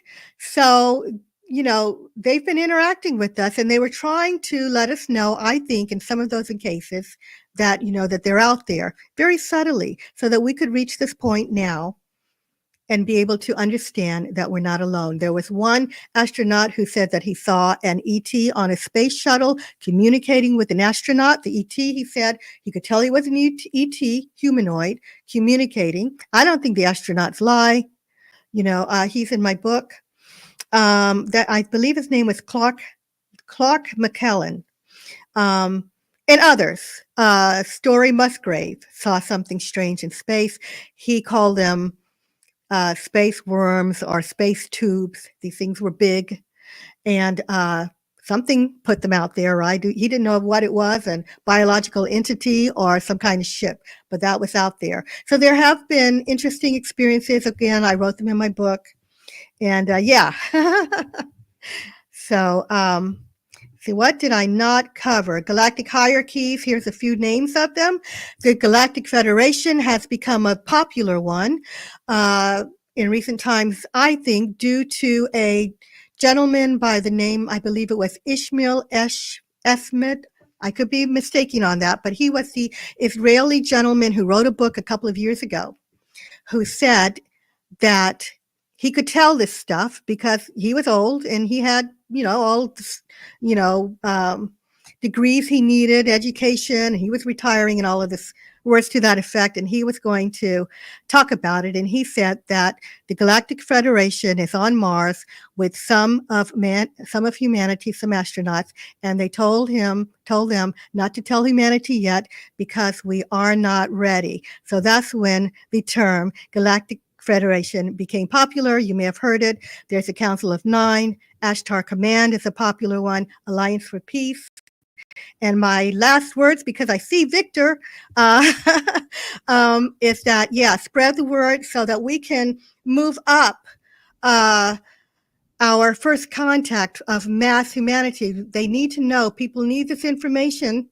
you know, get the books. There's a lot of books on UFOs out there, extraterrestrials. Mine is a historical one where you can look it up, but let people know if you're interested and a believer. Constance, thank you for sharing this amalgam of fascinating information. Please, It's a lot. please give the viewers the names of your books, please. So, The Moon's Galactic History and its Extraterrestrial, well, a look at the Moon's extraterrestrial past and its connection to Earth. I am doing a program with Neil. I'm forgetting the date. I think it's April, doing a program with Neil. He has scheduled me to talk about that in the spring. You can just go to the portal of Ascension and look up Mars, Moon, and something event coming up. And Earth's Galactic History. This is the one I've been talking most about. Earth's Galactic History and its Extraterrestrial Connection. This was a blast to write. And yeah. Are you going to write a book on Rebels 25, that new galaxy that the astronomers in Netherlands found that is virtually the same as the Milky Way? I don't have a plan for that, but who knows? Something to look into. Constance, thank you so much for all that you've given us today. Thank you. Thank you for having me and for, you know, being patient and listening to all that. Absolutely. Thank you. All right. Bye, guys. Bye-bye. Neil, are we ready for Deborah? There's Deborah. Hi, Deborah. Hi there. Let me do your introduction really quickly. Okay. Deborah Lynn Katz, PhD, is co-author of Associative Remote Viewing, The Art and Science of Predicting Outcomes for Sports, Politics, Finances, and the Lottery. She's published several scientific papers on topics related to ARV and judging, scoring, rating reliability, remote viewing, and dreaming as an intentional precognitive tool. She's published other books on intuitive development, energy healing, and intentionality, including The Complete Clairvoyant, You Are Psychic, Extraordinary Psychic, and Freeing the Genie Within. She's the founder and director of the International School of Clairvoyance, the current president of the International Remote Viewing Association, and a member of several research-based organizations. She's an accomplished clairvoyant, remote viewer, and medium. Her website is deborahkatz.com. That's DebraKatz.com. Please join me in welcoming Deborah Katz. Welcome, Deborah. Oh, thank you so much. I really appreciate that introduction and being here today. There's so much that we can talk about as far as remote viewing. And my plan is to just give you a tiny bit of background so you understand the context in which I'm coming from. And then I'm going to really spend most of the time leading you through an exercise where you get to do remote viewing yourself. And I have a unique and original target for everyone to work today, which I've never given to anyone. So this is a little bit experimental, but it'll give you a little bit of a chance to use your intuitive and remote viewing abilities to tune in. And I just want to make sure you guys can see my screen. Not that my presentation is going to be, I have a few PowerPoint slides that are not all that thrilling, but Victor, okay, great. You can see it here. Okay. So when I speak about remote viewing, I'm really talking about a particular practice that came out of a particular historical context, which would be the US government programs, remote viewing programs that started in the early 70s and went through the mid 90s. And there was both the military remote viewing aspect to the program, and then there was the scientific research program that not only tested people's abilities, but really looked to see how they could continue to develop people's abilities so that they could actually make practical use of them, particularly within the military and intelligence agency context. And so once the programs were disbanded, then some of the military remote viewers and researchers, they did a few things. One is they founded the International Remote Viewing Association, and now we're in our 25th year anniversary, celebrating the existence of that. So both some organizations started to pop up, some social media groups started to pop up.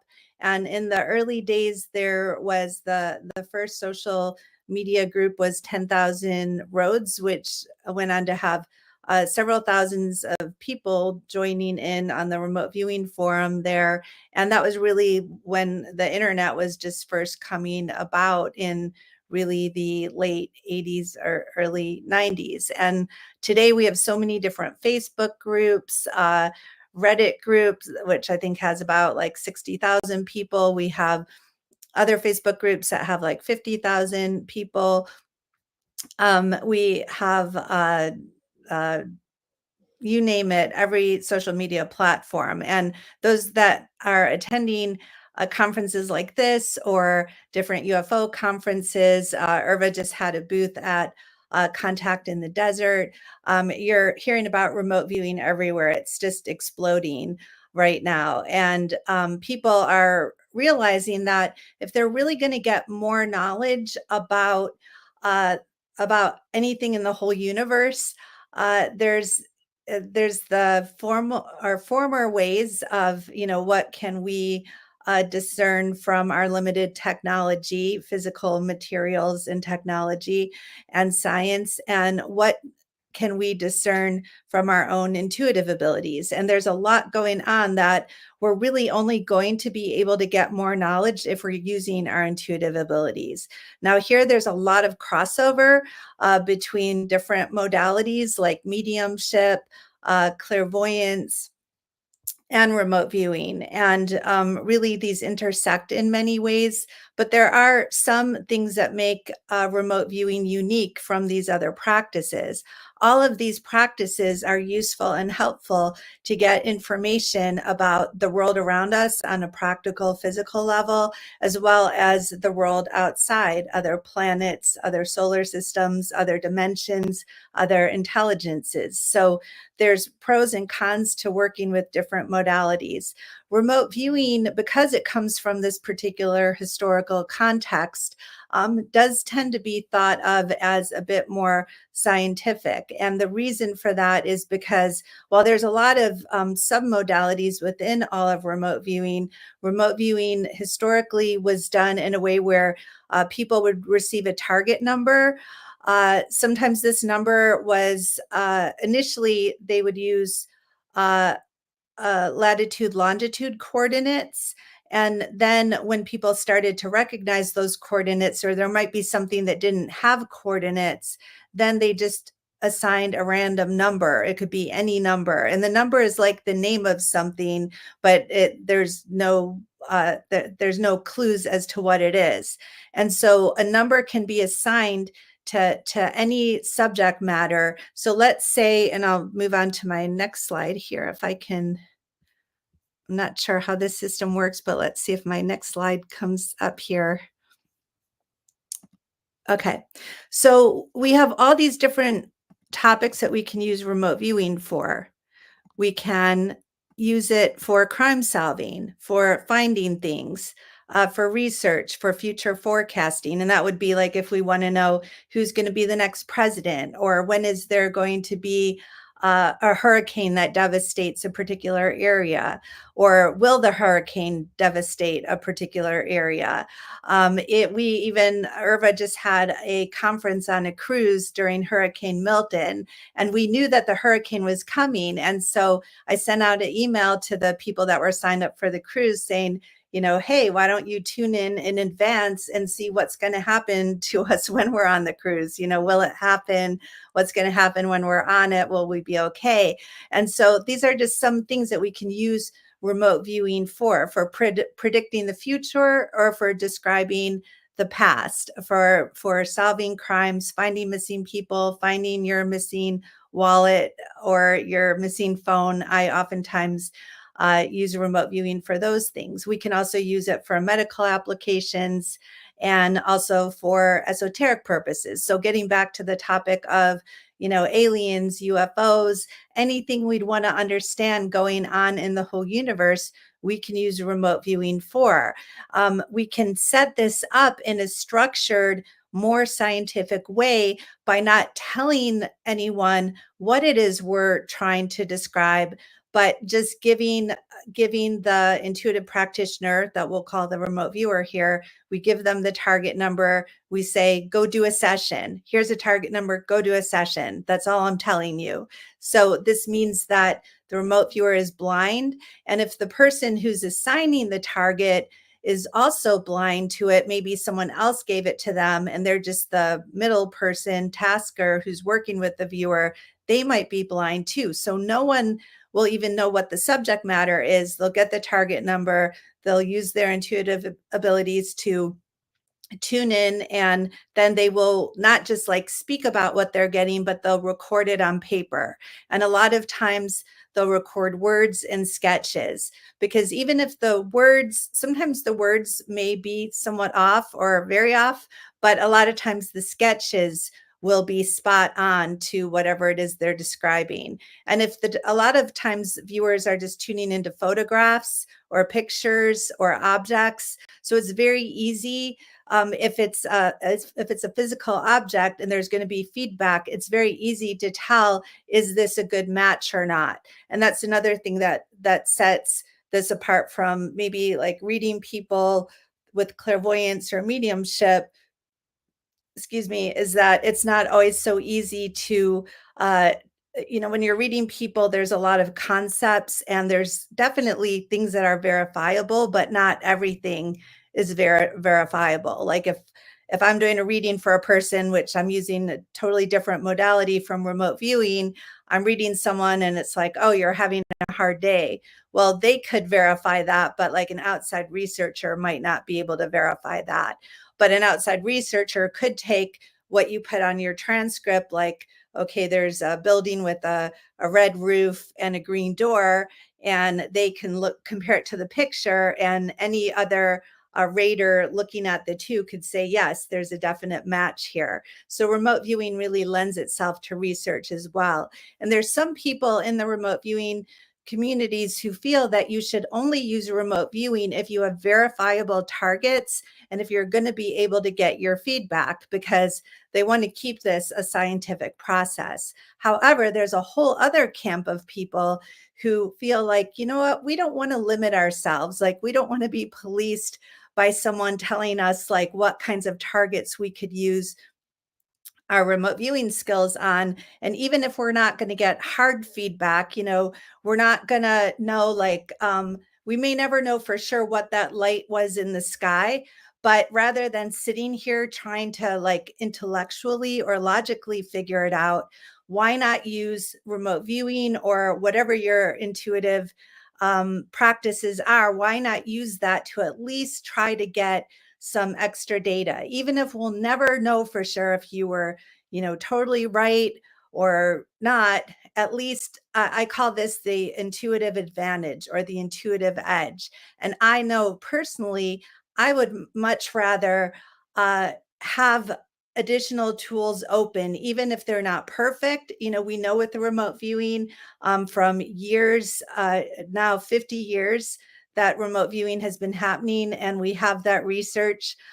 We know that it's not 100% accurate for anyone, even the best remote viewers out there. Maybe the best remote viewers will have like 85% or 90% accuracy. So we have to be realistic. People can be off. They can be describing the wrong target. They can be, making things up. There's a lot of misinterpretation of data. All of that is present. And those that are involved in this field are very much working to see how can we improve that? How can we get percentage rates up for everyone and for the individuals that are really, training and working hard at this? But still, even with 70% accuracy, a 60% accuracy, we're going to be able to know more about things that we otherwise wouldn't. And that's definitely my perspective and why I'm here today, because we can use our remote viewing abilities on really anything. So that's what I just wanted to share what remote viewing is used for, because oftentimes that's a question. It is very practical, to have that advantage. So now what I would like to do is let's do a target. And I am going to lead you through a process. We have now maybe about, I think about 15 minutes. And so there are lots of different ways that we can do remote viewing. And I like to break down remote viewing, really all psychic practices, into 3 steps. No matter what modality you're doing, there's going to be the initial tuning in stage. So you have to make contact with the target. This is true whether your target's a location, an object, a photograph, or a person. And let's say, you're using clairvoyant techniques or mediumship, you still need to make contact, whether with the person or the spirit. So, it's just like in everyday life. You want to call your friend, you got to call the right number, right? You got to dial in, or you got to email them the right number. So that's the first step. And then the second step is getting the flow of information, like opening up to the information. And then the third step is once you have a bit of information, you don't end there. Now, a lot of psychic tests and psychic research will ask people to get impressions, but as soon as they get impressions, they're either ending it right there, or they're like, okay, we'll get more impressions. But they don't really know how to get the participant to get more and more details. And that's where training comes in. How do you get more details other than the initial impressions? I'll just say too that a lot of times people will have spontaneous experiences. I'm sure you've heard over the last several days, people describing all sorts of spontaneous exceptional experiences they've had. And a lot of these did involve telepathic communications or visions coming in. And that's, all terrific. But it's how do you get more understanding of what those visuals were, or that additional information? That's the third step, is being able to focus on what you already got, not have your logical mind get in the way or not get distracted, but stay focused on that information so you can extract more and more details about what you just got. That can be hard when you're having a spontaneous experience. It's not impossible, but it's hard when it came in and you weren't expecting it. It can also be a challenge when you're doing intentional work, sitting down for a session. But what I'd like to do is kind of it's an exercise that I made up, and you're not really going to find this anywhere else. I like to delineate where my approaches come from. A lot of my remote viewing approaches I learned from other remote viewers or former military remote viewers. But this approach that I'm going to teach here right now is one that I would say combines reality, what's it called? Shoot, I'm drawing a blank. Remote viewing and there's a word I'm trying to come up with. Anyway, I'll come up with it in a minute. But let's get started with this. What I want you to do is close your eyes. I want you to close your eyes and go within. And I'm going to think of this as just a guided meditation. And I'm going to give you a few steps to do. Now, in this meditation, I'm going to be leading you on a path, and I'm going to be leading you through a few doors. And I am going to tell you, I'm going to give you a door color, and then I'm going to lead you through the door, and I'll tell you what's inside. And we're going to do that 2 or 3 times, where you're just going to follow along and just visualize whatever I'm saying. And then when we get to the last door, I'm going to help you to go through it, but I'm not going to tell you what's in there. The target is in there. So you will access the target for the final door. But the first few doors, just to get you in this, you could think of it like we're entering into this matrix. I'm going to lead you through and let you know what's in the door.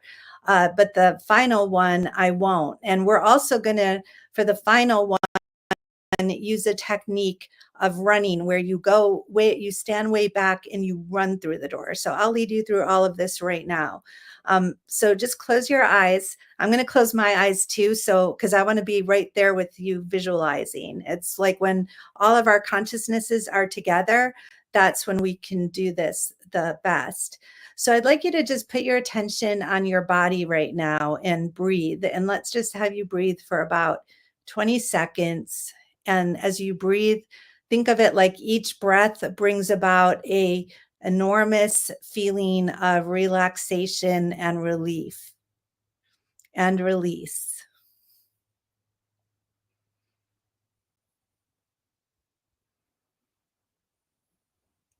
And there's not going to be anything to look at on my screen until really the final, when I show you a door.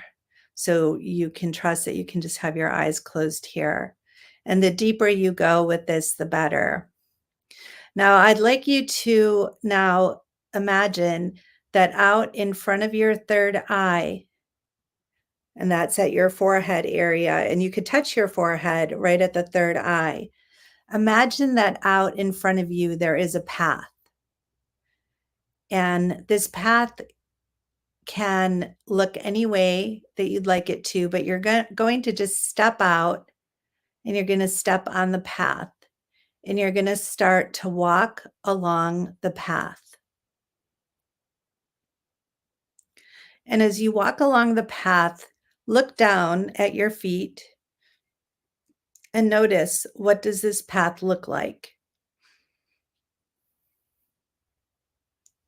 Notice if there's anything to the right or the left of the path. You might notice that the path is straight, or you might notice that it curves.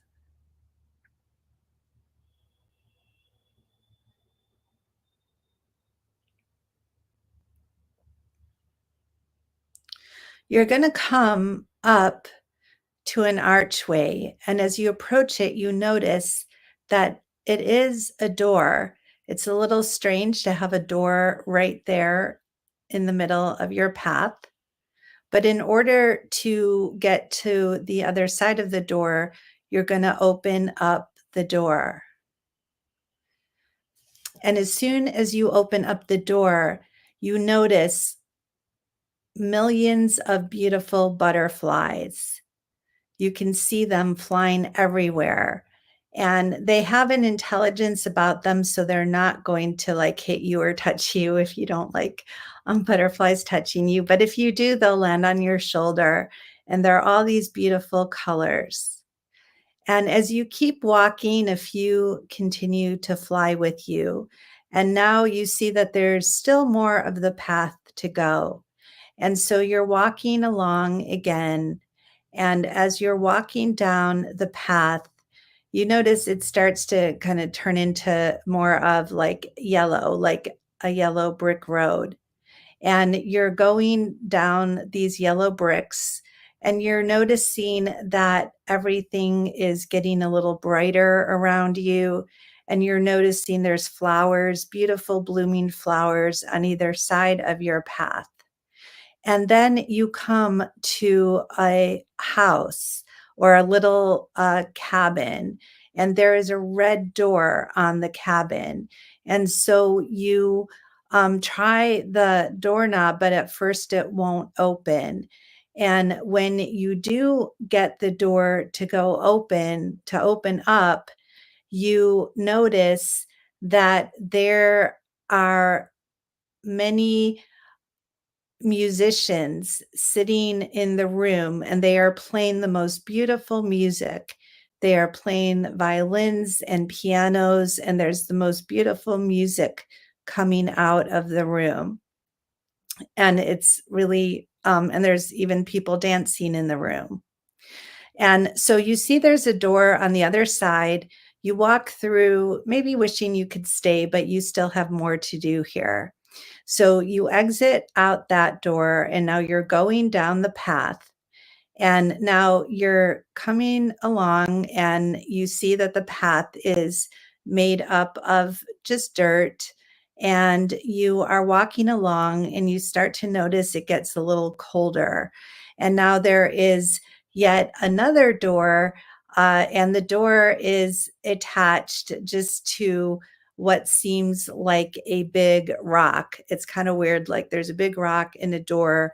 You open up the door, and as you open up the door, a rush of water comes pouring out, and you realize that this room or realm is filled with water. So you swim through the water and then you come out the other side. And now you're walking along one more path. And this is where now it is time to go to the final door. And you can look very far down, like you can see about a half a mile down, and there's nothing. There's just this plain path. And you can see way down, like maybe about half a mile away, is a final door. This is the end of your destination. And there's something about this door. You can see that the door way far away is opening and closing, opening and closing. And you're going to have to time this perfectly. You're going to have to run as fast as you can. Now, if you want to, like, get on a skateboard or a bike or something like that to go really fast, you can. Or you can just say, like, ready, set. And when I say go, you are going to go as fast as you've ever done anything in your life. And you're going to time it perfectly to go through the door. And when that door opens, you're going to rush through that door and you're going to go inside, and you're just going to experience whatever is in that door. And this is our target. And our target number is just today's date is 10/17/24. And as soon as you go in that door, you're going to have an experience, and we'll be quiet for just about 2 minutes for you to experience what's there. So again, you're going to run and you're going to time it perfectly, go through that door, and then we'll be silent for just a couple minutes and just notice what you notice and let yourself experience the target. 1, 2, 3, ready, set, go.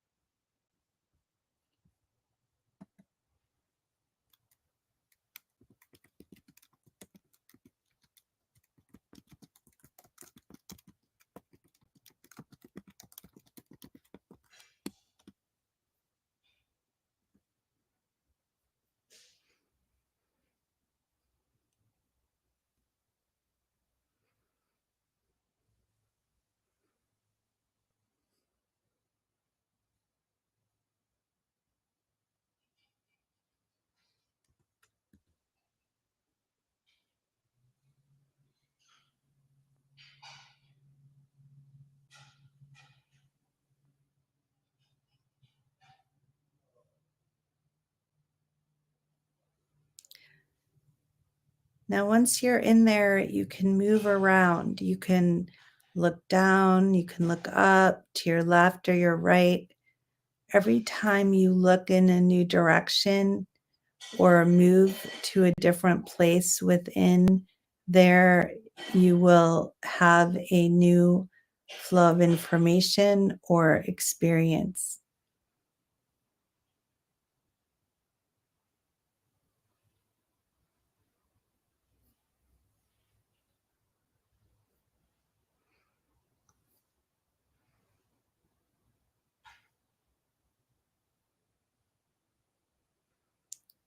You can also feel free to sketch or write anything down that you observe or experience.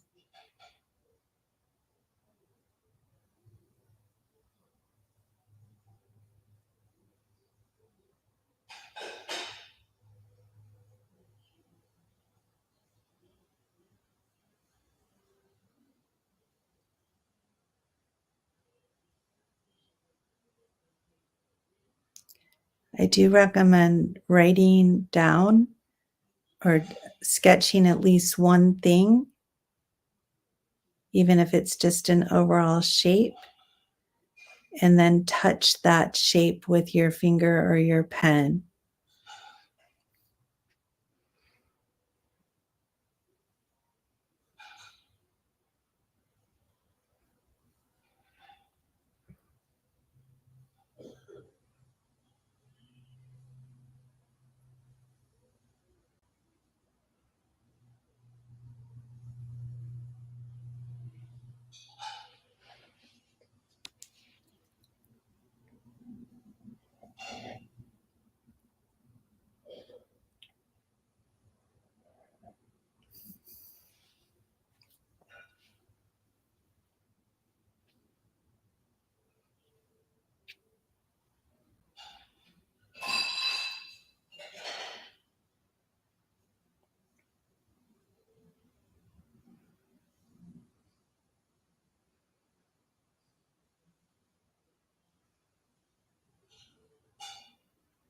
And we'll just take one more minute.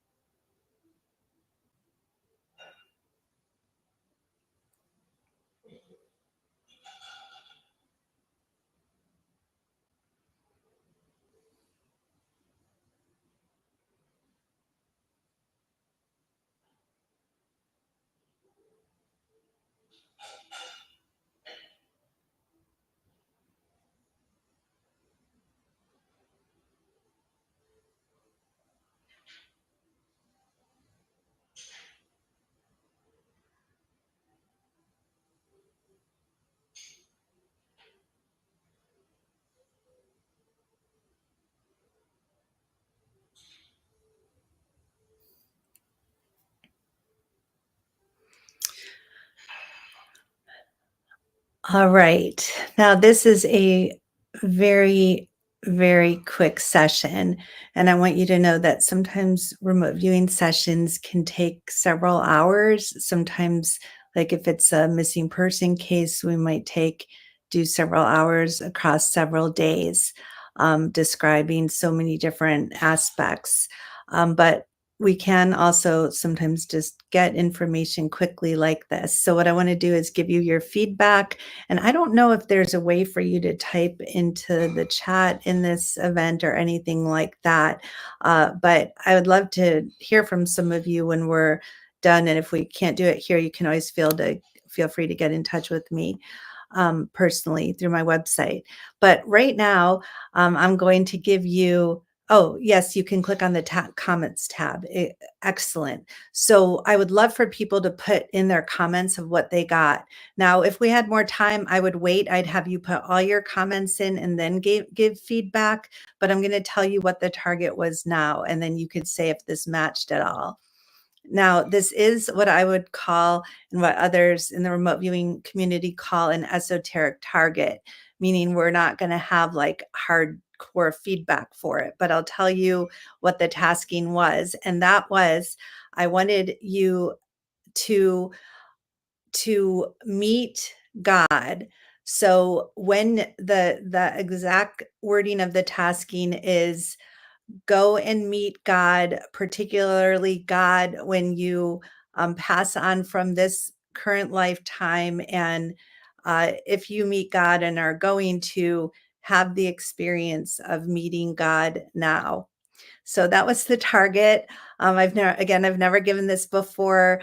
If this was like an official remote viewing conference from IRVA or a research organization, I would not give the esoteric target because, again, we can only say what our concepts are of God. We can't give you hardcore feedback. But perhaps from what you put in the, perhaps what we put into the comment section, we'll get to learn a little bit. So do look at each other's comments as we go from here.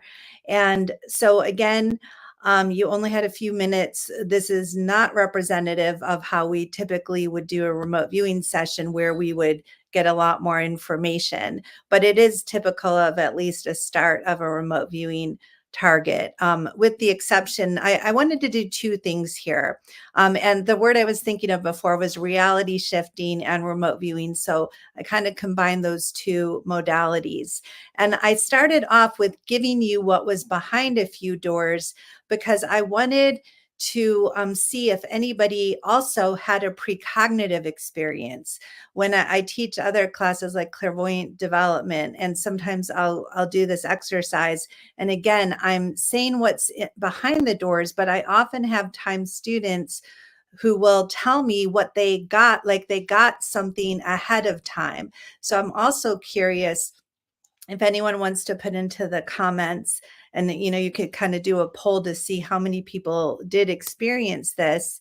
How many people, before I said butterflies, started to see at least something moving, or maybe did see the butterflies, or before I said that there was going to be water.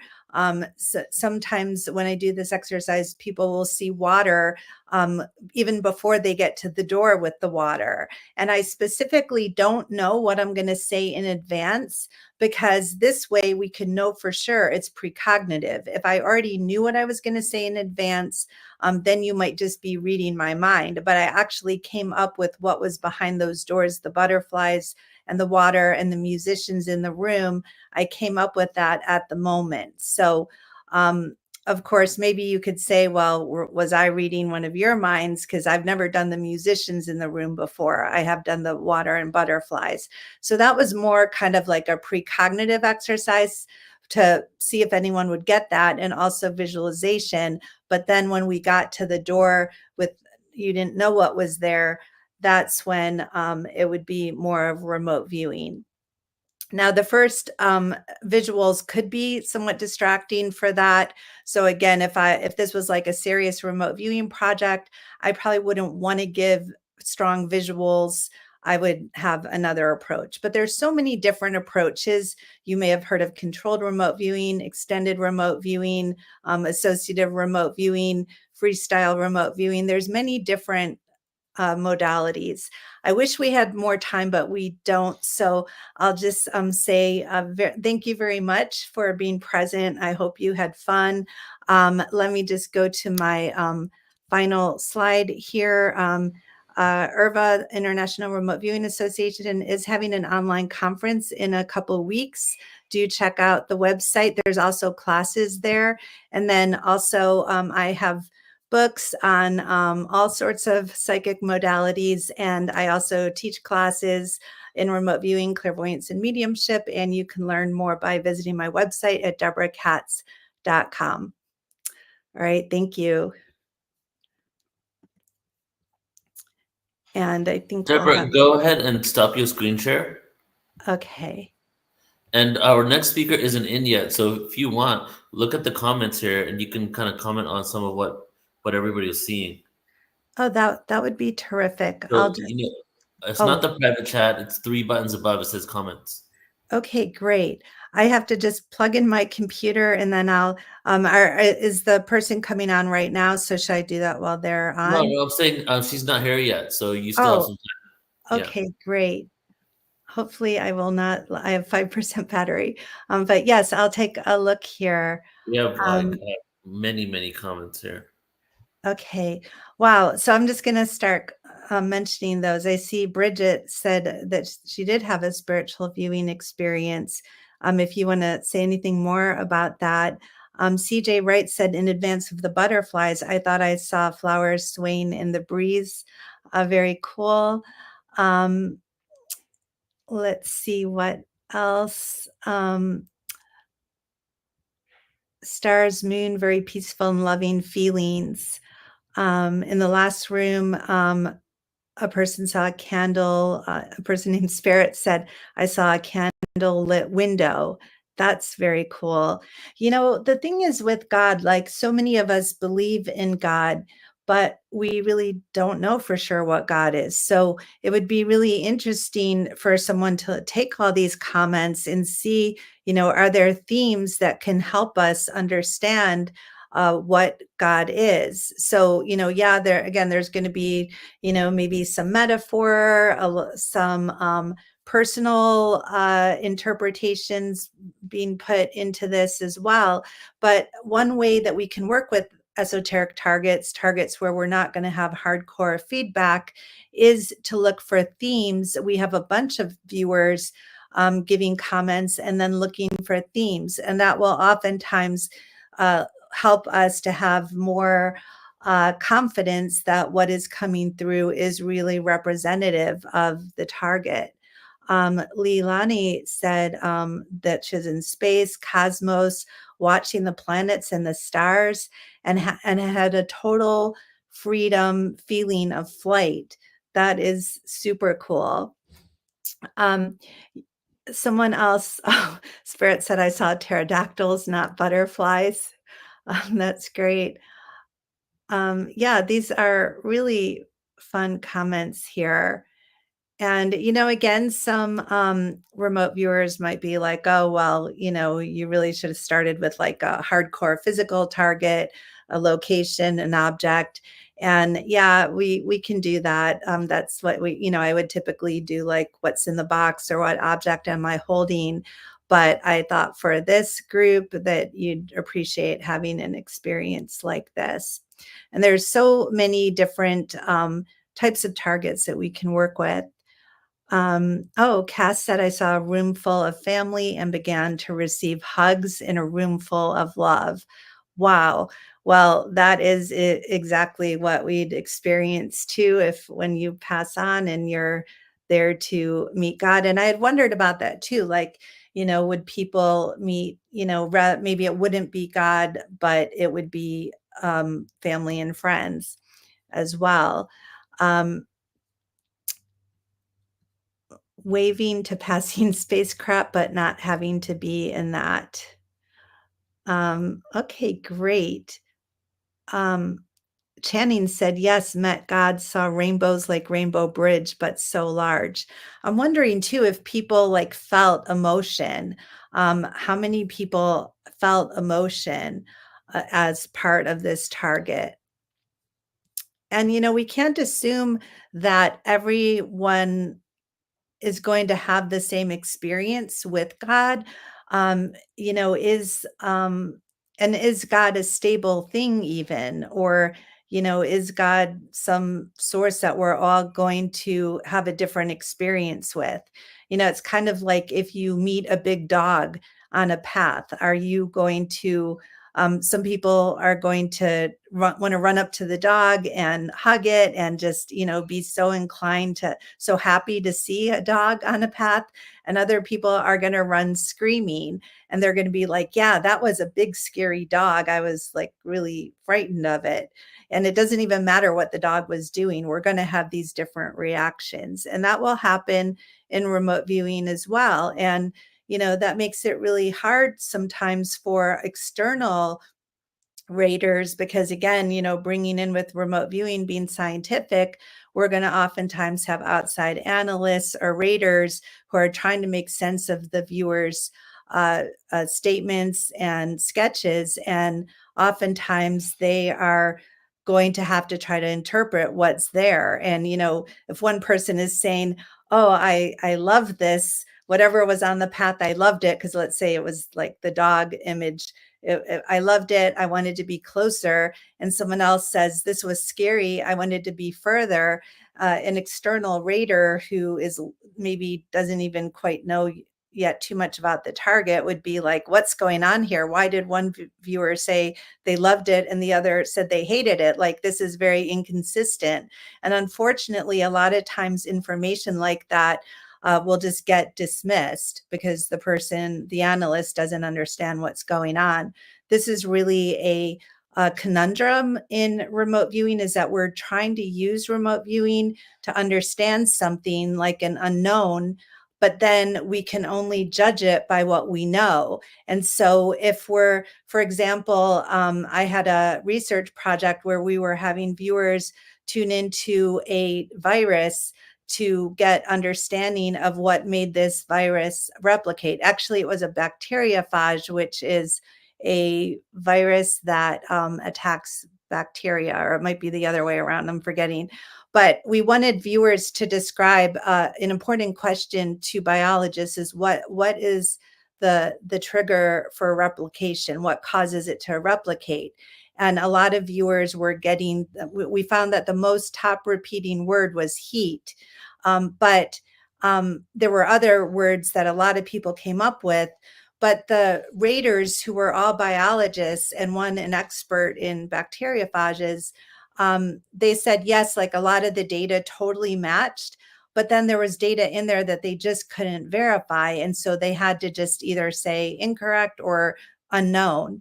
But that unknown information may very well have been the most important information to help solve the problem. And that's what we're up against constantly in remote viewing, especially, research or analysis, is how can we make sense of data that we don't even know yet? It's teaching us something. And so there might be something that you guys got in your sessions here telling you about God, but that you would just dismiss because it doesn't go to what your preconceived notions are. So, take a look at that. Of course, if we did a more in-depth session, you'd have a lot more to work with. At this point, I could probably talk for hours, but my battery is now at 1%. So I'm going to sign off here. And again, if you guys want to get in touch, you can do so at deborahkatz.com. Deborah, thank you so much for that lovely presentation. And I saw a room filled with ancient bookshelves. Wow. That is super cool. All right. You take care. Bye, Deborah. Bye. Always love having you on. Appreciate you so much. Oh, thank you. I really appreciate the invite. And explore those ancient books further. You could possibly go into each one and get more and more information about each one. There's a poem in there. Yes. There is. Awesome. Take care, Deborah. Okay, bye. Beautiful. That was a good little shift in the presentations, right? Absolutely. A little experiment with remote viewing. Absolutely.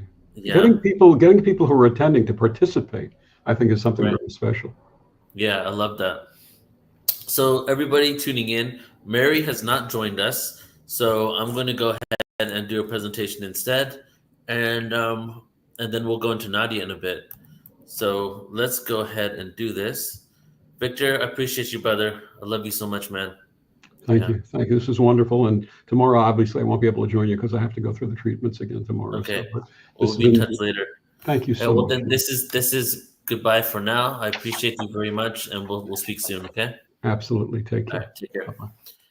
All right, everybody. So what we're going to do, Mary Rodwell is normally good with showing up, but I think she might have got the timings wrong or something. So what we'll do is we'll do a separate Mary Rodwell presentation at a separate time, specific interview with her, and we'll launch it on our YouTube and put it on our website. But since we have like 25 minutes or so before the next speaker, I'm going to do a little presentation.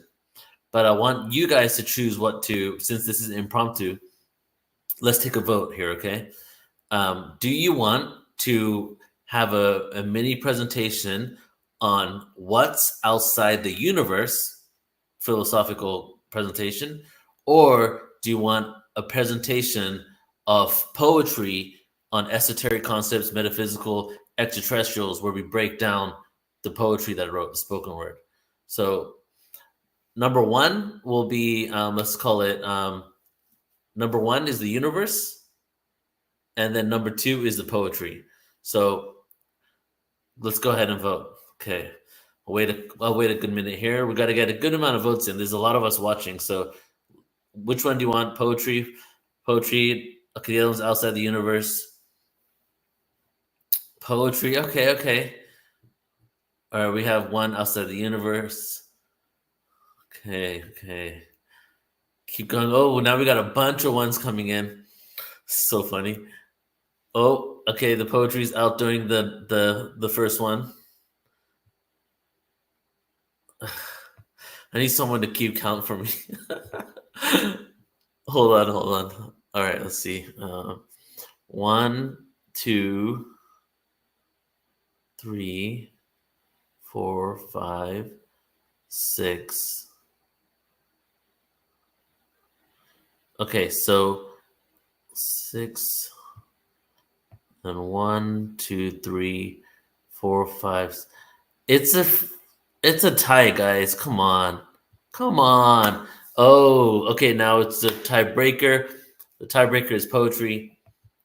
But for fun, what I'll do is I'm going to do both of the presentations eventually. Okay, just because a lot of people want the other one too. Here we go. Okay, no more votes. The votes are in.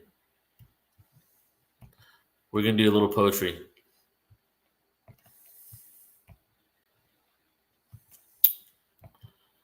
All right. So we're going to take a little journey together, everyone, a journey through spoken word. And my biggest passion really is poetry and hip hop and spoken word. So we're just going to get right into it because it's not too much time and break down some of this. So this first poem here is called The Sixth Sun, and it's based on Hopi prophecy, other prophecies around the world, Toltec prophecy, saying that we've been in the fifth sun for quite some time, and this age is called the sixth sun. So here we go. The sixth sun has risen. We're now in the sixth world, spread for years by our human peers. The sixth sun has risen. We're now in the sixth world, passed down for years by our human peers to oral tradition. Information about our collective mission. What a new reality would envision. Spoken through Toltec and Aztec wisdom, we discuss and perceive larger cycles of time than even the Maya depicted. It was known we're in a transition that started in 1991 as we moved from the fifth to the sixth sun. What are we waiting for? What have we waited for? These wars will stop. The sunspots increase in diameter and frequency as the frequency of this planetary body shifts and changes. So does the neural networks within our brains, kids, adults, animals, family. We've been blinded, you see, to the vibratory energy that the universe breathes. In the last of the 9 hells, exiting the solar plexus, humans unable to think for themselves, we're at a nexus point. A decision shall anoint the sun god I point out is the Son of God that resurrects and reflects over water, including the second ocean known as space, where the cosmic rays during this transitory phase will encase and wash over the solar system. And in the skies, we may see both stars become one as we enter the sixth sun. The sixth sun has risen. We're now in the sixth world, spread for years by our human peers. The sixth sun has risen. We're now in the sixth world, spread for years by human peers. All right. So this next one here, fragmentation. I wrote this many years ago. And this is when I was understanding or getting to a point of exploring what the void is. And I've started realizing, and you might have heard me say it during this conference, the singularity, the void, the oneness splitting into duality. And then the duality eventually becoming darkness and light. And then darkness and light getting so dense that we ended up projecting our own agendas on it. And darkness ended up becoming like evil, light became good. But this poem is about the original split from the void. So it's broken into 3 parts. We got the void, We got the darkness, and then we got the light.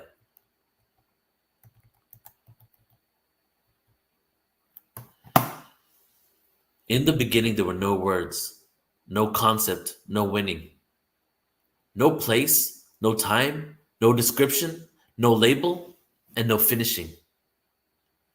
Until awareness became conscious of itself. Separation from the source. No east, no west, no south or north. Not to mention, there never existed a dimension or ascension or physical essence, except for the 0 point. There was no Christ to anoint. Singularity, energy, frequency raised vibrationally, paradoxically into limitation of what only the 5 senses can see. No linearity, no anarchy, no galaxies, no nebulae, no jobs, no nature, no materialism, no political lies, until darkness finally fragmented from the light, using free will to see through the night. The darkness. I take the anxiety pill, full of fright, in my bed and secure from the conspiracy that might take over my mind, control me with a chip inside, scared and full of fear. That is the reason why we are here. To the star system of Arcturus I stare and recite my cosmic prayers, self-empowered, the fabric of victim consciousness. I tear. The light. The destination has already been chosen. It's the journey that counts. Every day we transcend, no doubt, living in the now, realizing it's all a projection of a co-creation of our own subconscious mind. Channel energy through the heart, remembrance of the divine. Take apart my ego and restart my life in any moment. We're going home, traveling across the black intergalactic ocean.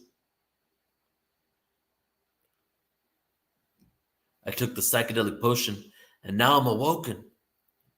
To the streets we take the spoken word, fly high, levitate the God inside. I'm free like a bird, cosmic oneness integrating in my being, a full spectrum being. In alignment with the purity confined in, ranges of frequencies inhibit what we are seeing. I shift what I choose to believe in. Fuel my light body. Fuel my light body. For the ether, I am fiending.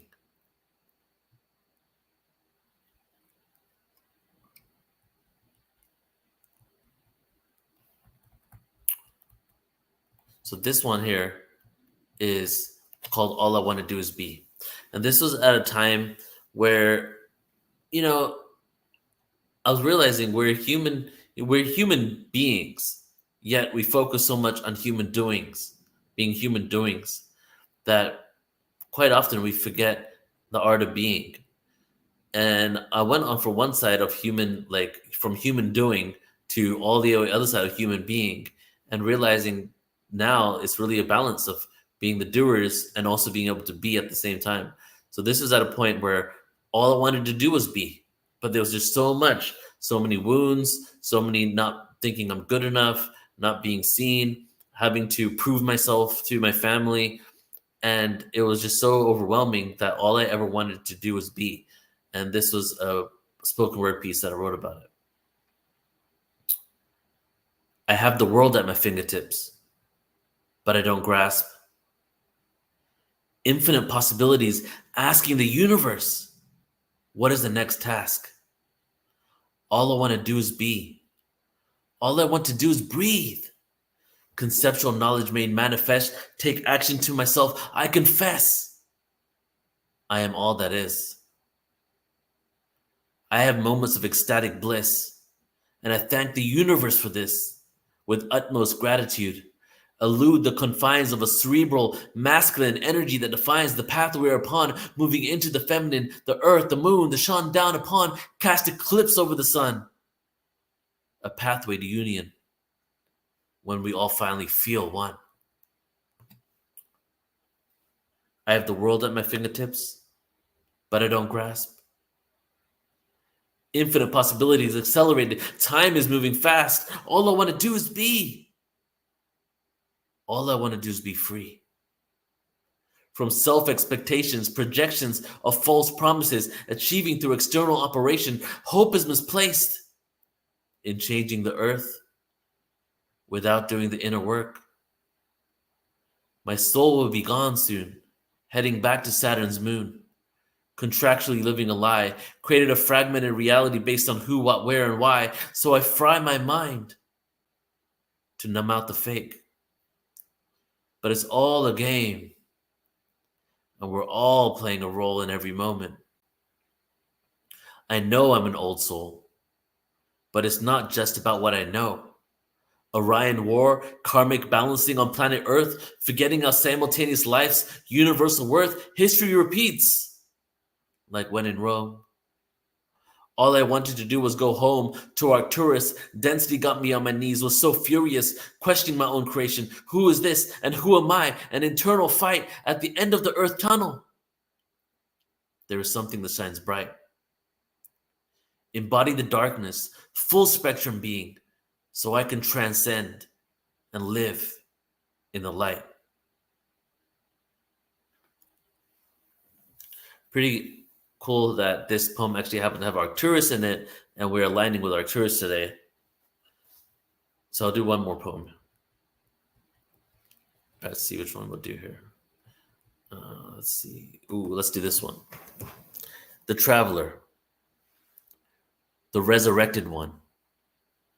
Many times faced incarnation, simultaneously happening, the desolation, sun explosion, implosion, creating a rip in space-time. For me to travel with the universal mind into planetary systems faster than the galactic kind, where the laws of physics no longer apply, where the energetic beings reside. Going faster than the speed of light, mass increases to infinity, omnipresence of my energy, one with the celestial melody. Harmoniously find the frequencies that are hidden from sight. I left the density of struggle, resistance, and fight. The lessons have been learned, so it's time to climb up the dimensional ladder onto the next multiversal ride. As a quasi-physical being, half flesh and half light. The metaphysical, metaphorical, quantum theoretical truth of mankind, full disclosure of the cosmic kind. Resurrect the Christ consciousness. Let the bliss flow and undergo the transition into the fifth world. Prophesies to be the end of human karmic woe and the duality of friends and foes. Know this, we are about to shift the human consciousness to the dimension that is next.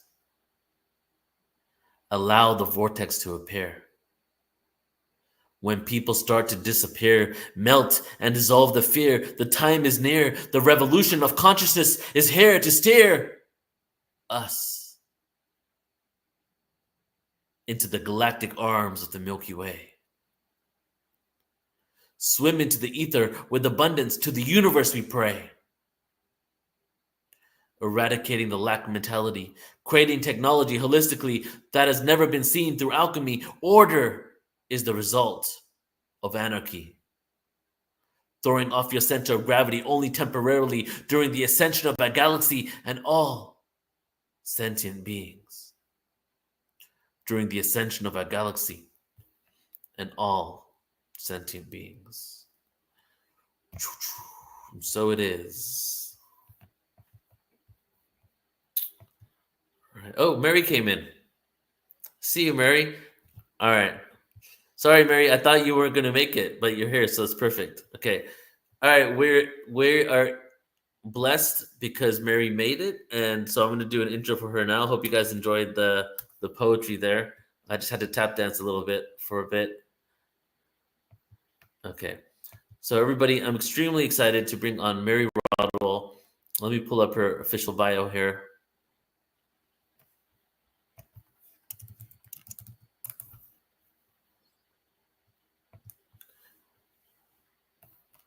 So Mary has been on Portal Ascension quite a few times, and we've done many amazing events.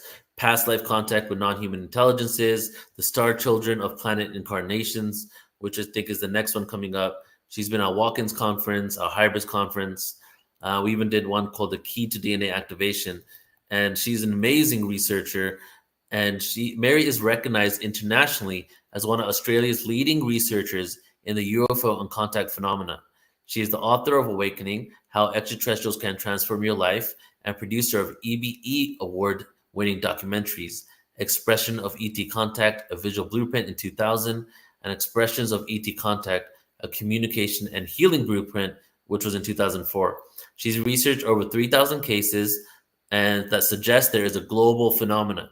The Star Children exhibit a maturity and wisdom beyond their years and awareness and connection to spiritual realms.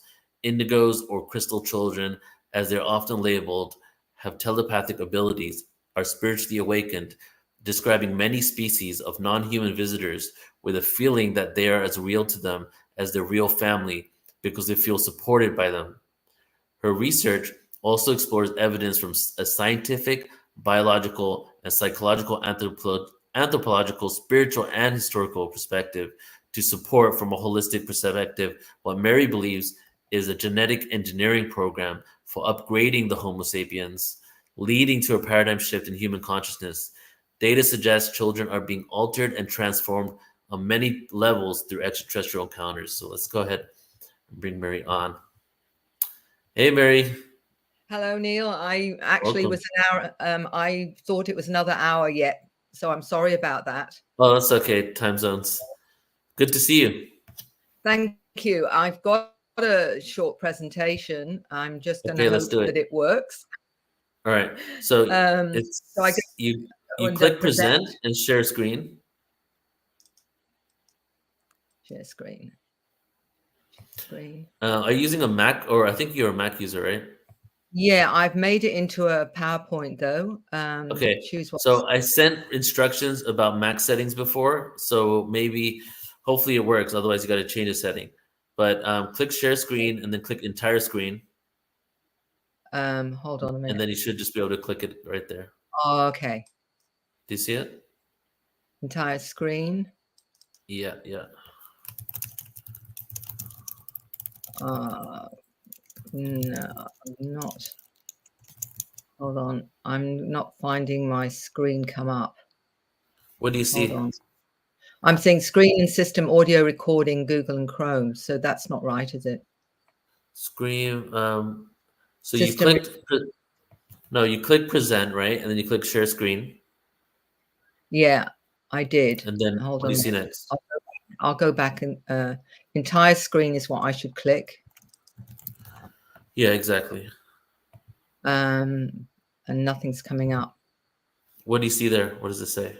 It says open system preferences, Google. Yeah, yeah.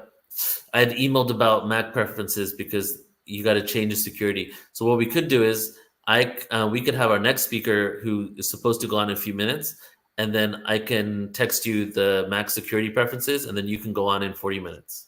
Does that work? Okay, I can do that. Yeah, I can do that. Perfect. So I'll go ahead and introduce Nadia, and then I'll text you, and we'll get you set up. All right. Okay, fine. Yeah. All right, everybody. So you heard what we're going to do. So let me go ahead and bring on Nadia. And Nadia, give me a nod. Yes, you're in Australia too, right, Nadia? Right? I believe Nadia is in Australia as well, which is why I booked her as well. QHHT Australia. And it is Nadia's debut presentation on Portal to Ascension. Really excited to have her on. She's a passionate QHHT practitioner who enjoys assisting individuals in establishing a profound connection with their higher self to unlock answers and gain clarity on their life questions. Her mission is to help those who aspire to explore and heal through transformative power of QHHT hypnosis.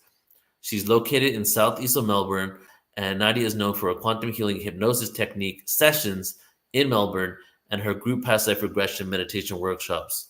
She's a certified level 2 QHHT practitioner. And here we go. Let's bring Nadia on. Hey, Nadia, welcome. Thank you, Neil. Thanks for having me. And thanks to the whole Portal to Ascension team for inviting me on. I feel really honored. You're very welcome. I'm honored to have you here as well. And what are you sharing today? Are you presenting a PowerPoint or you just talking directly? Yeah, PowerPoint. Yeah, I'll have a little bit on a PowerPoint. Okay, let's look Yeah. for a second. Okay, so click present, share screen. Are you on a Mac or a PC? PC. All right, cool. So I can that there. So that should Got it coming up. Do you have that up? Yeah. Perfect. Yes, here we go. Okay, it's up and ready to go. It's all yours. Lovely. Thank you, Neil, and thanks again to the whole Portal to Ascension team. I again just feel really honored to be here amongst so many amazing people. And I've been watching a lot of the replays. With my time zone, it's hard to log in live all the time, although I'm currently in where I'm at the moment. I'm in French Polynesia working at a retreat. So the time zone's a little bit more generous by a couple of hours, but I've been loving watching all of the replays. I think they're just amazing. And I just also want to, before I get into it, just send, I heard about what happened to Tyler, the accident, the surgery he has to have. So yeah, just want to send lots of love and healing energy to him for a very, very speedy recovery. I know he'll be in Germany for a few weeks following surgery, but yeah, hoping that he recovers very, very quickly. So I'll get into my presentation. And as Neil mentioned, I am a QHHT practitioner, which is quantum healing hypnosis technique. And I know that there's been at least one other practitioner on that I know of on this journey, on this event that Neil has organised along with his team. And so I suppose a lot of you already know what QHHT is, but I'll go into a little bit on that later in case that wasn't covered off, or it may answer something else for you. But today, I really love exploring, I suppose, human consciousness and alternate dimensions. And, I use hypnosis and even guided meditations and things like that to take clients through that journey and to connect with their higher self. Something I really enjoy because it empowers people to really know that they can go within themselves to find the answers that they need.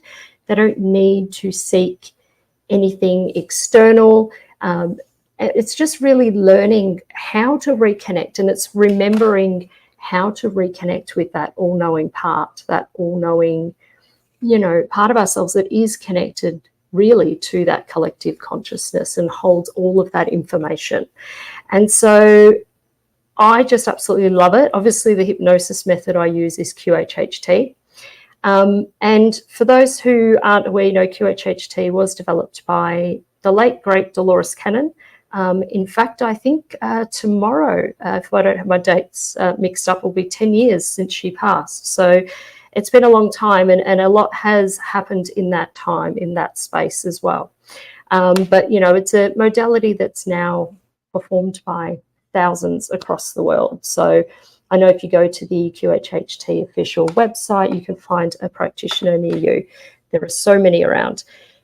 But today I'd like to really focus on, I suppose, consciousness and awakening, and particularly around how through exploring our own consciousness, we can peel back even more layers of truth. I see the awakening process not as, it's definitely not a one step, you have an awakening and it's done. In the words of Shrek, it's like an onion, you peel back the layers and it's layer by layer. And each time you come to a different realization, a different understanding, and you just go deeper and deeper into that. Or at least that's, my experience and everyone else that I know that I've spoken to.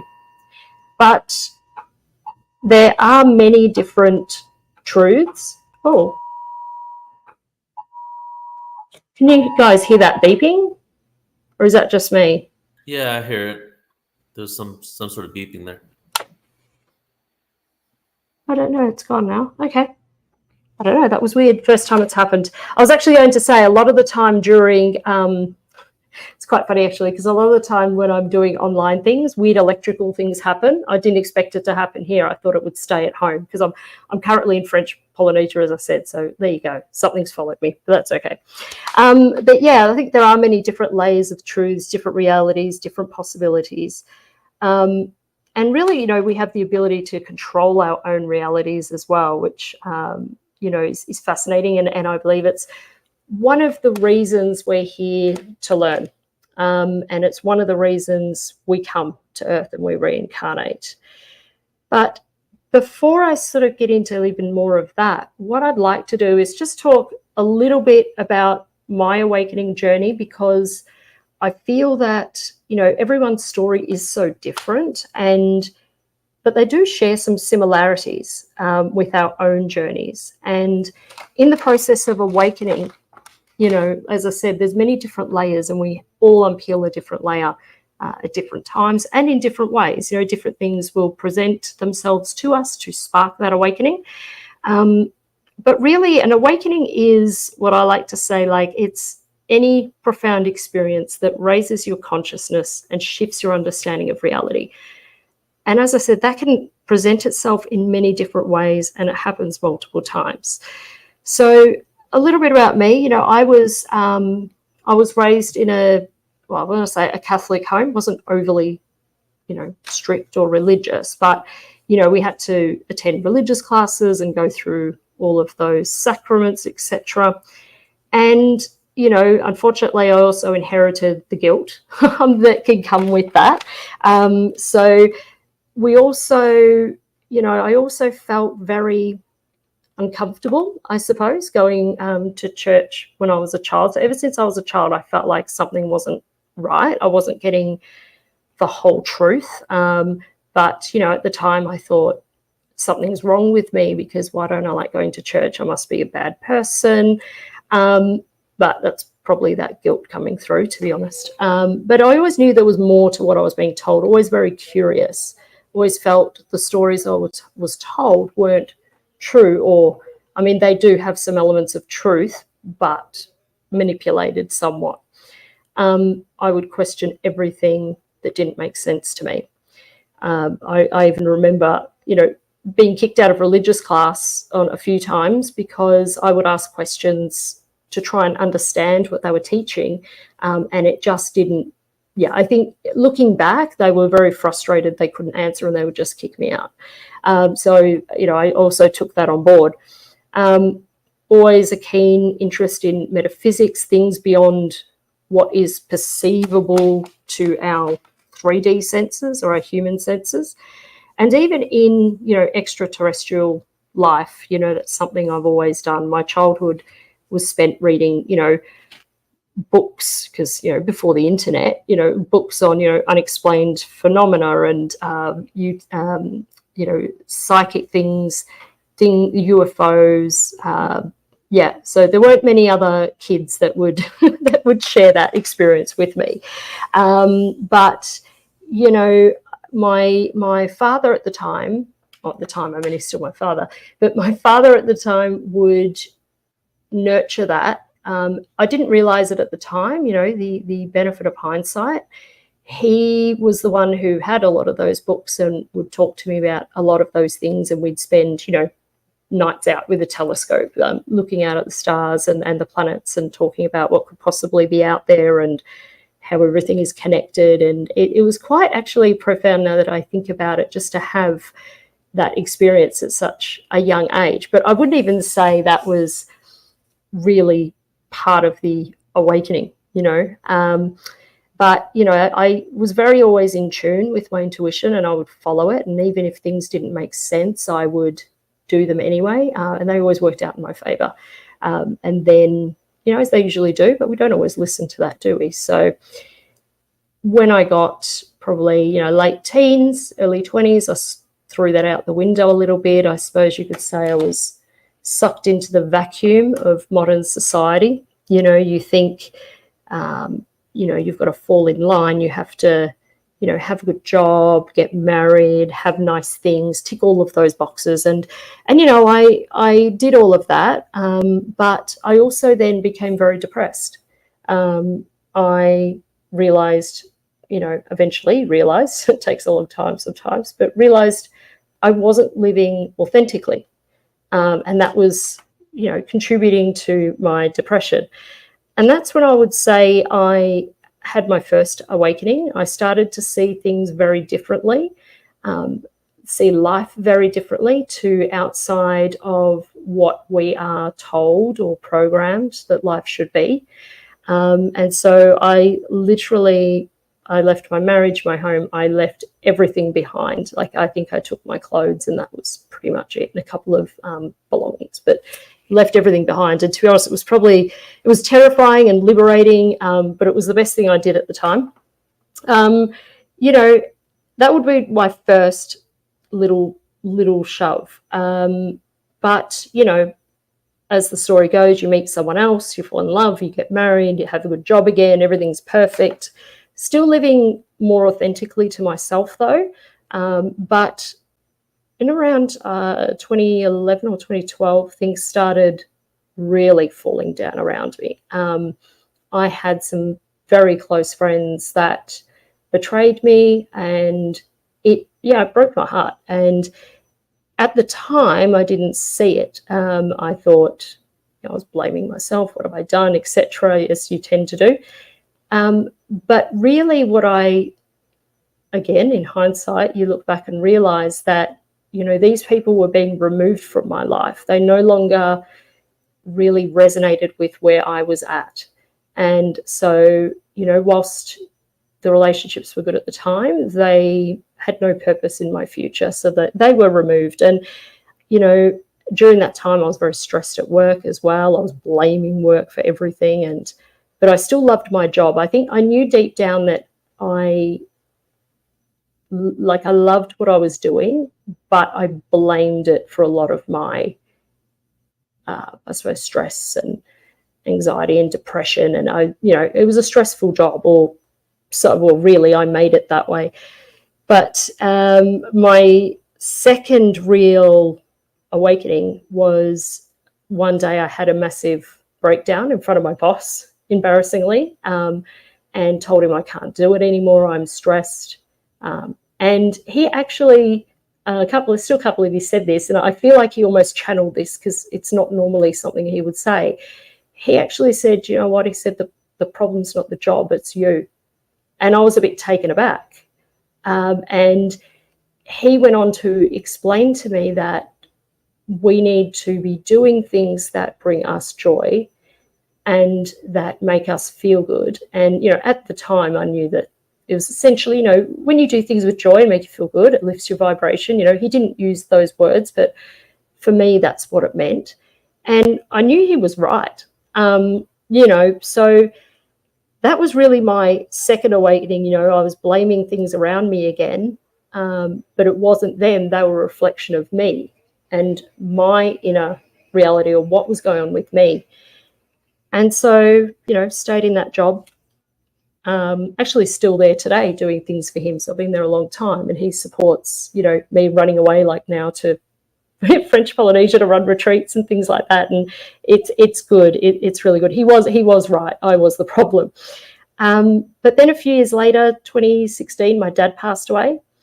And although I knew it was coming, my whole world fell apart. So I was, you know, he was my rock. He was the one from when I was a child would, you know, entertain my curious nature, didn't, you know, think I was weird for asking certain questions or looking into certain things.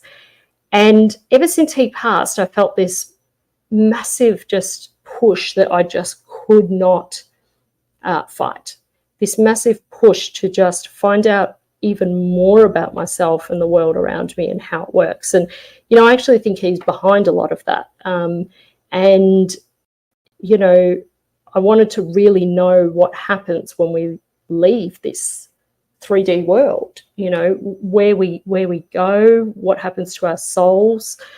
And, you know, I delved into things like psychic development, and I was even running a charity, volunteer charity, helping out animals, especially animals belonging to homeless people, and helping to support them so that the homeless people could support themselves.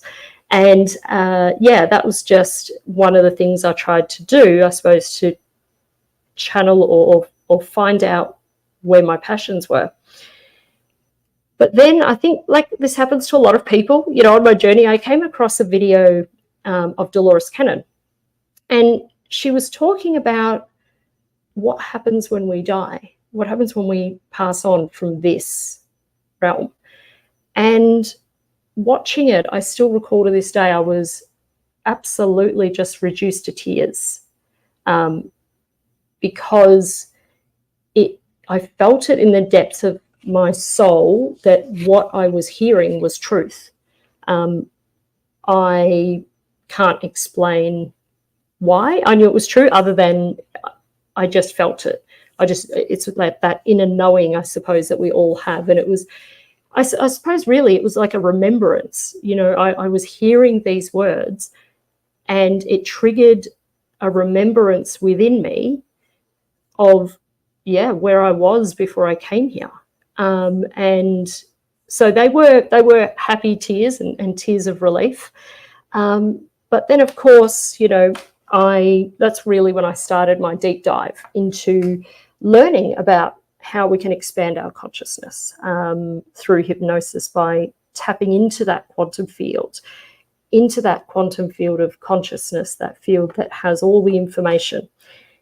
And, I had plenty of questions at this point in my life. So I actually went and had a QHHT session. I found a practitioner near me, and the session was eye-opening. It provided, a lot of clarity around things that had happened in my life. And with that clarity came healing, because I was able to look at things from a different perspective and understand why they happened, why they had to happen, and even some things that happened in my life probably a little bit more harshly than I would have liked, but realizing that, again, that was my own doing, because I wasn't listening to the little shoves from the universe. And we all know that, when you don't listen to the nudges, the little nudge becomes a push, and a push becomes a shove, and then a shove becomes a baseball bat over the head. So I had a few baseball bats in my time. But following that experience, it was probably, several months later, I still remember this, driving down the highway, zoning out as you do. And often they're the times when we do get these downloads and this information, when our conscious mind is almost not present. And it hit me like, a ton of bricks. I realized that ever since I had my QHHT session, my life had changed dramatically, just in a space of a few months. It was like all things, nothing happens overnight. It was gradual, but I was in a much better place, emotionally, mentally. Things were just falling into line for me. I was listening more to my intuition again, and those nudges that we get. Our higher self is always trying to communicate with us. It's always there. We just don't always listen, because it's that gentle voice. It's not that human monkey brain that's constantly like nagging and going at you, and the loud one and wants attention. I call it's like a petulant child. But I realized how much my life had changed, and my whole life as well. I was searching for that meaning. I wanted to help people. I wanted to, even when I was younger, I thought I wanted to be a nurse or a counselor or a psychologist. Oh, there's that beeping again. No idea what that is. Might just give that a moment. Okay. Don't know what that is. Sorry about that. But yeah, and it really hit me like a sledgehammer, like one after the other, driving along, realizing, my life had changed, and then smacked me over the head with, oh my gosh, this is what I need to be doing. This is how I can help people, because I thought if it can help me, it can help anyone.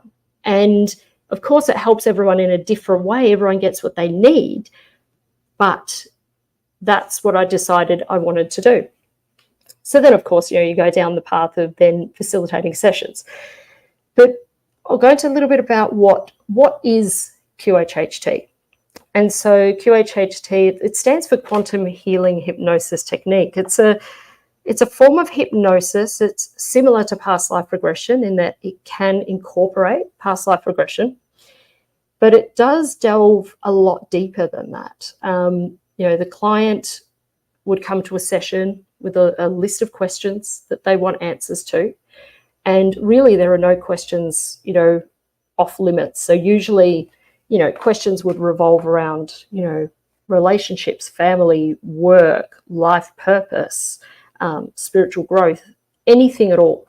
It could even include, I've had clients who have had what they would deem at the time suspected ET experiences, and they want to explore that even further. So we can, ask the higher self about those occasions, or even take them back to that time to play out and see what happened, to bring those memories forward into their conscious mind. So it does incorporate some past life regression, but as I said, it goes a lot deeper. A session would last anywhere from usually 4 to 7 hours on average. I'd say 6 or 7 is the average, but the client's not regressed that whole time. So we spend the first little while having a chat, working out, why they're coming in for a session, what they want to get out of it. And also I find out all about their lives. And I love that part because everyone has such an amazing story. Everyone is so different and unique, and just learning about their lives is phenomenal. So they tell me everything, the good, the bad, the ugly, what shaped them. And it's funny, I always say to people, and this is very true, I have the memory of a sieve. So they could tell me something and I'd forget it a week. I've even bumped into clients, I think it was 1 or 2 months after their session, and I don't even recognize their face. I'm like, who are you? And they know me. So it's quite embarrassing, but we do joke about it because I do. And, and in the beginning, that used to frustrate me. I used to think, why don't I remember? But then I realized I don't have to. It's not for me. So I think it's actually, now I look at it as a good thing. And so it was funny when I was doing this presentation and I was just making some notes, I had to actually go back and look at some sessions because I can remember vaguely, but yeah, specifics I don't remember, which is funny. But we get to the regression part, and that's just a beautiful, really beautiful light state of relaxation that the client gets into. It's, the client really goes as far deep into the experience as they want. The client and the client's higher self is always in control. So it's not like hypnosis you see on TV where someone takes control and next minute you're clucking like a chicken. That doesn't happen. You're always in control. It's not falling asleep or anything like that. But it is that deep state of relaxation where they do have access to that all-knowing part of themselves and connecting also to that collective consciousness. And the higher self will always bring forward for that client the most relevant experience, whether it's a past life, or I should say whether it's a past human life, whether it's an ET life, or even a time where they were just consciousness. And that's always a really interesting space to explore, because if their higher self takes them to that point, of course, there's always a reason. So I like to know, what's the consciousness doing? Where is it? What's it experiencing? So there's so many different experiences. And when we do get to that state, we actually enter the theta brainwave state, which I find this fascinating. It makes me look at it a little bit differently, is that, children spend the majority of their lives, or up till about the age of 6 or 7, give or take, predominantly in the theta state. And so that really explains why young children really more often easily remember their past lives, and they have these recollections coming through because they do spend a lot of their time in that theta state. And makes me also think that, you know, we say children are very, you know, they have great imagination, you know, and we tend to lose that as an adult, but it makes me wonder whether it's their imagination at all, or whether they're having recollections or even pulling on information and knowledge from previous incarnations and using that in this reality.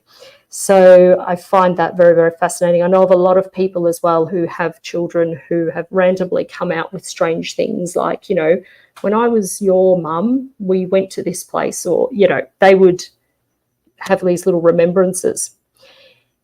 But we often think of past lives, you know, as something that happened many years ago, you know, on this planet, the 1800s or something like that. But, you know, what is a past life? Well, I always explain to people that a past life really goes beyond the human body. So, yes, people can go to a past life as a human in the 1800s, for example, or back to the time of Egypt or the pyramids. But consciousness does exist in many different forms. It exists in, well, no, we know it exists in everything, and many forms, many states. You know, Dolores used to always say the majority of clients do go back to what she called a digging potato life, which is essentially your regular past life experience. But of course, you know, I think most of us, if you haven't had a session yourself or know many people who have had sessions, you tend to think of a lot of otherworldly experiences, ET experiences, you know, going back to, you know, time of creation, things like that. Actually, I did have a client go back to time of creation. I'll talk about that later. But, you know, I suppose they're the smaller percentage of sessions because, you know, but they're the ones you know about, because they're the ones that I suppose get video views and make books sell. But they're the really interesting ones, and we learn a lot from those as well. So they're really good to share, because often in those there is information there that can help the collective, that helps everyone. But, you know, there have been, I know for myself, some really interesting sessions that clients have had. But whatever the higher self chooses to bring through, whatever experience that is, whether it's a human past life or anything else, there'll always be a reason. You know, they're not big on bringing things through just for entertainment value. There's a reason why they come through, and the higher self actually will clarify that as well later in the session, because during the regression, there's a lot of things that won't make sense to the client. You know, the higher self's presenting a lot of information, doesn't always make sense. But it always will bring through, I suppose, what they need. And it will always impact their life in such a profound way, because it's almost like it gives you that next step, that next bit of information that you need. You know, I've had clients who, for example, you know, just to think of some interesting ones, I was actually reviewing some more this morning, but, you know, I had a client go back to the time of creation. She was consciousness. She saw herself as a white ball of light. And what I found really interesting was it was the time of creation, but it was also the time where they were watching the creation of time. You know, in order to, as we know, time exists in our 3D reality and not outside of that. And it was the creation of time. And she saw this, when I say machine, it wasn't a mechanical machine, but a machine of sorts that had all these beautiful threads of different colors, different light, each one a different color. And each thread represented, beam thread of light, represented a different timeline. And there were all of these souls that she saw like stars around, waiting to join in the timeline, so they could jump in on a timeline and go there. And she said that the timeline was created, and the machine timeline was created by a group of souls, essentially tasked by source energy to help create this machine that would then create time to create the 3D reality, because it wanted to help, the purpose was to help with the ascension of not just Earth, but for all and for everything. So bringing these, or the souls then coming to 3D world, was to help with that. And it was located, I think she said, right at the doorway of Source. So right there, it was created. And, you know, she said that souls, you can join anytime you like. You know, you can join any timeline as well that you like. It's always a choice. And she ran through how they work through all of that. And she was sort of, in that experience, she was observing and taking it all in and explaining to me what was happening. And I know we've all heard of this concept before as well, but, or many of us would have, but she said that when we jump on that timeline, it's a fragment, it's only that fragment of our soul that joins that timeline. Or you can split into multiple and join multiple timelines, but the bulk, the majority of your soul remains there at Source. And so that is, I suppose, why we have this connection with Source. We have this ability to tap back because we are still there as well as we are here, and we could be in other places as well. And we probably are. And I asked her in the session why. Like, why did Source ask you to do this? Why head out, create this timeline, you know, as well as helping the ascension, or some souls were coming out to help the ascension. She said it was so that the Source could essentially, through souls that join, because we are all one, we're connected to Source, can have all of these different experiences. It can gather all of this information from all these experiences, and having more information allows Source to grow as well. And so it's this, although we are also growing and expanding, it was really, I suppose, fascinating to, I never thought of it prior to this, that, well, Source as well can grow and expand and become, I suppose, a better version, if that's even possible. It's hard to sort of wrap your head around that. And these threads of light that we jump on and we're still connected to are, well, they send information back as well. So not just when we pass, we take the information back, but it happens straight away. So it's instantaneous. So really quickly run through this part. So basically, yeah, with QHHT, it utilizes the theta brainwave state. It explores past lives and other dimensions as well, but as well as connects at the end of the regression with the higher self to get that clarity, that healing, which is also possible.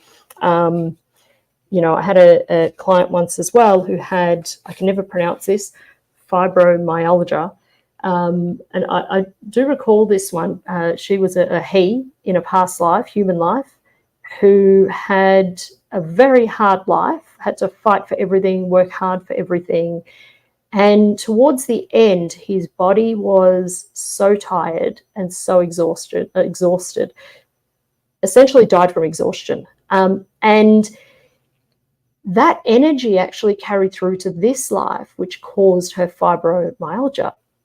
And now the higher self clarified that it actually was like a remnant of that energy. And now that she can see, and there were some lessons involved in that for her as well, to learn about how she applies herself in this lifetime. And now that she had received that message, it was able to remove that from her.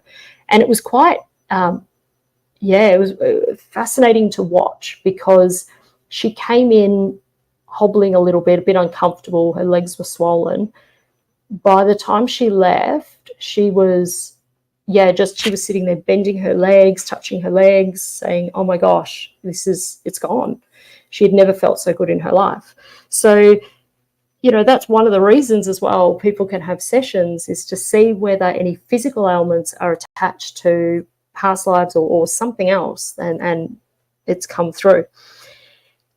But, you know, we always say, people probably hear the term, you know, higher self, subconscious, oversoul, source. There's so many, oh, not source, but so many different things. Collective consciousness, subconscious. Dolores calls it the subconscious a lot. And so I'll just go to this next slide. There's a video here of Dolores talking about the subconscious, and that's, you know, what she called it and how they sort of described it. So I'll play that now for you. So this is the part that I work with. And I didn't know what to call it. I began calling it the subconscious because I didn't have a name for it. And they said, we don't care what you call us. We don't have a name anyway. We'll work with you. But some people say we are communicating with the higher self, the oversoul, the higher consciousness. Some people call it the universal consciousness. But all of those names mean something big and huge. And that's what we found a way to communicate with that. So I call it the subconscious. And what's really interesting as well is that, you know, there are so many different names for it, but it's essentially the same thing. I know a lot of people these days, myself included, I use terms interchangeably. So often if you hear those terms being spoken within that community, they're referring to the same thing. It's just same, but different. But in terms of, even with QHHT, a lot's changed, you know, even since Dolores passed 10 years ago now.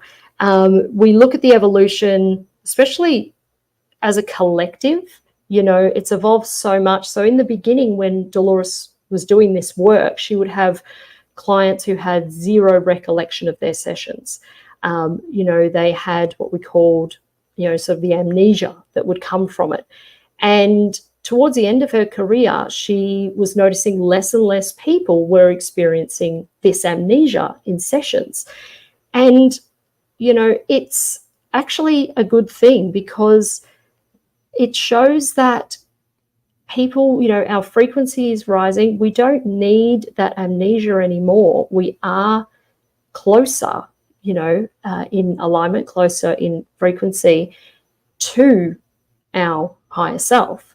So you don't, it's not such a jump. You don't need that amnesia anymore. And also, you know, in the beginning, people would almost need that amnesia because without it, they would wonder if they were making it up. And, you know, now though, people are a lot more aware of these other realms, these other dimensions. And so it's not needed anymore. You know, although people do sometimes, you know, remember only snippets or bits and pieces, and that's normal. You know, you're very relaxed. I'm sure if, you know, you've done a guided meditation and, you know, you or even a dream, you know, you wake up and you think, oh, that was cool, I'll remember that. And 2 hours later, you've forgotten. So it can be very much like that still, but they're a lot more conscious currently. And I think that's what really is a representation of the collective. You know, we're really noticing that. And I think in, you know, roughly, you know, 2012, we had that other little catapult where I think that collective awakening really began on a much bigger scale. And especially, I would say, in 2020, where it was, you know, put in a cannon and shot out. And what I find really fascinating about the more recent collective awakening in 2020 is that it really allowed people to become much more aware of all of the multiple realities going on around them. So, you know, we can see that although even in the physical world, you know, you can see people are living very different lives, very different, you know, a lot of people are still very fear-based, and there's absolutely no judgment in that at all, because I believe we are all on our own journey and on our own timeline. And, you know, some people didn't come here to awaken. You know, my work has taught me that some people are here, or or chose to come and have a purely 3D experience to see what that's like, to see and experience what not having a connection is like. And so we can't judge those people. You know, they're on their own journey. But it's certainly gone through a lot of different phases over time. You know, we even know now about parallel lives. You know, and I believe all of us really are living parallel lives without the existence of time outside of our 3D space. You know, our past lives, future lives, extraterrestrial lives, the consciousness, it's all happening at once, and we're all just fragments out experiencing our own thing. And in this reality, this is the one that we are aware of. But as we know, there's lots of different realities. And I think of it like a TV, you know, or TV and TV stations. There are so many images and audio being sent through the air from radio networks. But which channel or which station are you tuned into? Because that is the experience you're going to have, is what you're tuned into. And that's the thing with QHHT. It allows you to tune in to a different station for that short period of time to get information. But, you know, how can you yourself expand your consciousness to help tune into these stations? You know, definitely meditation. You know, it does heighten our awareness to perceive and connect with these unseen realities. And the more you do it, the more you will experience. And I'm sure for anyone who meditates on a, you know, regularly, or even every now and again, you may sometimes have little things come through. I've heard of people have these remembrances from past lives, or Lemuria, or, you know, Atlantis, just through a meditation. So definitely that can be a way to connect. Of course, hypnosis, which we've covered off on. And with hypnosis, obviously the benefit there is also connecting to the higher self, to speak to it directly and to get that channel directly, to really uncover the answers that they need as well. And I'm a big fan of energy work too, you know, things like Reiki and things like that. It really does help to balance and attune our energy fields, chakra work, things like that. Getting our, you know, we have our energy bodies as well as our physical bodies, and getting that all cleaned up and in line, I suppose, so you can connect much more clearly. And I just love this. I just want to play this quick clip from Dolores where she's talking about, you know, the fact we aren't our bodies. You know, a lot of people, you know, I wouldn't even say our soul is in our body is in our soul. You know, it's like a projection, a puppet, essentially. So I'll just quickly play this one. You are not a body. You have a body. This is just a suit of clothes, a costume you're wearing right now to play this part, this role in this stage play that you're involved in. Everything is an illusion. Nothing is real. I've had people go through the death experiences, and after they've died and they're on the spirit side, they look back at the life and they'll say, it was just a play. I can see all the actors on stage getting ready to come out and play their parts. I can see the actors in the wings getting ready to come on. And they said, but when I was there, it was so hard and so difficult. But now that I'm on the other side, it was like a blink of an eye. We get caught up in the illusion. So you are the producer, director, and actor in your own play. And that's very, very true. It, you know, I know when, even if people go through traumatic experiences in past lives, they tend to see it from a very neutral place. There's no emotion attached. There's nothing going on there.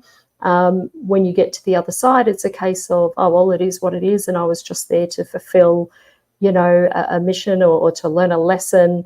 And, you know, did I do good? Did I not do so good? And how do I improve next time? And so, you know, a lot of people say, well, why even bother? You know, why go through the process of reincarnation? What's the point? But the thing is, there is no place like Earth. You know, Earth is one of the toughest places to be. It's a school for our souls. And of course, it's to gain that information, that knowledge, to bring back to source, right? So this is like the high school or the university of the universe. And also, you know, I believe that's why a lot of the ETs are so interested in us and visit, because there's no other planet like this. It's fascinating for them. And, you know, a lot of people will also say, well, why come in with amnesia? Why make it hard? Well, you know, I always say to people, well, why play a game if you get all the cheat codes and you have all the answers, or you get to just finish the game real easy? There's no challenge involved. So, you know, you don't learn without challenges. And, you know, Earth is a school. You go through yeah. I'll just rewind that. I'll let this video explain a little bit of that. Earth is nothing but a school. You go through the different grades and learn lessons in order to progress onward. But one of the major things with this school on Earth is when you come in, the veil comes down and you forget your plan. You forget your connections. And the ETs say, this is most amazing because they don't forget. They said, you're the only planet that forgets when they come in, have to find their way back. And I asked them one time when we were doing the sessions, why this happens? Wouldn't it be better if we remembered our contracts, if we remembered our plan of what we were supposed to be doing? They said it wouldn't be a test if you knew the answers. So it's put quite simply, but it's very true. You know, it wouldn't be a test, but, you know, it's, you know, yeah, it's like I said, it's like playing a game and having all the answers. It's what's the point, you know? I'm sure there's some people who probably would like that, but, you know, and how QHHT supports people on their awakening journey. Well, obviously it helps to access memories of past lives and other lives that they may have lived that, you know, will have information they need to help in their present life. It connects them to their higher self, to that collective consciousness. It uncovers the lessons that we're here to learn. You know, often the higher self will make it very obvious to people whether, you know, and we see it in our lives. We could have repeating patterns in our lives. We're always attracting the same person. We're always finding ourselves in the same situations.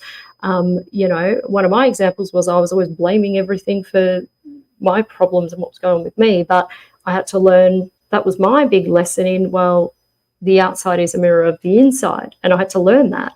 So once you learn the lesson, it never has to repeat again. So it makes life easier. And throughout all of those and throughout the experience, it really does enhance that sense of connection that we have with everything and everyone, and that knowing that we are all connected. So, you know, for me, it's a very fascinating topic. I love exploring consciousness and how we are all connected, what our souls do, the adventures that they go on.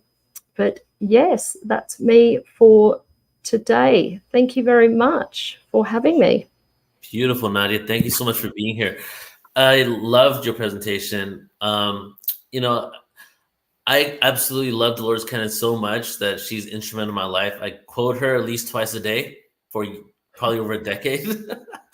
And you really, you really honored her memory with all of what you did there and showing her quotes and everything.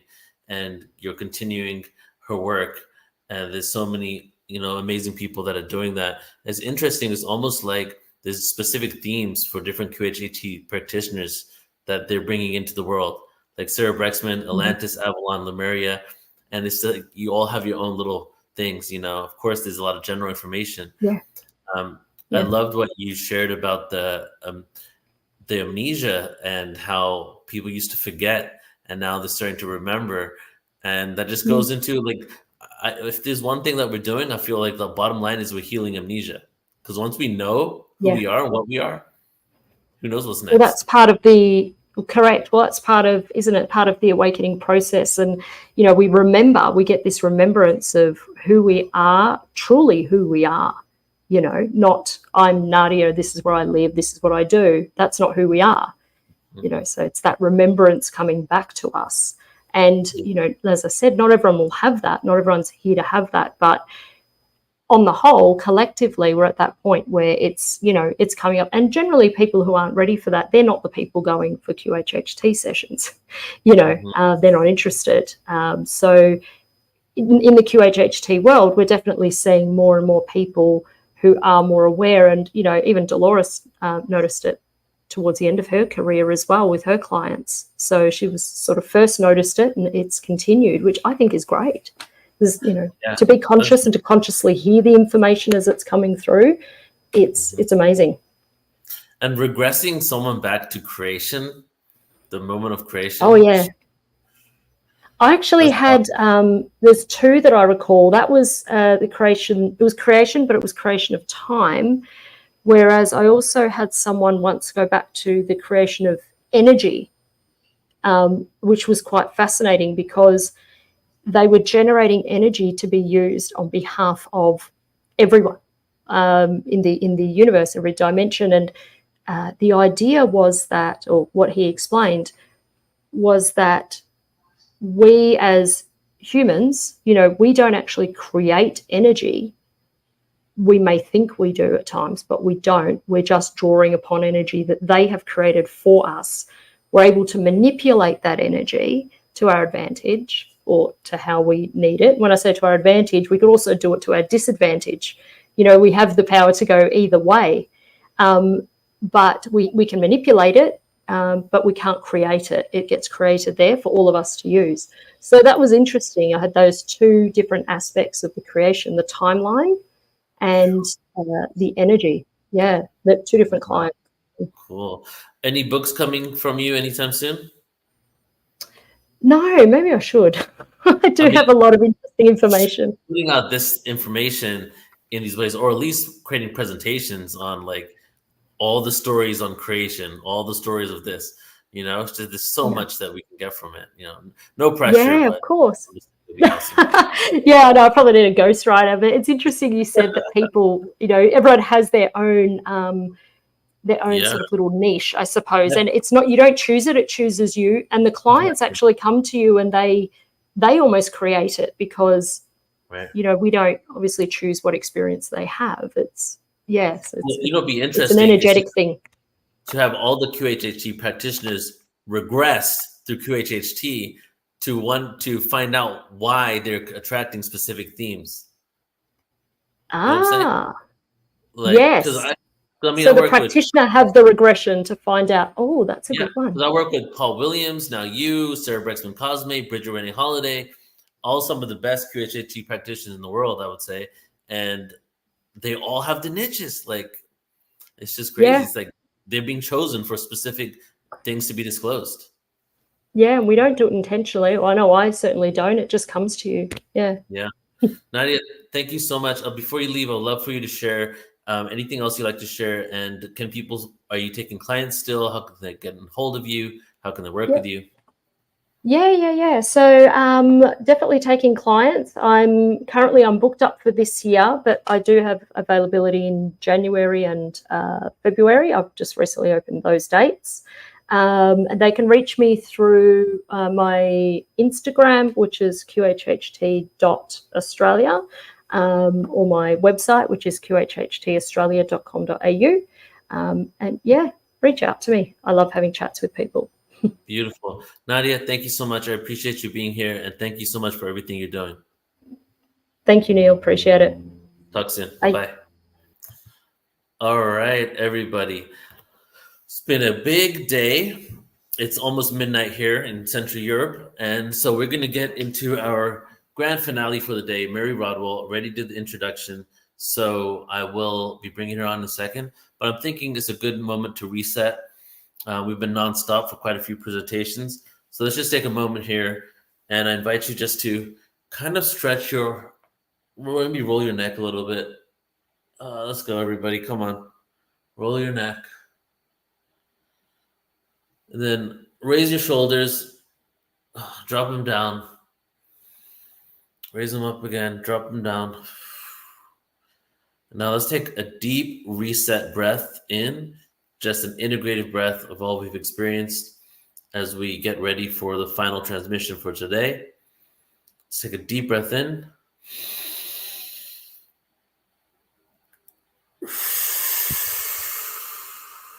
And let it go. All right. Maybe do a little bit of shaking. This is more for me than it is for you, everybody. But I figured we can do it together. All right. Okay, everybody. So join me in welcoming Mary Rodwell for our last presentation of today. Hey, Mary. Welcome back.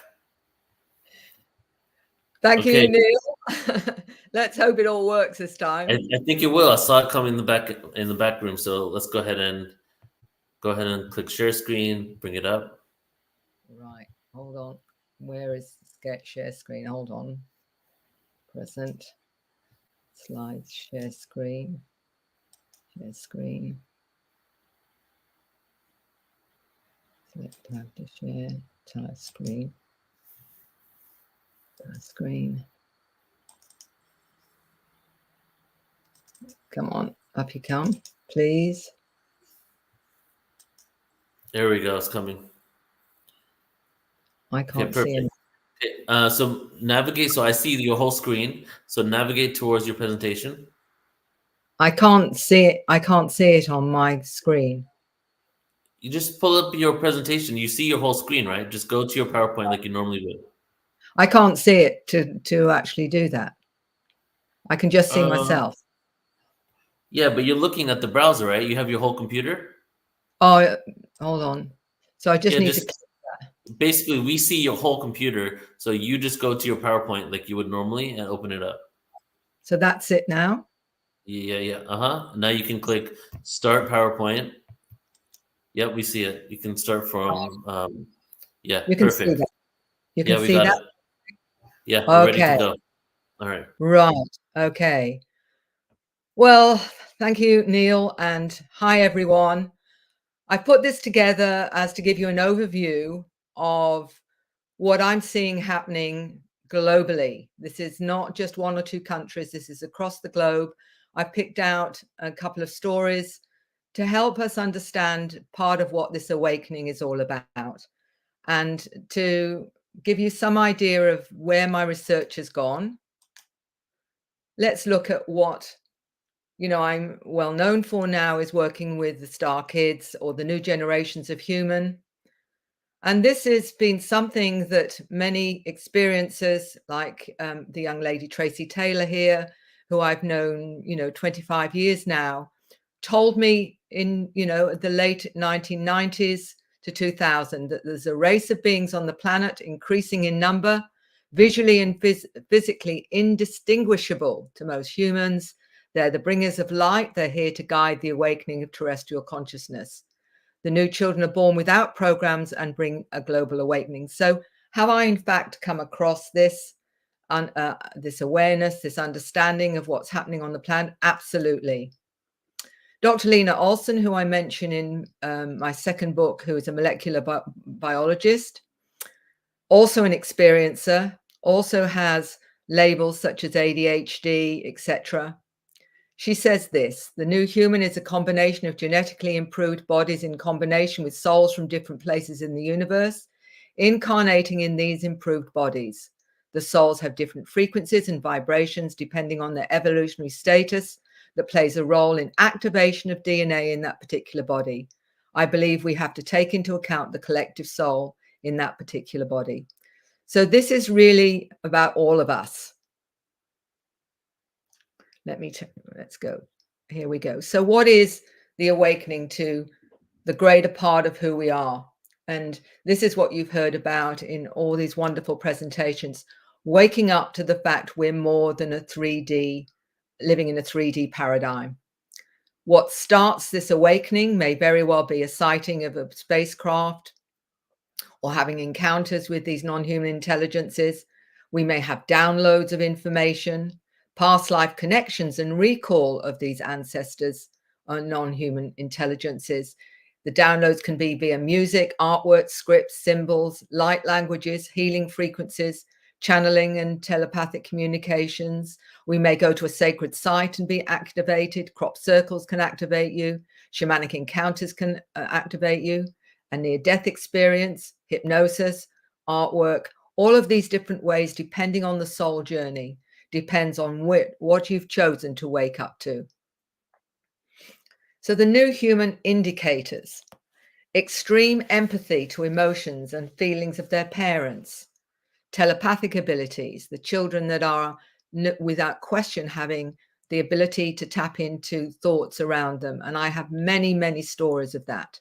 Awareness and knowledge of past lives, mentioned that they're not from here, that they come from somewhere else, that Earth isn't their home.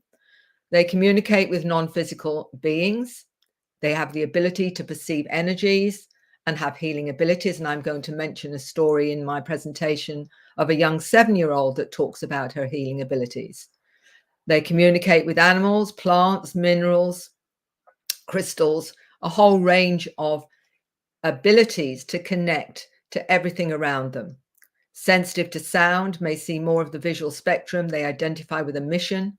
They feel very different to their peers, struggle to integrate with their own age, mature beyond their years, and bored by conventional learning. So Dr. Olson talks about 12 new groups of human in part of the activation. She said, if my information download is correct, there will be 12 different main groups of new DNA people. It corresponds to 12 different main groups of ET alien DNA donors, so 9 more to go, she says. I do wonder what their different features will be and if they will be allowed to go public. There, our DNA is activated mainly by remote control and frequencies. So it's like putting a virus in software. When they're using their DNA, as long as they're alive, they'll give off an energy pattern that spreads to their surroundings, almost like flu or GMO genes that contaminate via frequency patterns. And this is how everyone that's activated and awake is assisting to wake up others around them and the planet itself. So it's pretty fascinating.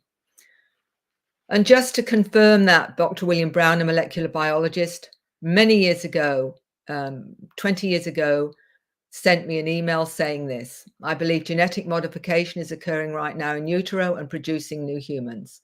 The exponential increase in autistic, ADD, indigo show these children have new genetic architecture, which allows them to see the world in a multidimensional fashion. I believe research would show dormant genetic regions are being reintegrated into the biological systems and occurring in all of us to produce expanded awareness. Their brains work faster. They have access to more information in the beginning. In the classroom, learning is much faster than normal. I believe they know what is being taught. And this is exactly the case. How do they know what's being taught? Because in their experience, many of them go off planet or in craft.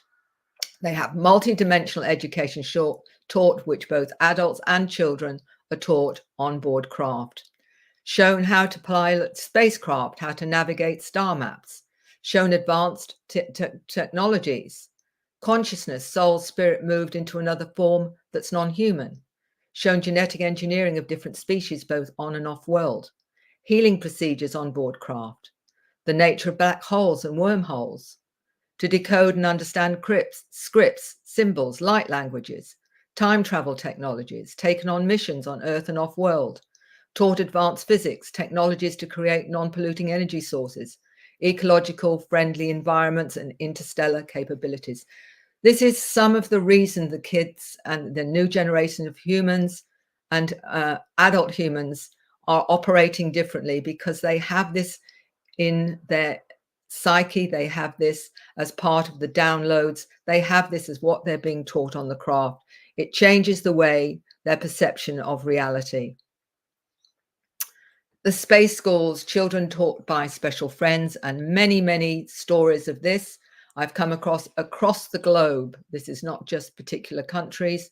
This is parents across the globe that will explain their children are different. And here we've got a 3-year-old complaining and saying, Mummy, I know go to school. I already went to school. I was at school with my special friends. When she asked him when he was at school, he said nighttime. I got back just now. I asked him what the school looked like, and he said it was a small class and the boy that was teaching them. But the boy had really big black eyes and white clothes. So this is the kind of stories I hear time and time again. This is a recent one about a young boy who's 3 years old in Australia. And he was saying, when was asking what he would like to buy as a toy, he said, I don't want cars. I want aliens that fly up. I want aliens that fly up and down. He drew a picture of who he calls his funny daddy. And there you can see the picture. He showed me the picture, laughing and saying, this is funny daddy, mummy, look. He can't draw much at all, but this is a very clear picture of a face. Now, that's a 3-year-old drawing a face of funny daddy. So the indicators are often in front of us, but we don't always realize that our child is showing us more of what is going on in their lives. And this is what she asked him. This is the face of funny daddy, arms and legs like us, and they look different. He says his dog is always there with him and sits and watches him while he plays and talks to them. The face of funny daddy, 2 big circles for eyes and a V-shaped nose and head. He goes like this and it's funny.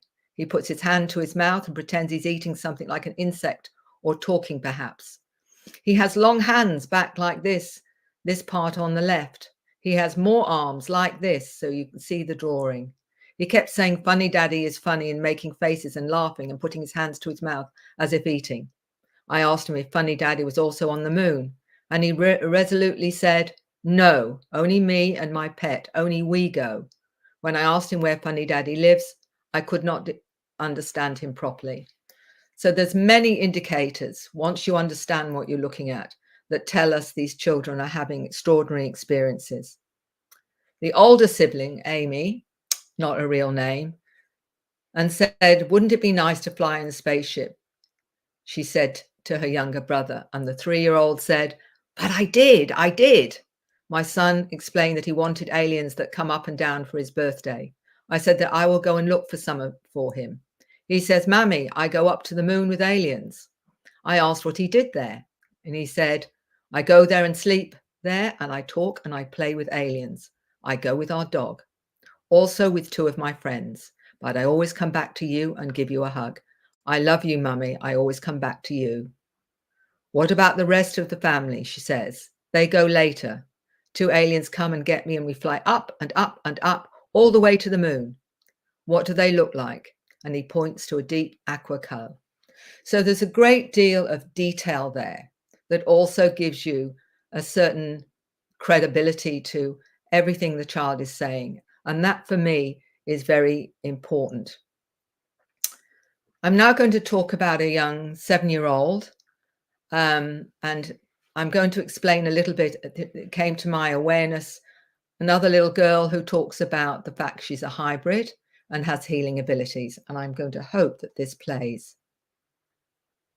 I'll be doing a healing activation for nerve pain.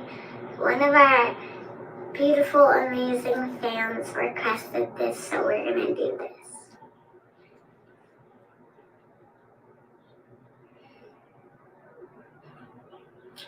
تذكرني شوية أنا ألا تكني على ولادك ألا تكني أتكني ألا تكني ألا تكني ما تكني أتكني ألا ما تكني ألا تكني ما تكني ألا ما تكني ألا ويتكني أتكني أتوجنا ألا ميدي أتورا أنا راري أكون هذه لما أم أتكني أتكني ألا راني ألا تكني ألا يتورا ماريا تكني ألا تكني أتكني ألا ما كني ألا ما تكني ألا تكني ألا ما كني أتكني ألا تكني أتكني ألا ما تكني أتكني ألا تكني ألا ما تكني أتكني أتكني.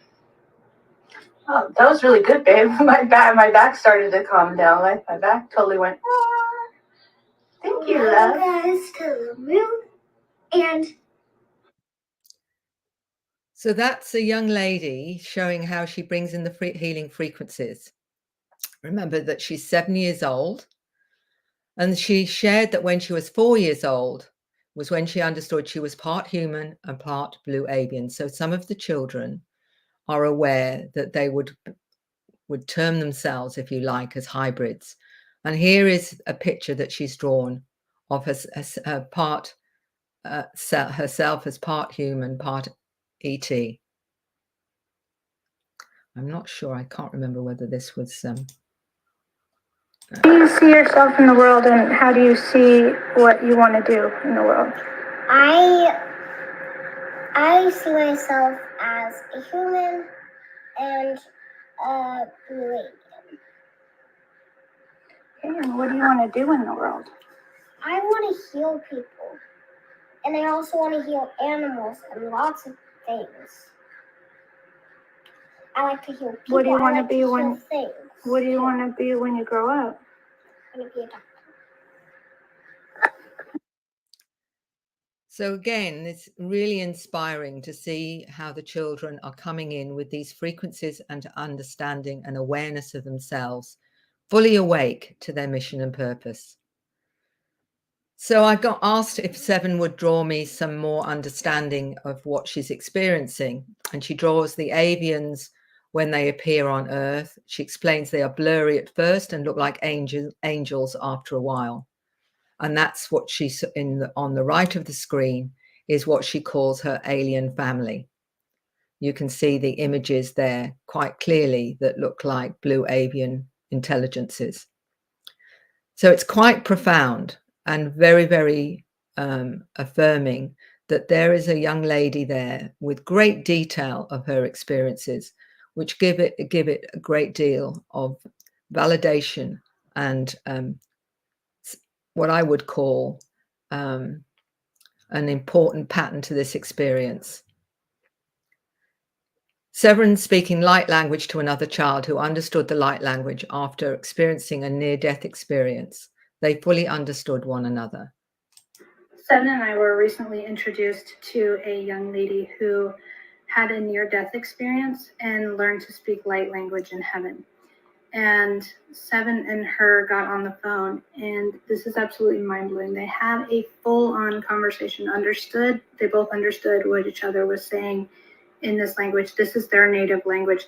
As I said to you guys before, this is light language, but this is actually their native language. Like, this is what they have understood, and turns out they actually know each other. So this is completely, like, I was completely blown away because they had a full conversation in the car, and then I recorded them when we got home. And as you can see, they're having a full-on conversation. They understand each other.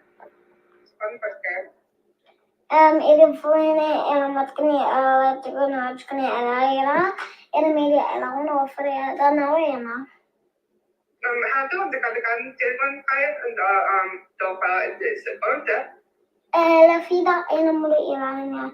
Lakin oleh tanah Afred kan oleh banyak kan. So kita nama itu kaya. Eko nale namanya makan yalala. So kan suka kom. Ada media lain ilmu viral ilawan kan elaya tuna.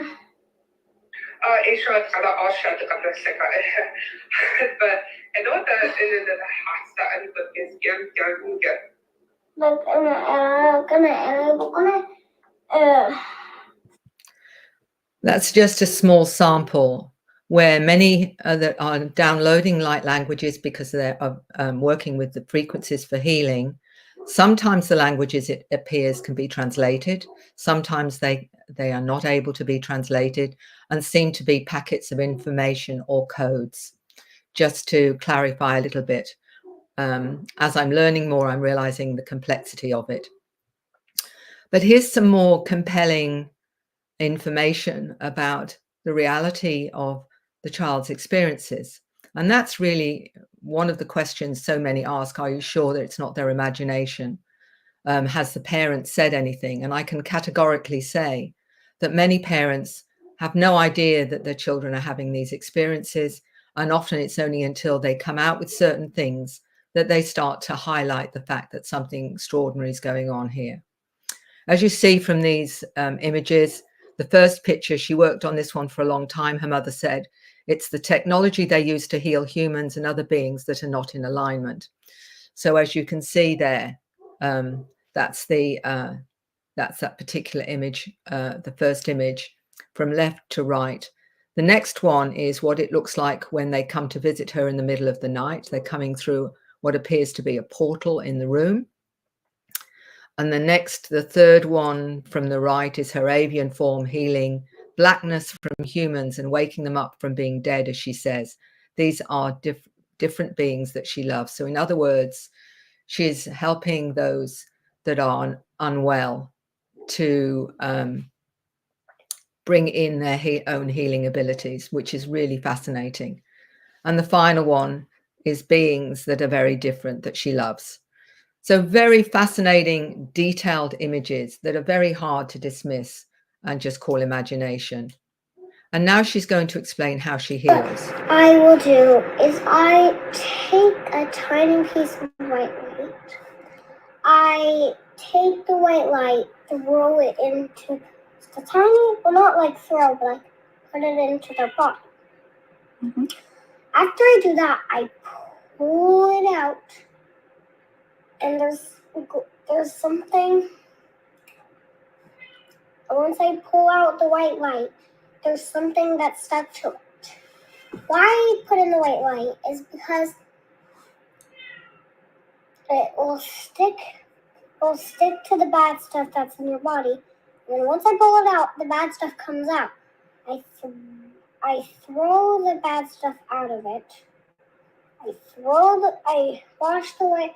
I look at the white light and make sure there's none more left. I wash it, kind of like. Do you know what I mean by wash? Mm-hmm. Mm-hmm. I don't wash it, but I wash it. Do you know what I mean? I do, baby. I don't wash it with water. So with white light, yeah, I understand. Okay. So then I wash it. I put it back out there, and I add some more energy. I fill more out of it. I add some more energy, and after I add more energy, I just like I lift up the badness that I washed. I lift up the badness, and I talk to it and say like something, I usually like say like something like this, like something like something that it needs to do better. It needs the badness that was in the body. It needs to do way better and turn into white light so I can put it back up there. After I turn it better and it be clean. So she's explaining the process, which to me is extremely fascinating, given how it's very similar to what many healers will talk about when they're working in this way energetically. And I think that again gives it a great deal of credibility in terms of how she understands it, and quite fascinating. Now she's talking about the Blue Avian teacher on the spacecraft. Yeah, when you first arrive on the ship, who comes and greets you?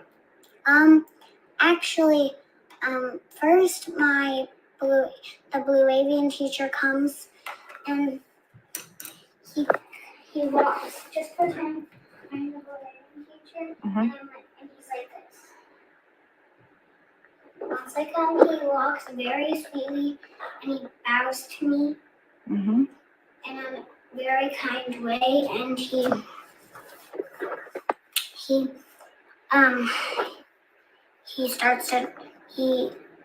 I come in the room, and I start to do all my work that I have to do. Okay. Once again, when you're looking at the credibility there, what is fascinating for me is the understanding that she has and the detail that she comes out with.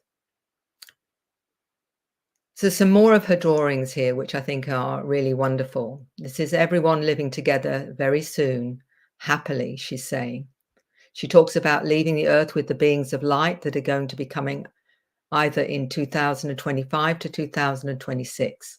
She says her body won't stay here on earth, that she will leave. And I don't quite understand what she means, says her mother. This was a little book that she sent me that she'd put together. I am a blue avian. We're a species of interdimensional beings. When I was 2, I was visited by my family and they showed me who I was. We are a race, very loving, very kind and helpful beings. You can't always see us while you're on the earth. But if you open your heart and ask us to come and visit you, sometimes we will. You're all special aliens in your own way. And if you read this book, it might help you remember where you are from. She explains in these wonderful drawings. On the left, she's saying, just like an ice cream cone has many layers and flavors, we have many layers and flavors. The ice cream cone has different flavors stacked up on it, just like Earth has other dimensions stacked on it too, that you can't always see. Just because you can't see it doesn't mean it's not there. She talks about her family. This is my family on my planet, just like I have a human mum and dad. We also have a mum and a dad and a brother on my planet. In my dimension, my dad is a dad to all of the kids, so it's different than here on Earth. If you look out into the stars at night, you might remember where you're from. My other body, she talks about. If you see me on my planet, this is what I sometimes look like. This is the image on the left. I have wings, 4 fingers and feathers that look like fur on a cat. Sometimes I look like a pure blue light too. I can take on many forms. I love to visit other kids on the earth to remind them how special they are and that they are never alone. You can call on me in your dreams to come and visit you, and we can go on adventures. I love making new friends with all the beautiful kids on earth, and I'd love to be friends with you.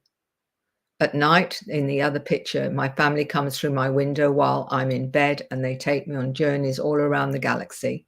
I love it when they come to take me. I get to see so many amazing things. You can do this too.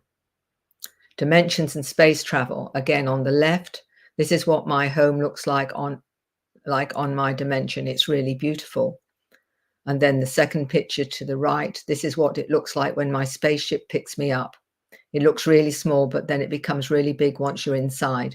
It's almost like magic, but it's real magic. The healing room that she talks about here on the left, this is one of my healing rooms we have on my planet in my dimension. We can help people to learn how to heal themselves, and we can do this here. The second picture to the right, when I travel through the stars, I see many different types of beings that look very different from us. They are all beautiful. Her planet, she talks about, this is what her planet looks like when you land on it. It's one of the buildings that she works in and where we do really important things, she says. I love the flowers outside of this building because it reminds me that I'm home. The second picture, this is what my planet looks like from far away. You see how it looks like a box. It's really a special box that has a whole world inside it, and you can't see it until you get inside the box. And this is Earth. This is what Earth looks like from where I live, she says. We think Mother Earth is a superhero. When I'm from, because people don't always treat her the way they should, we know she's alive and feels everything. Try talking to her and you will see. So, me, here is a young well, boy. I'm back, and I'm going to actually show you that rocks seem like they're actually living. This little meteor, it is a meteor, told me, because here are the things that they have. One, they can actually communicate. They're not like actually like living like we are, like breathing or sneezing or coughing. They communicate through your mind. So if you find like the key, this one, it is right here. And so you can put a finger on it, and then you can actually hear it talking in your head. It sounds like your own voice, but it's really the rock. 2, they have feelings. This rock told me when I was crashing down to earth and people were scared, it made it feel sad. And it got happy when I was in the water rolling from it for an adventure. And it was also, and now I'm getting ahead of myself. So number 3 is to actually have friends. The meteor told me it made friends with a pufferfish and a shark. Why don't you tell them where we found that meteor? So that's giving you a very brief overview of some of the awareness of the new generations of human that I write about in my book, The New Human. the awareness and abilities are extraordinary. And only now, I think, we're coming to understand more of how these children operate multidimensionally and often given labels because they're not understood, such as ADHD, Asperger's, some forms of autism, dyslexia, and maybe even bipolar. It's coming to my awareness that what these are considered so-called conditions are may very well be the manifestation of a new multi-dimensional aware human. But I'm going to briefly go into the codes and frequencies for the short time I have left in this awakening presentation, just to give you an idea of how the adults are now operating as they wake up and are activated. Hypercommunication, it should be borne in mind the nature of extraterrestrial communication, that in a majority of instances, star visitors communicate with humans by telepathic transfer of mental images, concepts, rather than words and speech. Everything is made up of the same matter, resonating at different harmonics. So the ETs are able to communicate with us, directing thought on subatomic levels, and so activate the subconscious. The symbols are meant to communicate the nature of the macrocosm. That's Tracy Taylor's, in fact. So scripts and codes designed as access tools. Tracy talks about what their purpose is, and it's very complex and multidimensional in its nature. So bringing in the codes, bringing in the languages, bringing in the different frequencies through music, etc., clears and opens our higher consciousness, opens doorways. It heals damage done through learning and use of English language in particular, healing of physical structures of human technology, receiving and integrating brain hemispheres, bringing people into a state of alignment within the present moment. Process of writing the script assists and awakens access to multidimensional realms of creation, enabling proper downloading of information, clearing out dense frequencies. So it's got many purposes and many more than that, as Tracy actually told me. So human DNA has the ability to transform. As a reminder, the information of the donors and their background is there, a hidden key. And like PC programmers hide their work, the key can be activated. The programmers know the person is ready to be contacted. The activated ones spread a signal to wake others up. I feel they are speeding this up.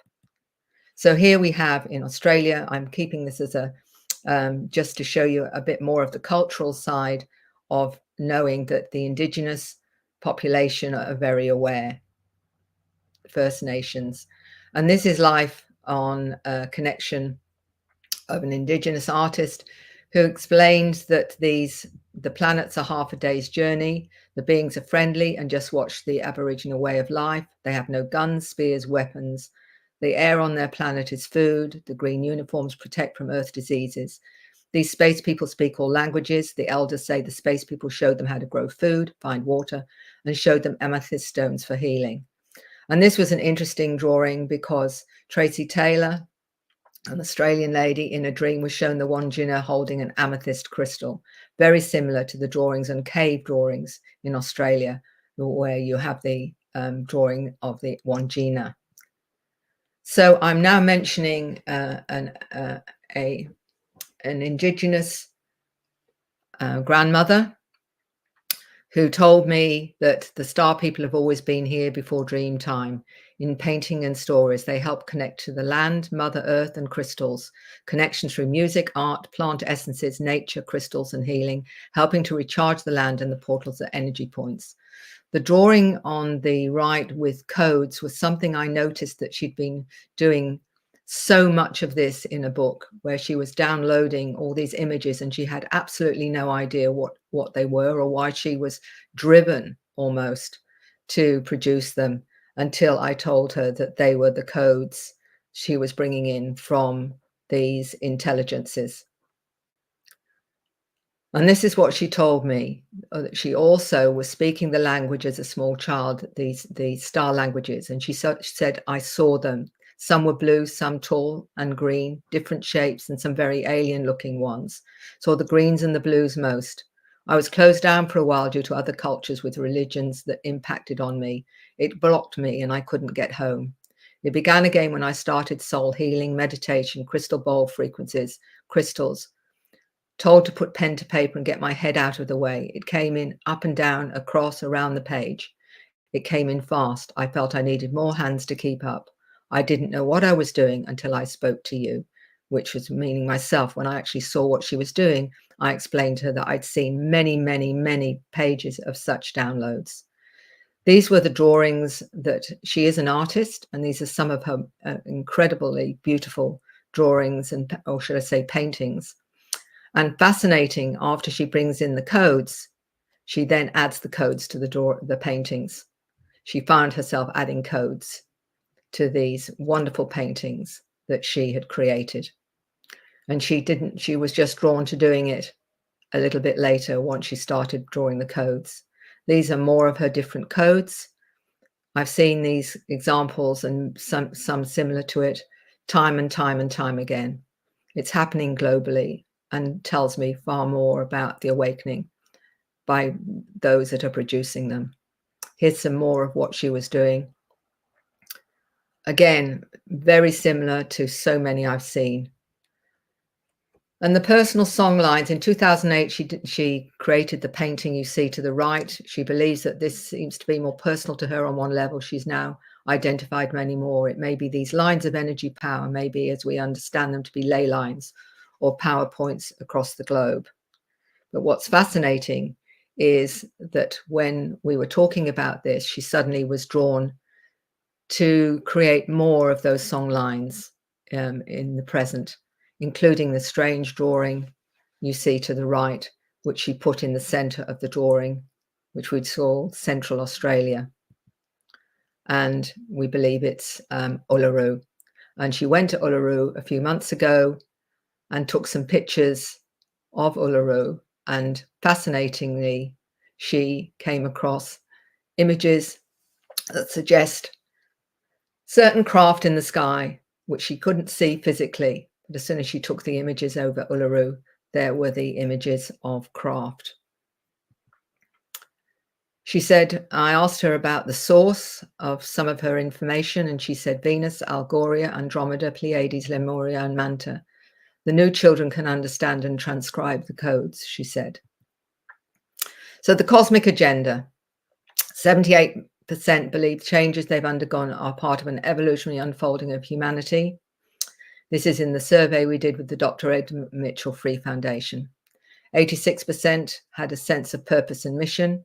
73% is highly positive contact. 74% more holistically oriented. 54% feelings of compassion strongly increased. 91% felt more connected to all living things. 67% believe there are powerful cosmic forces to spiritualize the planet. 73% believe we're now living through a time of greatly accelerated spiritual evolution. 72% believe their encounters occurred to awaken them to the existence of a larger cosmic force. 72% evolutionary forces are at work to transform humanity to a more self-aware, spiritually sensitive species. 85% experienced a psycho-spiritual transformation. 79% that we are on the verge of a huge change and activation in humanity. So when we look at the outcomes of contact, to really understand that 85% stated they had a psycho-spiritual transformation after their experiences. So we know now that the clearing and opening to higher consciousness comes through these codes, doorways to heal damage done by conventional learning, etc. We know what they are for now. And the children are showing us the way. We focus on love. I never taught my son meditation, but my son placed a pyramid and crystals in a configuration.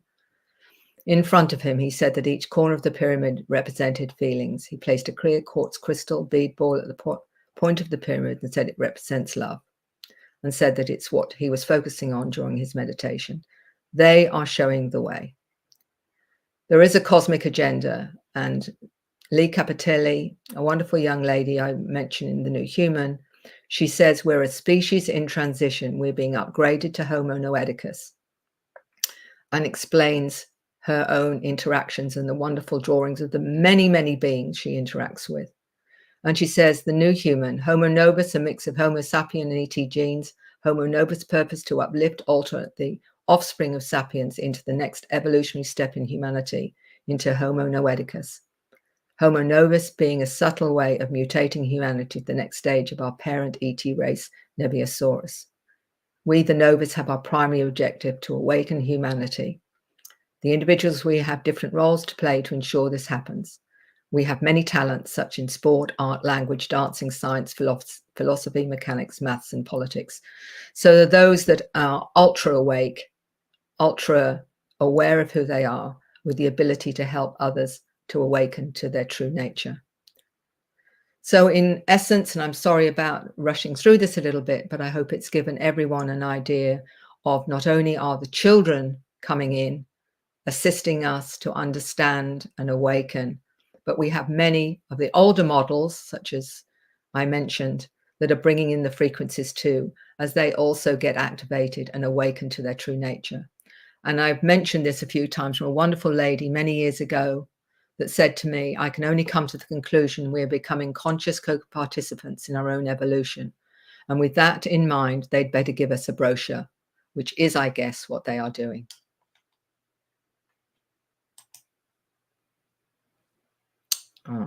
Now. Beautiful, Mary. You can click stop share right there at the bottom. See that stop share? Yeah, see it. There we go. Amazing, Mary. Wow, that story with Seven is incredible. Is she the daughter of Kristen from the Psychic Babes? Because I saw the business card. She got into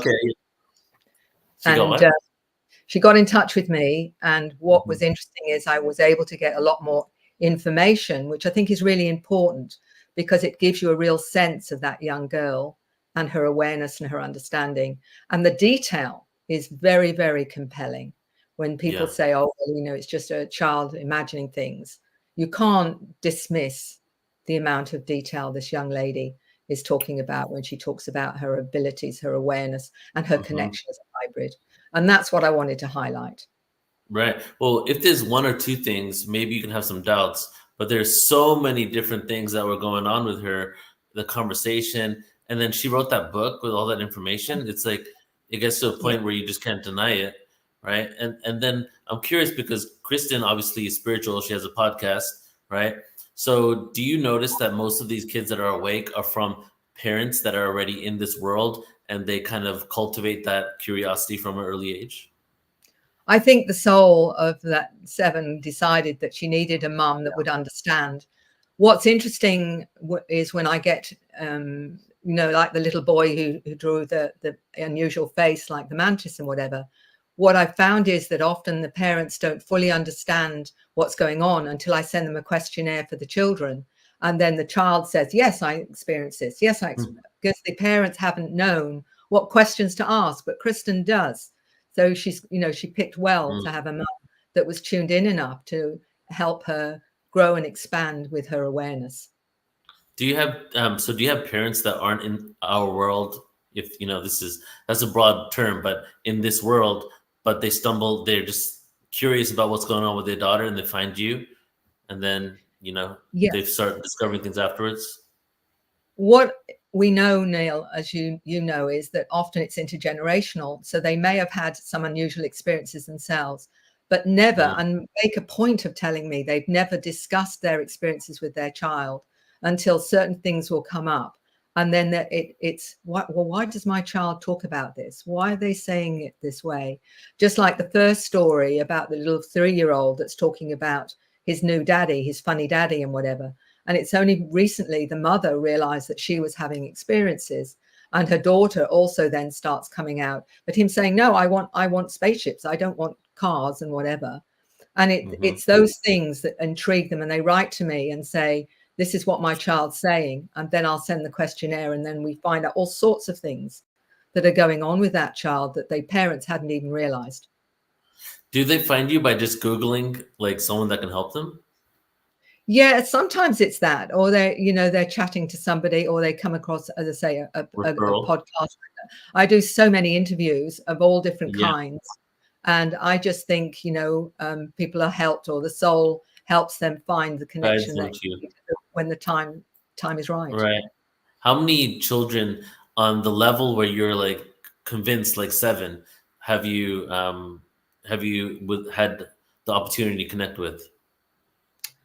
Oh, it's hard to say because I've worked with so many hundreds of families, but I would say it would be several hundred. I would think by now, and that's the tip. It's so much the tip of the iceberg because there are so many there that the parents don't realize that this is going on. And I'll be contacted by clinical psychologists, for example, that are aware and awake, that are saying, I'm seeing another one come to my practice, but the parents haven't a clue what's going on with them, but I understand. And that surprised me because I never expected my book to be read by the more conventional 3D psychology. But it's amazing how many go into psychology that are starseeds that are recognizing these children because they're starseeds themselves. Right. Have you created a documentary on this yet? I don't think you have, right? Specifically on have you created a documentary, or would you ever create a documentary specifically on the children and their past incarnations as ETs? Well, it's not come up as such. I've been asked about certain little interviews maybe to do with that, but nothing has ever really come up that would do that in the way that I think it needs to be done. And maybe that's something that will at some point present itself. I certainly think, when you get stories like Seven, for example, there's so many others that, like the little boy who communicates with meteorites. He talks to him and you know what I mean? This is not unusual. They talk about talking to trees, talking to animals, talking to crystals, the children to the wind, talking to the elements. I can control the elements, this kind of thing. We have no idea yet of the potential of what some of these children are bringing in. And I think we're just at the tip of the beginning of all of that, which is quite amazing. I see this as a series. Like I see maybe eventually in the future, like a documentary series with different things that the children are experiencing. Because, I watch documentaries on Amazon Prime and Netflix on reincarnation, right? And it's and in those fields, it's like fundamental Christians, it's people that don't believe in spirituality, but they can't deny that their son or daughter is having an experience. They go and do the research. You might have heard of these stories. And then they find out the kid having a dream of being burnt every single night was because he was in World War II and his plane burned and he crashed, right? And I see this is similar, but this goes down to the universe, So this really the next level. If we're admitting that we have past incarnations on Earth, then what's the next level is the fact that we've been living all over the universe, of incarnations everywhere.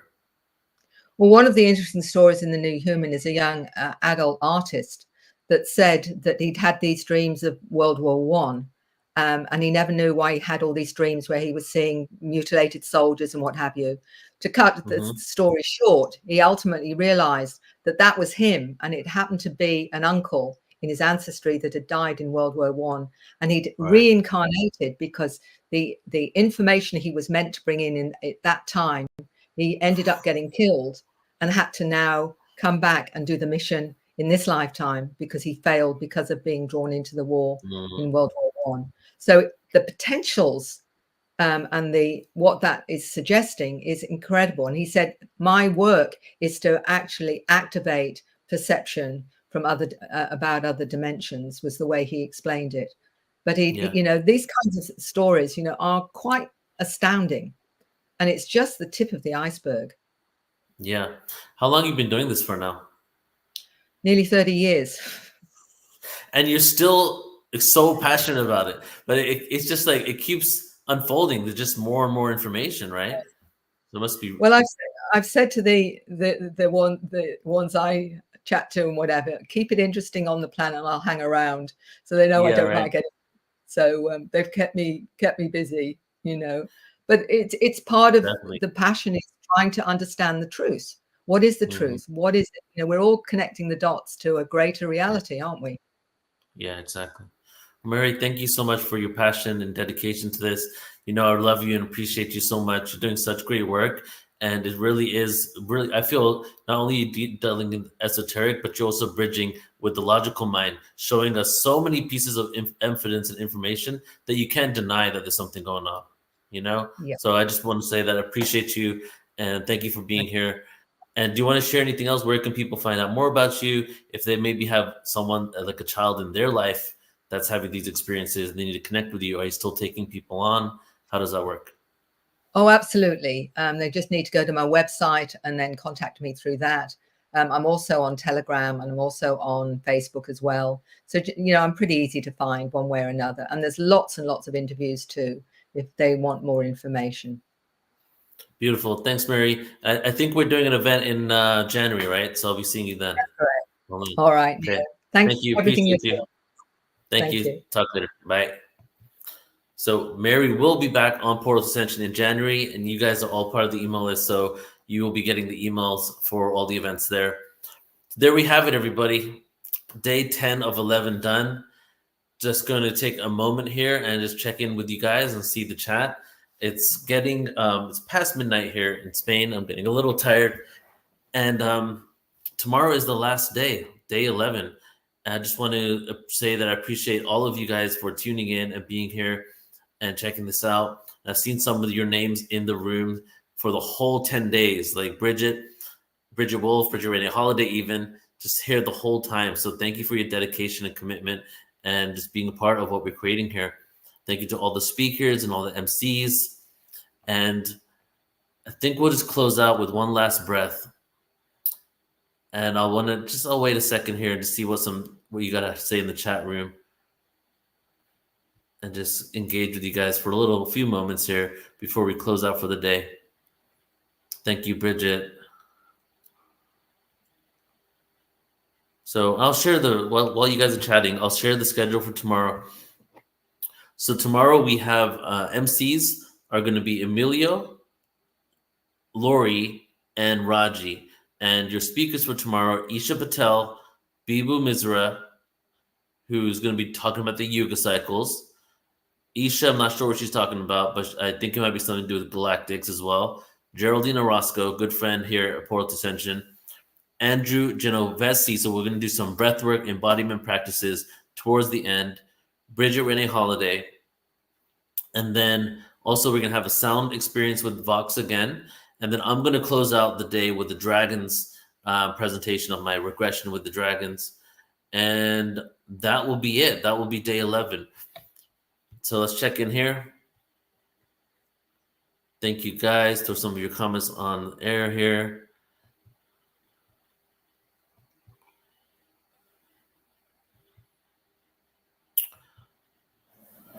All right, so let's just all take one big breath in as we close out for today. Everybody, I'll give you a second to get ready for this breath. This is the breath of the day. Let's take a deep inhale.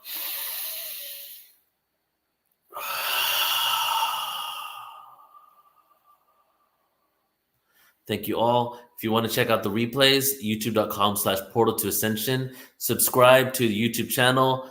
And if you want to donate, here is the link to donate for Portal to Ascension so we can keep bringing you events like this. And I'm going to leave you guys with the Dragons trailer for the Dragons presentation because the Dragons conference.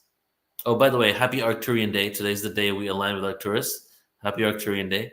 In 2 days, we have the Dragons conference, the trailer I'm going to show you at portal2ascension.org. You can go and sign up there. The day after that, the Arcturians conference is being released. Same page that you're watching this on if you're on our website, same YouTube channel if you're on YouTube. Then it's 3 days of True World History. So come back, check it all out, and enjoy everything that's about to happen. So here we go with the Dragons trailer.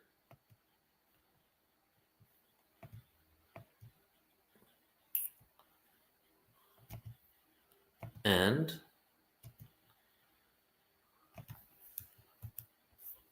we'll see you tomorrow. Love you all. Appreciate every single one of you. Years across continents and cultures, one presence has been with us, silently guiding, protecting, and revealing the way. From the sacred mountains of ancient China to the jungles of Mexico where the feathered serpent soared. In every corner of the earth, they have been with us. The dragons are not mere myth. They are the wisdom keepers. In East Asia, they symbolized power, strength, and the flow of life itself. In the ancient empires of Mesoamerica, the serpent god Quetzalcoatl embodied the essence of knowledge and renewal. Their energy flows throughout time, weaving humanity's fate with the divine realms. And now, in this pivotal moment of human history, they seek to reconnect back to humanity. But who exactly are they? And why have they never left the ancient seers, the shamans and mystics of every culture who knew their power? Join us on this sacred journey to the dragons with star codes and portal to ascension as we uncover the truth of the dragons with channelers, historians and mystics in this one-day conference on October 19th. From light language to celestial guidance to the wisdom of ages past, this is your time to activate with the dragons.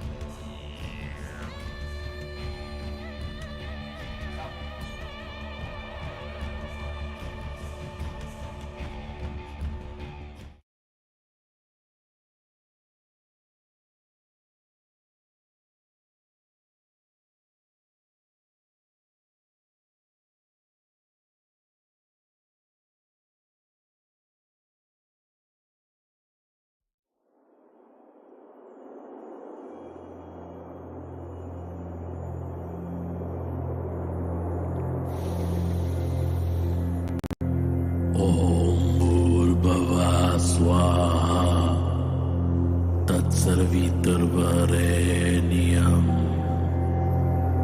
भर्गो देवस्य धीमहि धियो यो न प्रचोदयात्.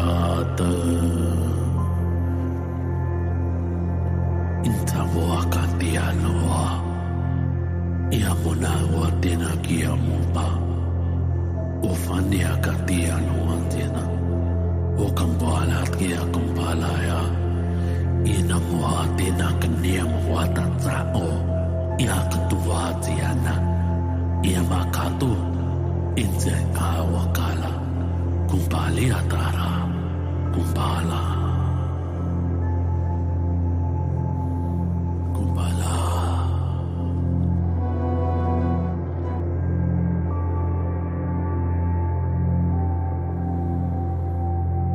The road goes on for generations. The travelers will disperse their light amongst all the willingly incarnated souls.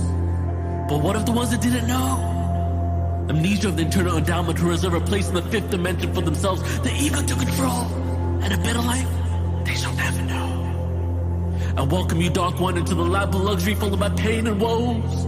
We all sold our souls to the devil, but the devil exists not.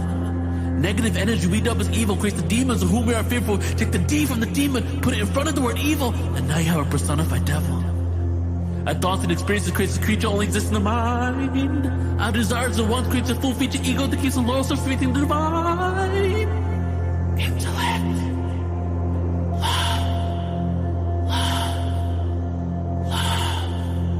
On the perfect understanding we will have of one another, I welcome you, my brother, my sister, my lover, to become one, to help me become one, before reality tears you from duality back in ether's imagination. I'm the ghost of lives past. Generations have descended just to gain these experiences. And I pray the human situation is critical, mind analytical, won't let me forget the fall of angels and demons into this third dimensional world. Is this planet yours? May I hide amongst the lost souls? Hide out for a bit, drink some liquor, smoke some weed, and step outside for a cigarette? Yeah, sure. Here's a social security card, you may live. Reincarnated into a kid and live, give it back to the society. And I'm locked in borders, I smolder through the ash comes a horde of abstract thought. Who is not a ghost, a spirit, but just is. An enlightened individual, equality minus elitist political goals, the cynical flow, and pain and woes of shamanistic pagan rituals. We will resurrect the Messiah in all of us. It's time to trust our brothers and sisters. Unity of mind, consciousness, awareness on the rise. The yin-yang intertwined, masculine, feminine, lovers intertwined. Spit worse than the chocolate points in my spine. Relentless but still find inner peace, so down the pace of my corrupted mind. Chemtrails, aspartame, fluoride, getting drunk and high. About the consequence, know why am I really here? But now I know is to help humanity steer into the right direction. For every single one of you, I feel affection. We're in the same situation, so erase the awkward moments, trying to walk around and get that bonus. You remember the Arcturians will be one of the group of interdimensional beings in the near future, the mass landings will help us souls really breathe.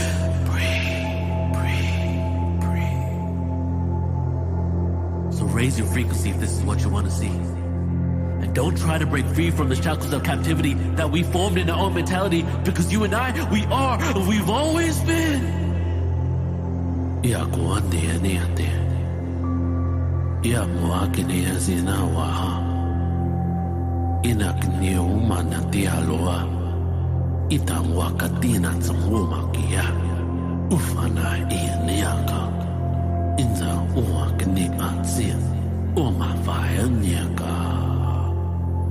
Oleando antekia, wanamia nia